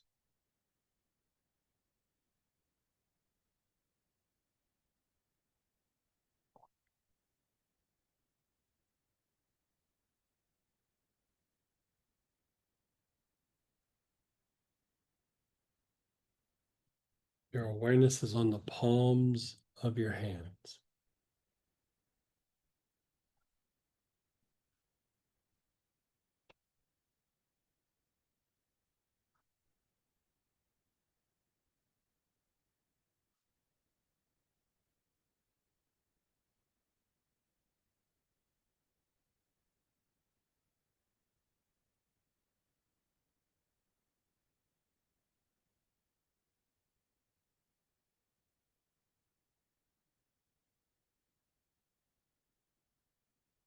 Your hips. Your awareness is on your hips.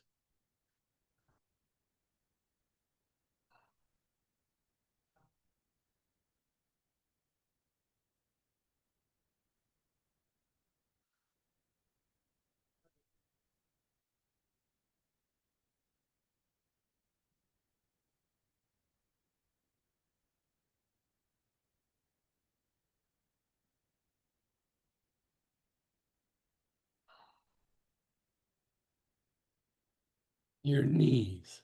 Your awareness is on your knees.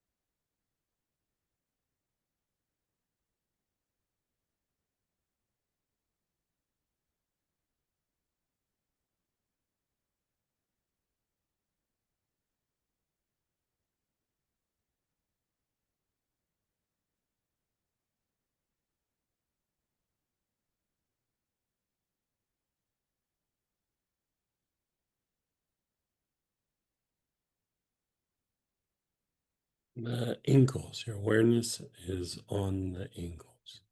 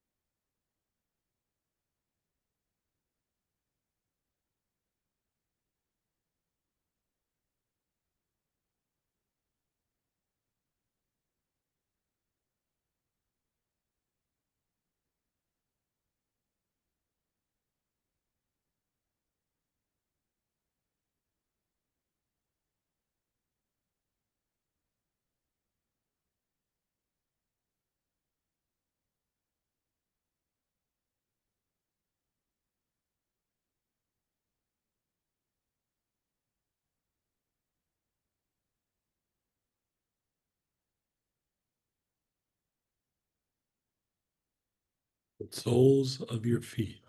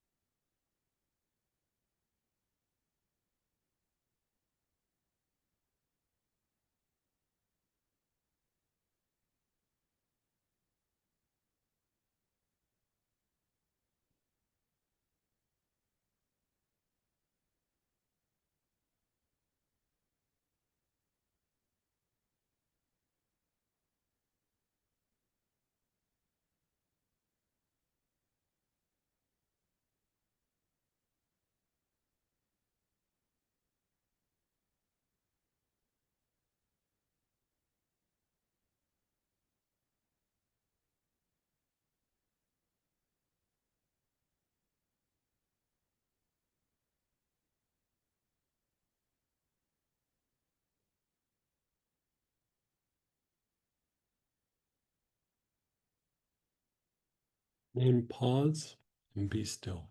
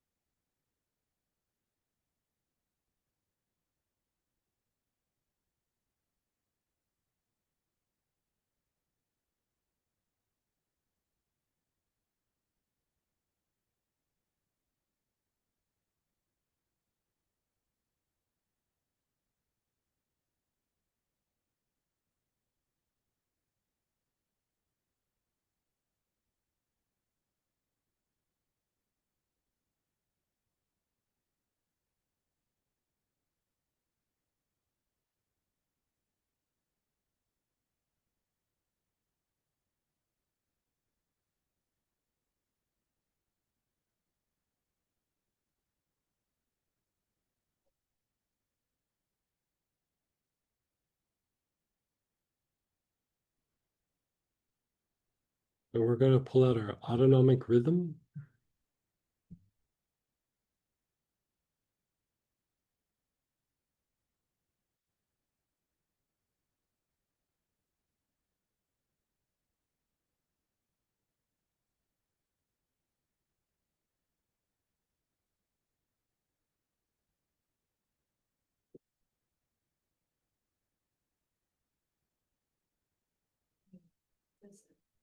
I'm sorry, acacia, Cape chamomile, cistus, fir balsam, or vetiver.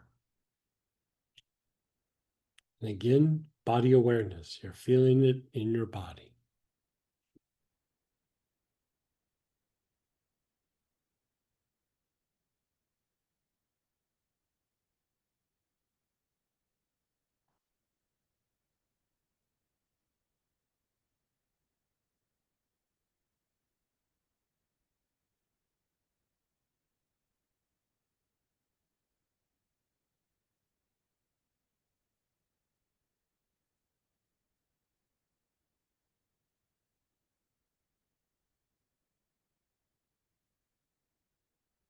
You're practicing body awareness. Nice, long, slow, deep breaths.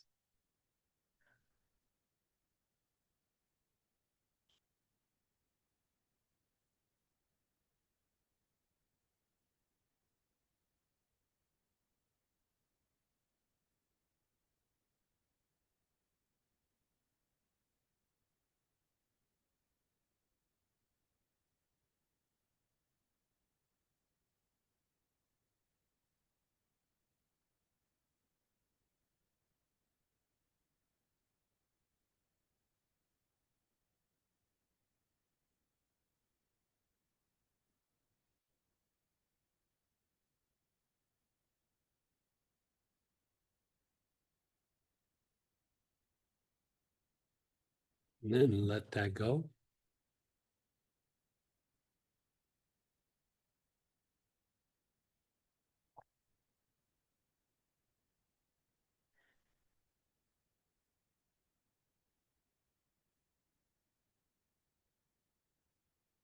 Your awareness is at the base of your skull.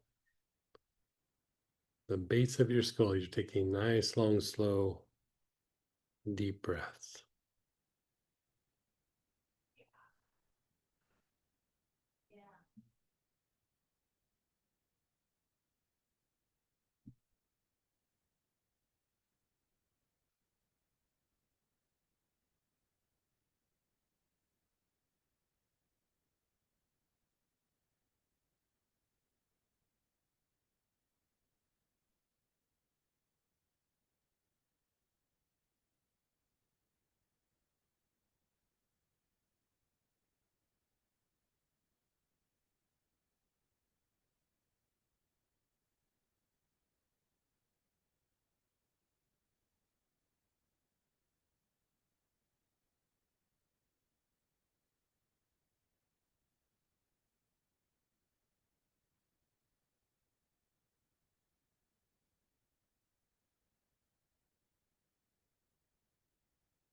Your awareness is on the forehead.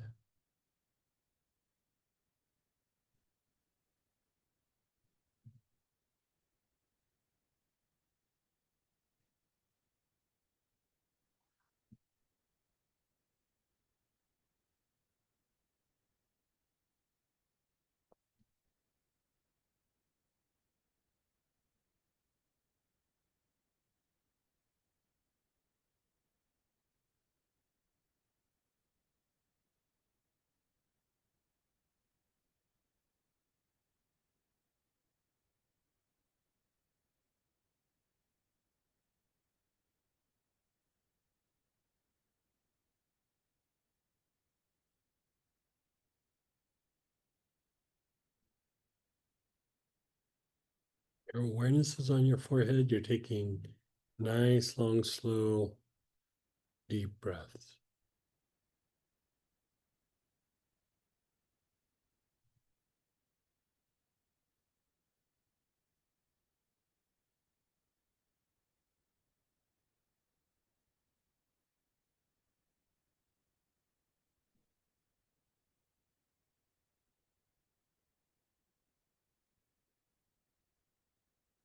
Your awareness is on your back head.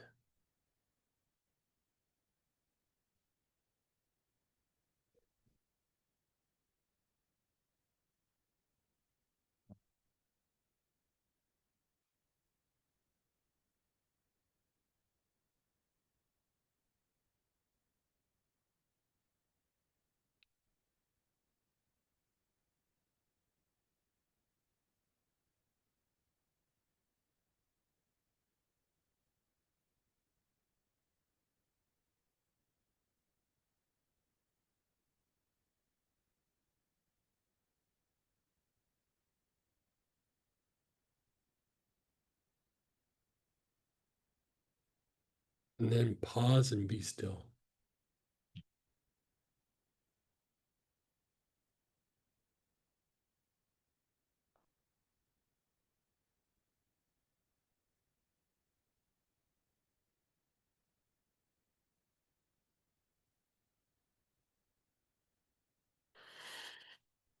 We're going to pull out healing elixir or single oils, absinthium, aloes, Buddhawood, Cape chamomile, helichrysum, kava kava, opopanox, Peru balsam, Roman chamomile, Spanish sage.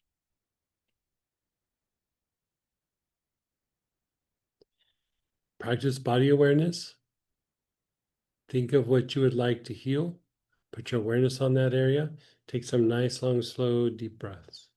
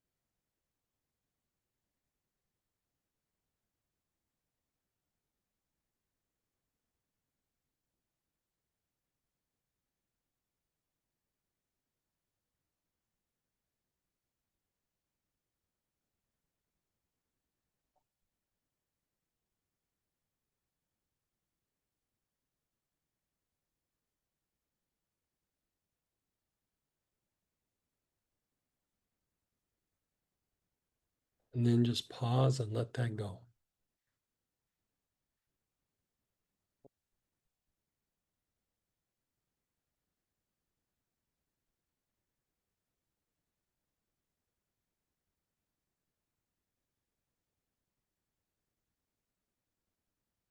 Bottle to your chest, chin down, 8 or 9 of the materialization breaths.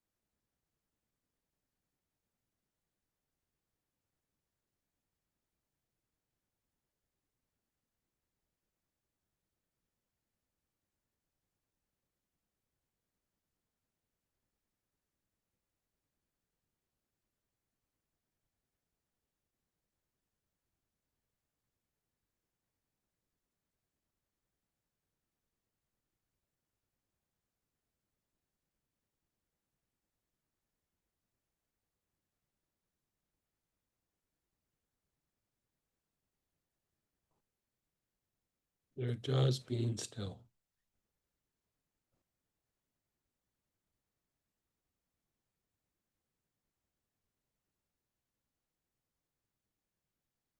Whatever arises, an area of your body, an emotion, a situation, a thought in your mind, observe it and inhale the oil just as you observe.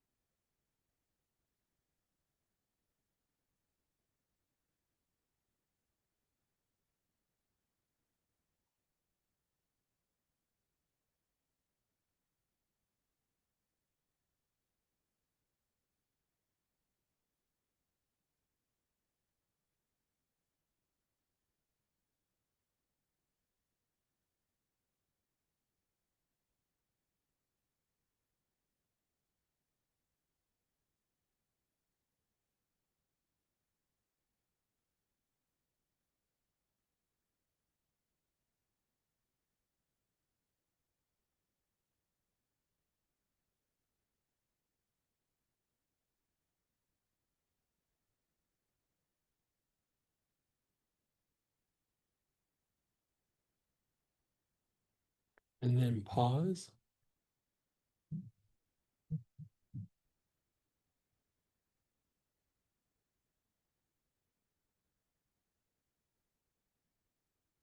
And then again, bottle to your chest, chin down, another 8 or 9 of the materialization breaths.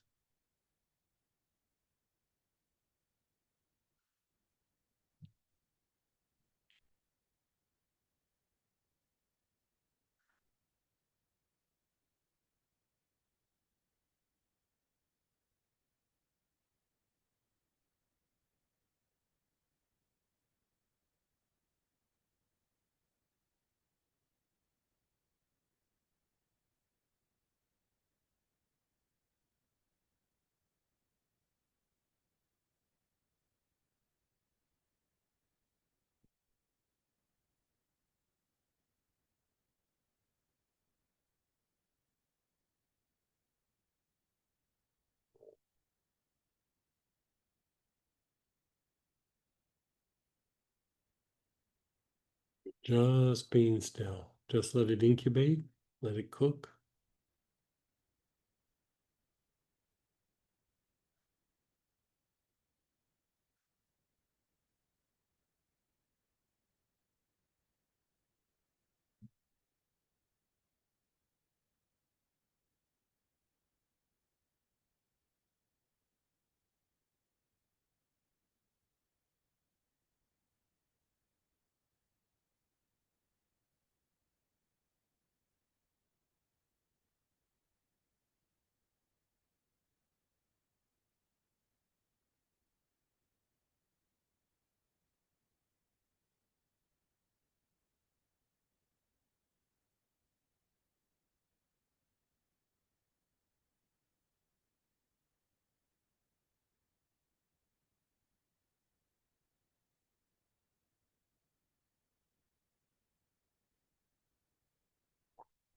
Now we're going to the last segment.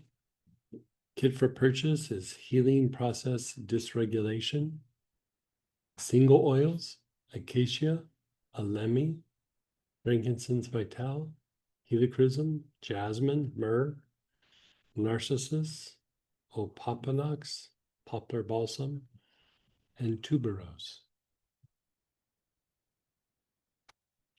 Be aware of your body. Where do you feel something in your body? Inhale into that area of your body.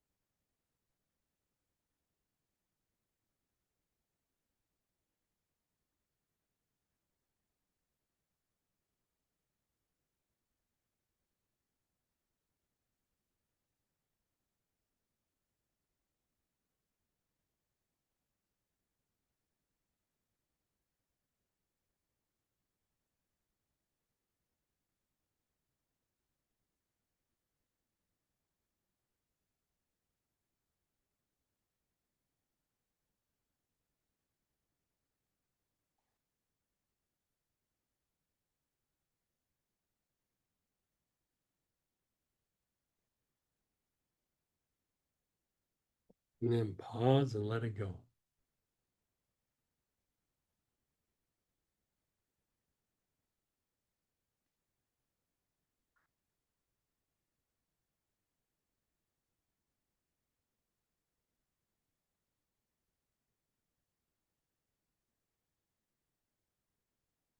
Bottle to your chest, chin down, 8 or 9 of the materialization breaths.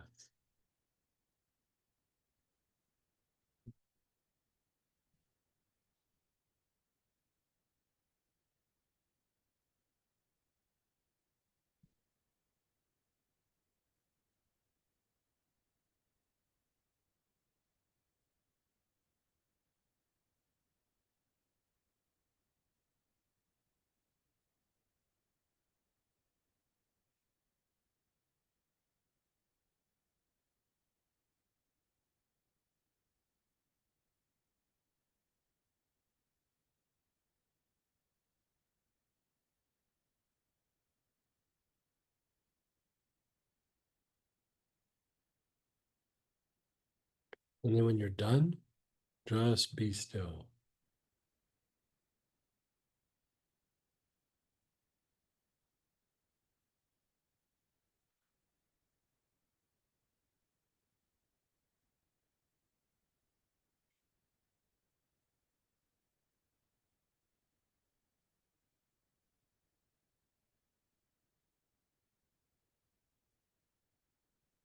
Whatever arises in the body or in the mind, observe that situation. Just take a few nice, long, slow, deep breaths.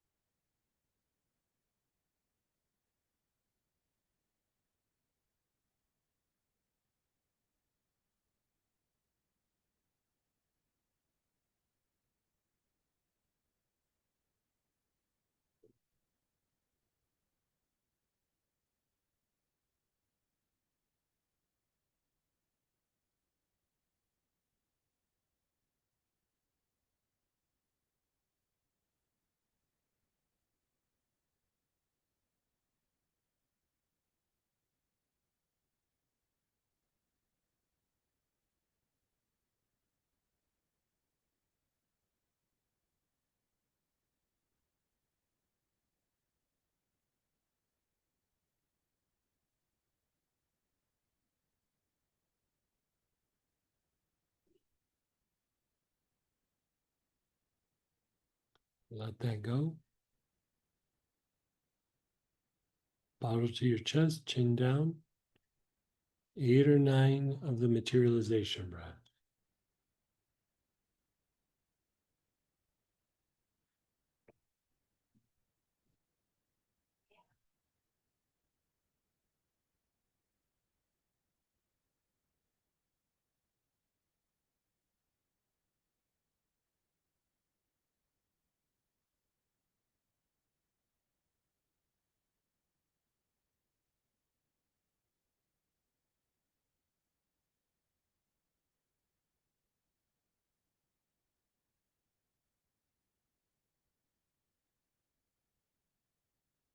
And then just pause and be still.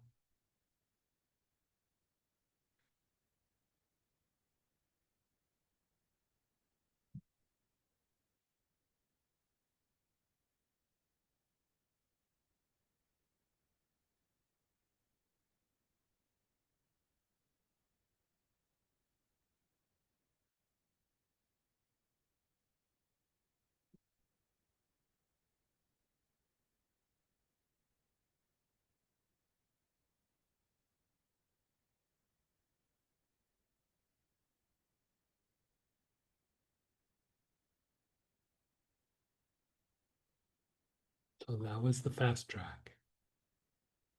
Just one time through, going, well, the last two we did a couple cycles, but materialization breath, it's good to do like at least a couple cycles. But we did it just under 45 minutes. So this could be something you could even do daily. Now, in the booklet, I also put things that are supportive measures, things like tinctures, body tonics, ointments, salt scrubs, incense, things that you probably have from other classes or things that you're using from, whatever you might be using them for. But supportive measures for each step of the process. So they're not a replacement for the segment, the process in the segment, but it's more of a supportive measure for each of the steps. And so with everything, you do this on a regular basis, you'll notice that your body will be more resilient, bounce back. It won't be as stressful. The emotions will be a lot more regulated. And when difficulties arise, you'll work through them or overcome the obstacle in a way that maybe you haven't done before. So let's go ahead and share and ask questions. I hope you guys enjoyed the day. Gonna mute yourself or type in. How'd you do, Robert? You feel good? Look like you're sleepy. I know you're sleepy.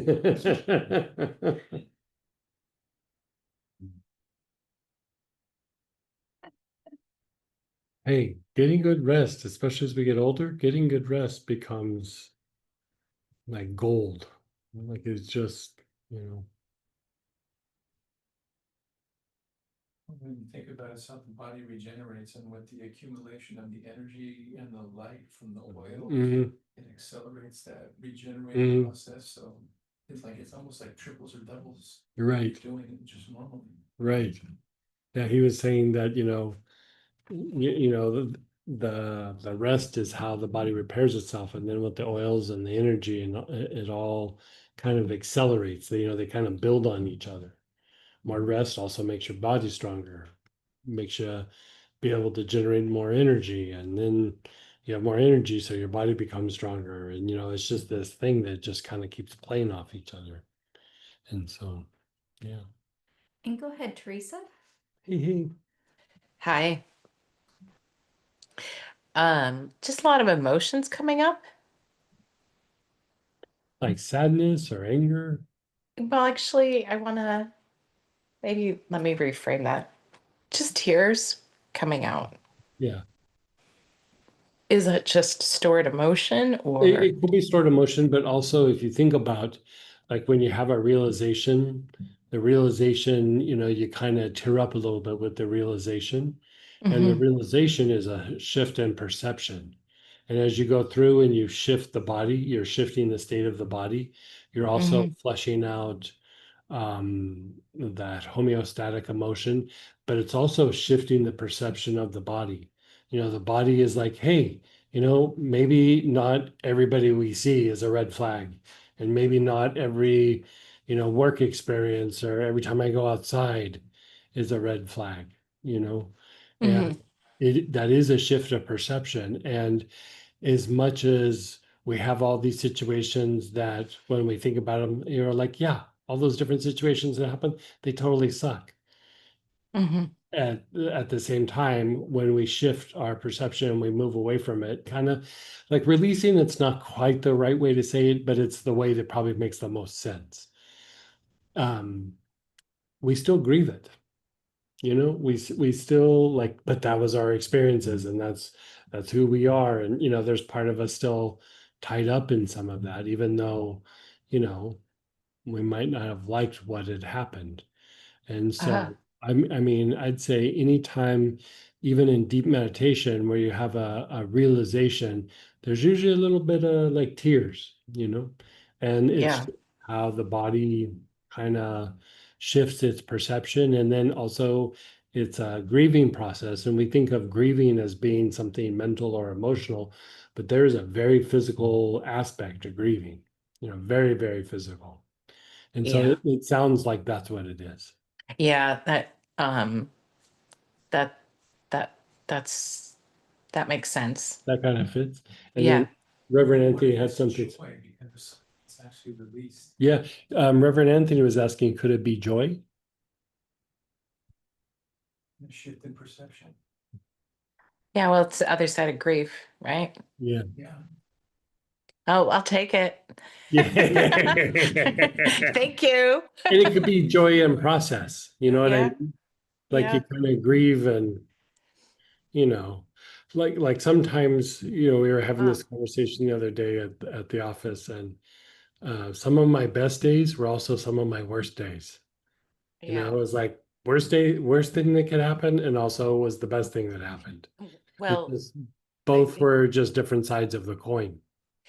the And area of so- the area of the body I was focused on stores grief, and as it's Oh, processed, there you the go. opposite side is joy. So that was a good sense from California. Thank you.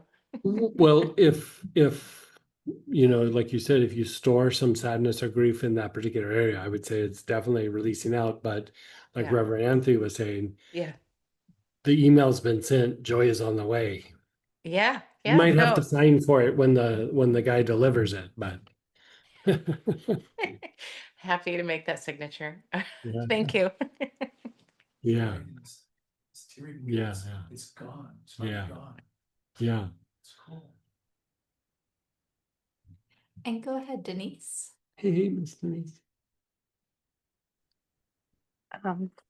It brought up some old injuries, you know, all through this that I'd forgotten completely about. Yeah. But one that would be really interesting because I've been working on it in physical therapy a couple times, my left ankle, and I had forgot that, you know, I'd broke it once and I rolled it once, and then my recent fall, I kind of wrenched it again.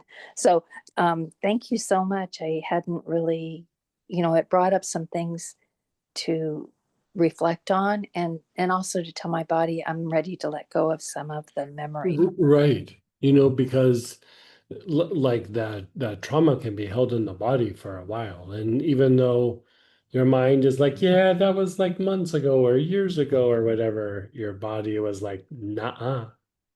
Like it wasn't that far along. It could happen again at any moment. You know, so like clearing those things out of the body, it really helps the body to be able to let go and rest and repair and you know, basically heal. It's interesting, Greg, because I actually think part of me just kind of checked out on some of those things. Do you know what I mean? I We all do. overrode them, you Yeah, know? yeah, we all do. I mean, Yeah. it's part of a survival mechanism. Yeah. You know, dissociation, checking out, whatever you want to call it.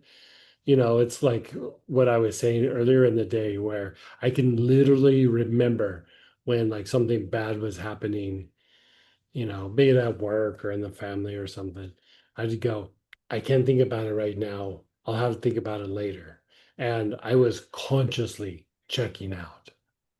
Like I was like, okay, I'm gonna ignore this and act like it's not gonna happen. It's not happening. I'm gonna dissociate and I'll deal with it in a couple of days. And those couple of days never came around. As I got older, I stopped doing that. But Yeah. that was my go-to thing, especially in my teens and early 20s. That go-to thing. I'm so glad. I just didn't have the skill set to handle such complex problems. And, there was a lot of ramifications, especially when you're young, you don't have the power that you have when you're older, you're subject to whatever the situation is that you're in. And as you get older, you kind of get to be a little bit more of a captain of your own ship. And so the dynamics change. And so, going back and looking at those things, all of a sudden, you know, we have a different perspective when I was older. But when we're young, I mean, I think just about everybody's got something. It might not be equivalent from person to person, but everybody's got something, you know. Thank you for bringing this all to my awareness, and I'm so glad I attended today. Good. I'm glad you did too.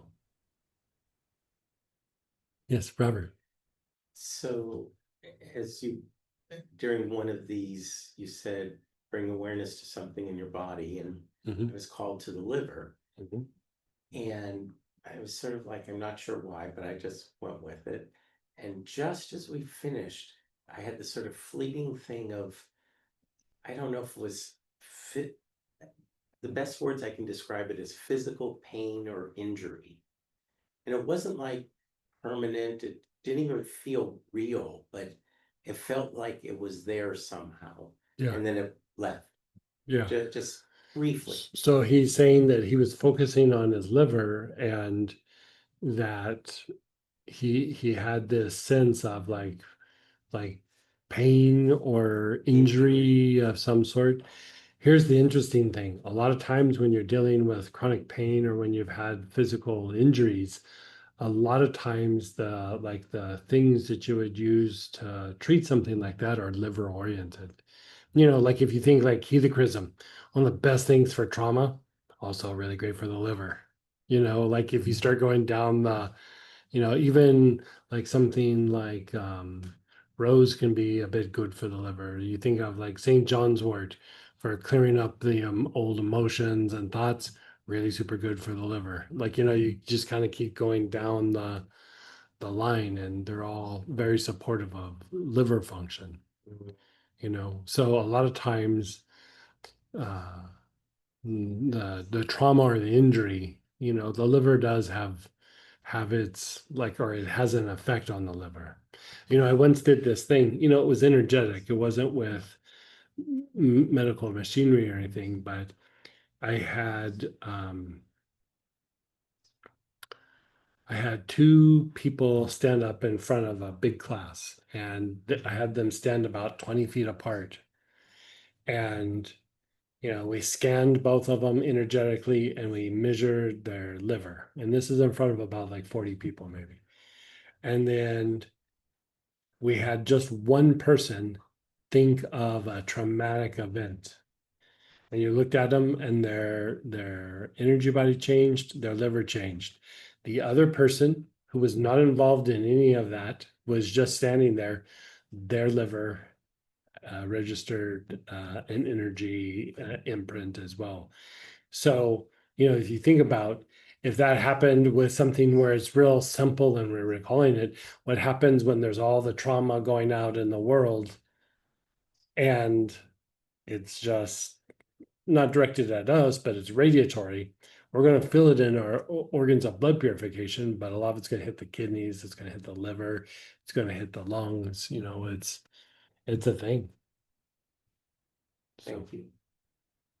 And go ahead, Barbara.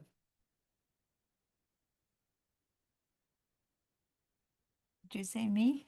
Yes, yes. Okay. Oh gosh, do I love a Lemmy. from the first time through in segment 5.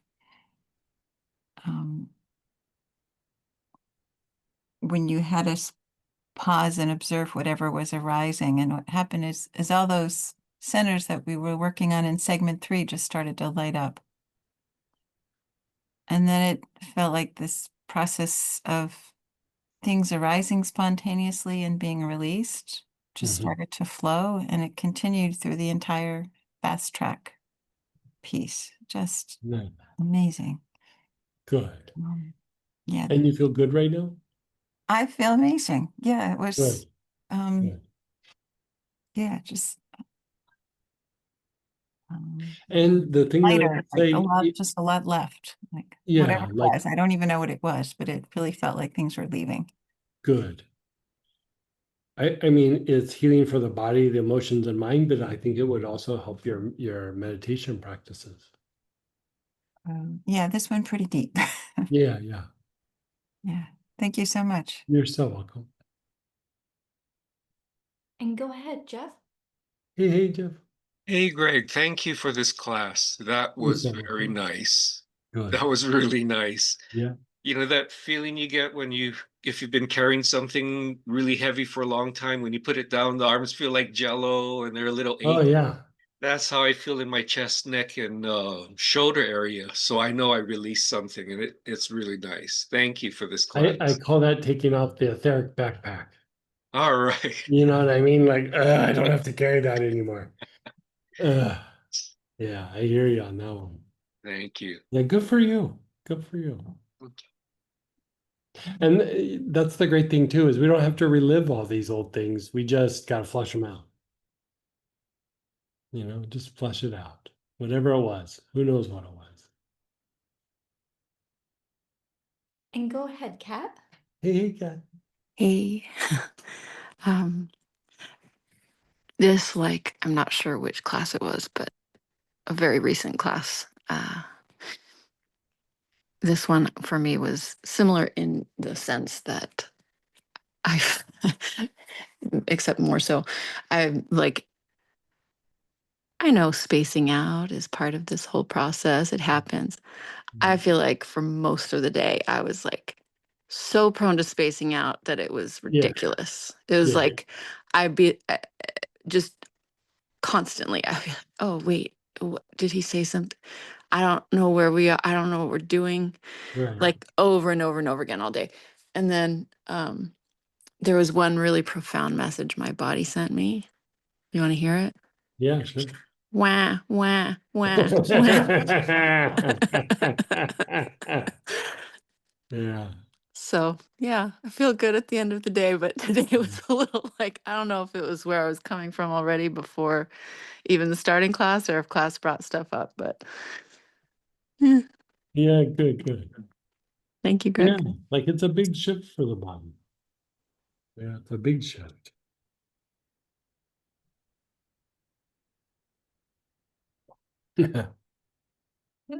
Your body was doing a mantra. Thank you.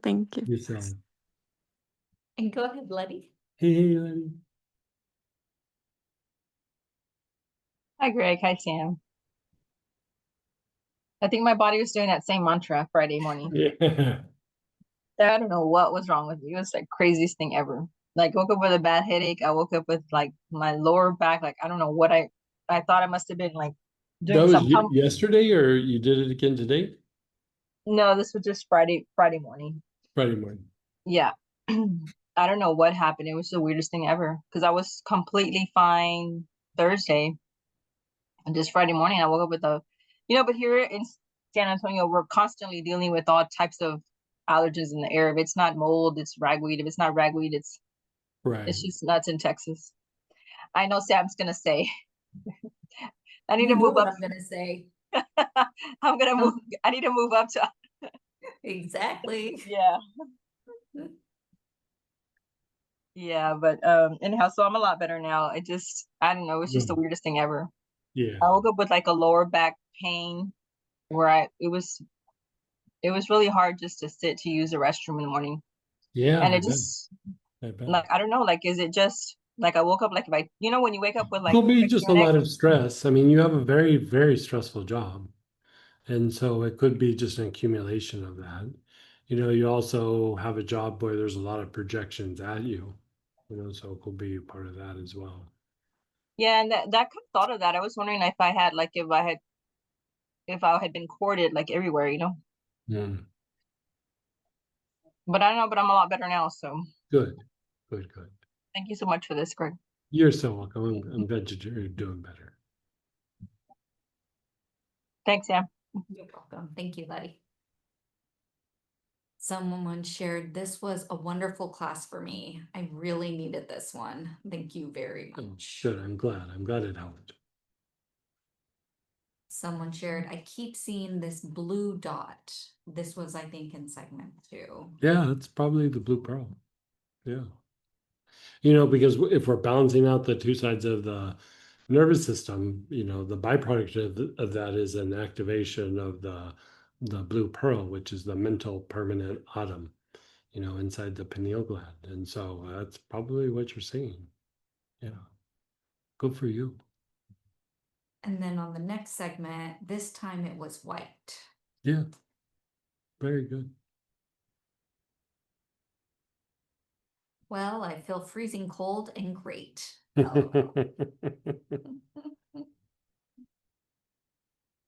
My body is restful and I am very tawny.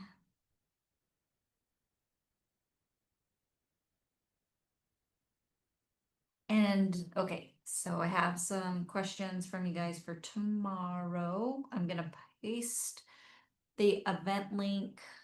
Sorry to just jump in, but these are questions coming in. So I just posted in the chat the event link for you to check out the Astara Angelic Encyclopedia. It would be great if you guys registered for that. You'll also get the link actually emailed to you if you do that. We're still doing Sunday Sacred Space. And so I actually think I don't know. Did I have that link there I don't think I had that in your guys's email just now. So astara.org/events, the Sunday Sacred Space there too. So yes, we're still doing both tomorrow, but this class was just a 1-day class. So that is for that stuff. And I think that was a great class. And I hope you enjoyed today, and it's a good setup for tomorrow. We're going to be talking about the angels. We're going to be working with the angels, but we're doing it without oils. So we're going old school tomorrow. I call it old school because we're just not using oils. So yeah, so hopefully you can join us, and we'll lecture. We'll have plenty of time for Q&A and all that. And so, join us if you can, and thanks for hanging out with us on our anniversary weekend here at Astara. So A question for the white dot person. Uh-huh. What is that? What is that? white dot? it still could be a manifestation of the blue pearl, but if you think about with Astara, where we do the thing where we're surrounded by the pure white light, we're surrounded by a ball of light, that is the outer manifestation of the blue pearl. So it actually could be that. You'll see it in your mind's eye sometimes. Sometimes you might see it literally around you, but sometimes you just see the ball of light in your mind. So yeah, it's very good. Very, very good.